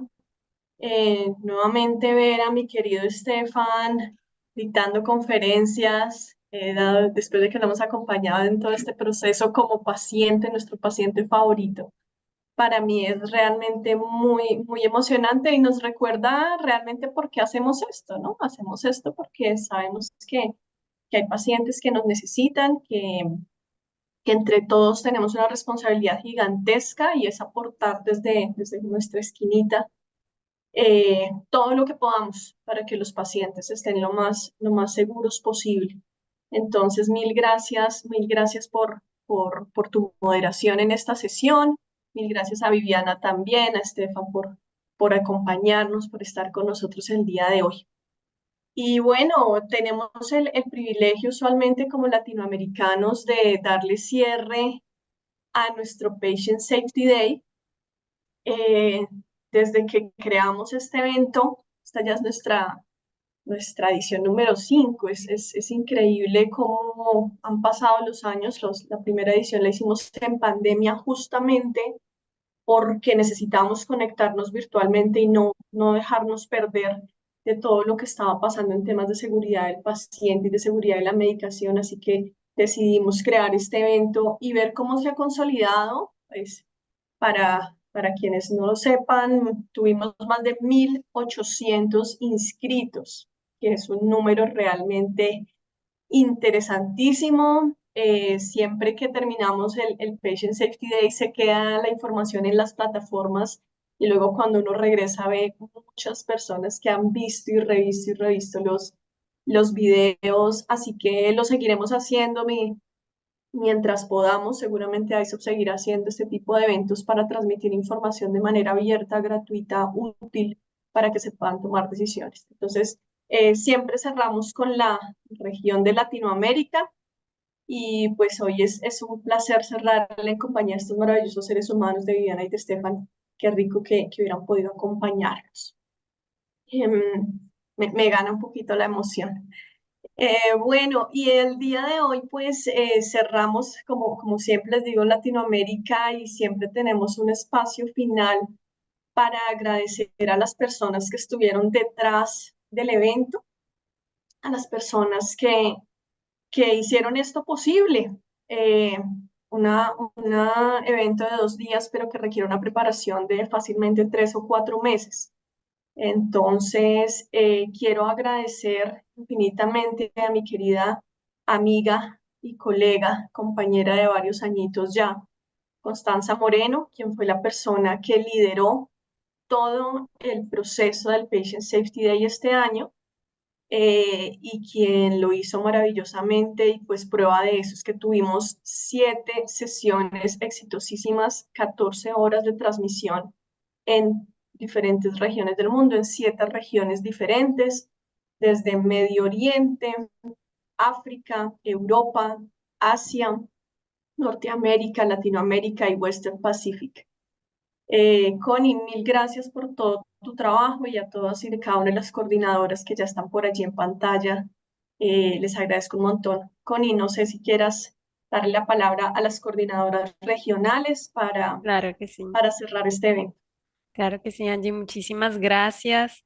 La verdad ha sido un honor y todo un orgullo haber podido colaborar en liderar este maravilloso evento que, como bien lo dijo Ángela, hemos venido trabajando desde COVID y fue maravillosa iniciativa que logramos hacer con muy alto impacto y de manera gratuita, que es lo que queremos para que llegue a todo el público, a los pacientes, a los profesionales de la salud y para que podamos compartir entre colegas. Así que muchísimas gracias a todos. Detrás de la preparación de este gran evento hubo muchas manos. Aquí tenemos el placer de presentarles a ustedes todas las coordinadoras que lo hicieron posible. Así que voy a empezar a nombrarlas una a una. Desde Middle East tenemos a Patricia Zuluaga apoyando la coordinación. Patti, que también nos apoyó pues con la moderación de LATAM. Luego tuvimos en África y Asia apoyando también nuestra querida Rita. Entonces, Rita nos apoyó muchísimo en la organización. Mil gracias de todo corazón también. Nuestra Andrea González apoyando también la coordinación para Europa. André, maravilloso trabajo.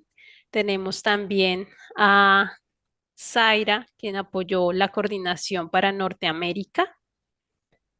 Ana Lucía, quien apoyó la coordinación para LATAM, esa maravillosa sesión con la que cerramos el evento. Patricia Casas, quien nos apoyó para la coordinación de Western Pacific, Oceanía. Y bueno, también tuvimos muchísimas manos, grandiosas manos. Entre ellas quisiera dar un maravilloso reconocimiento también a Zaira.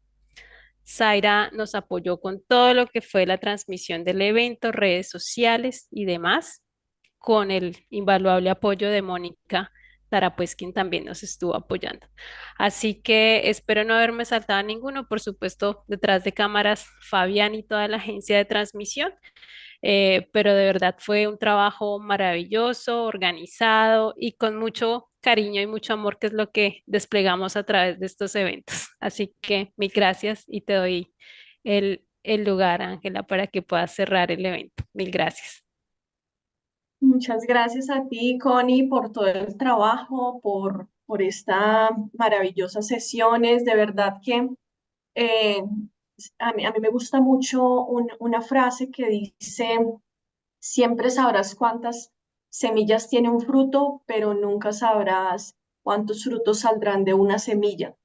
Y esto que estamos esparciendo acá son miles de semillas que esperamos que den muchísimos frutos, particularmente para las personas que necesitan la información, los trabajadores de la salud, los farmacéuticos, los médicos, las personas que están en la industria farmacéutica trabajando en farmacovigilancia, todos los que estamos allí de alguna u otra manera. Entonces, Patti, Rita, André, Zaira, Ana Lucía, Mónica, de verdad que seguramente que esto que estamos haciendo les traerá grandes emociones y grandes satisfacciones solamente de saber que estamos aportándole a algún paciente en algún lugar del mundo. Espero que se sientan muy felices de poder aportar a la seguridad del paciente. En mi calidad de presidente, pues doy por concluido nuestro Patient Safety Day 2024. Los esperamos a los que puedan acompañarnos en Montreal del 1 al 5 de octubre. A los que no, pues seguramente estaremos en muchos otros eventos virtuales y presenciales, temas del capítulo latinoamericano y bueno, muchísimas otras actividades. Entonces, mil gracias por todo y seguimos en contacto. Muchas gracias, señoras coordinadoras, muchas gracias, Fabiana, a todo el equipo de producción. Gracias.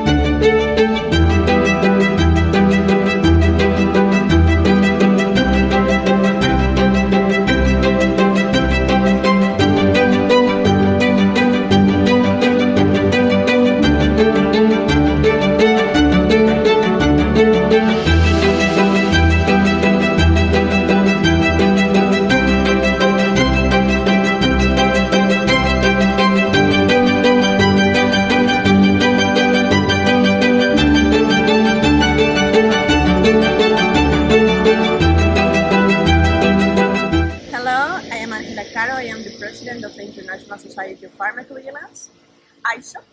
And ISoP is a society of pharmacovigilance who works in how to improve the medication safety in the world. We have presence in more than 100 countries, and we are very proud about what we are doing and the society. We have more than 14 chapters. It includes chapters of Africa, China, and North America, Latin America, and other regions. And we are organized by special interest groups too. We have some groups like We Are World Evidence, like medication errors and herbal and traditional medicines, and risk communication, and other groups. We have some meetings that are the perfect excuse for meeting with some people that work in the same field that we work. For example, we have the mid-year symposium each year, and we have the biggest event in pharmacovigilance in the year in the world is the annual meeting. In the annual meeting, we have some conversations with experts who work in pharmacovigilance in different topics. We have sessions for each SIG, and we have the possibility to present some abstracts and oral presentations. We have events with more than 400 posters, and it is so useful for people to show his work. I think that being a member of ISoP is so important because you could build knowledge and you could share with partners about the topic that you are working in pharmacovigilance, and it helps a lot of people. It helps the patients, it helps the communities. We work with regulatory agencies, we work with WHO, we work with other people who is involved in medication safety. Then please join us, see more about us, go to our webpage, and for sure we will find something for working together.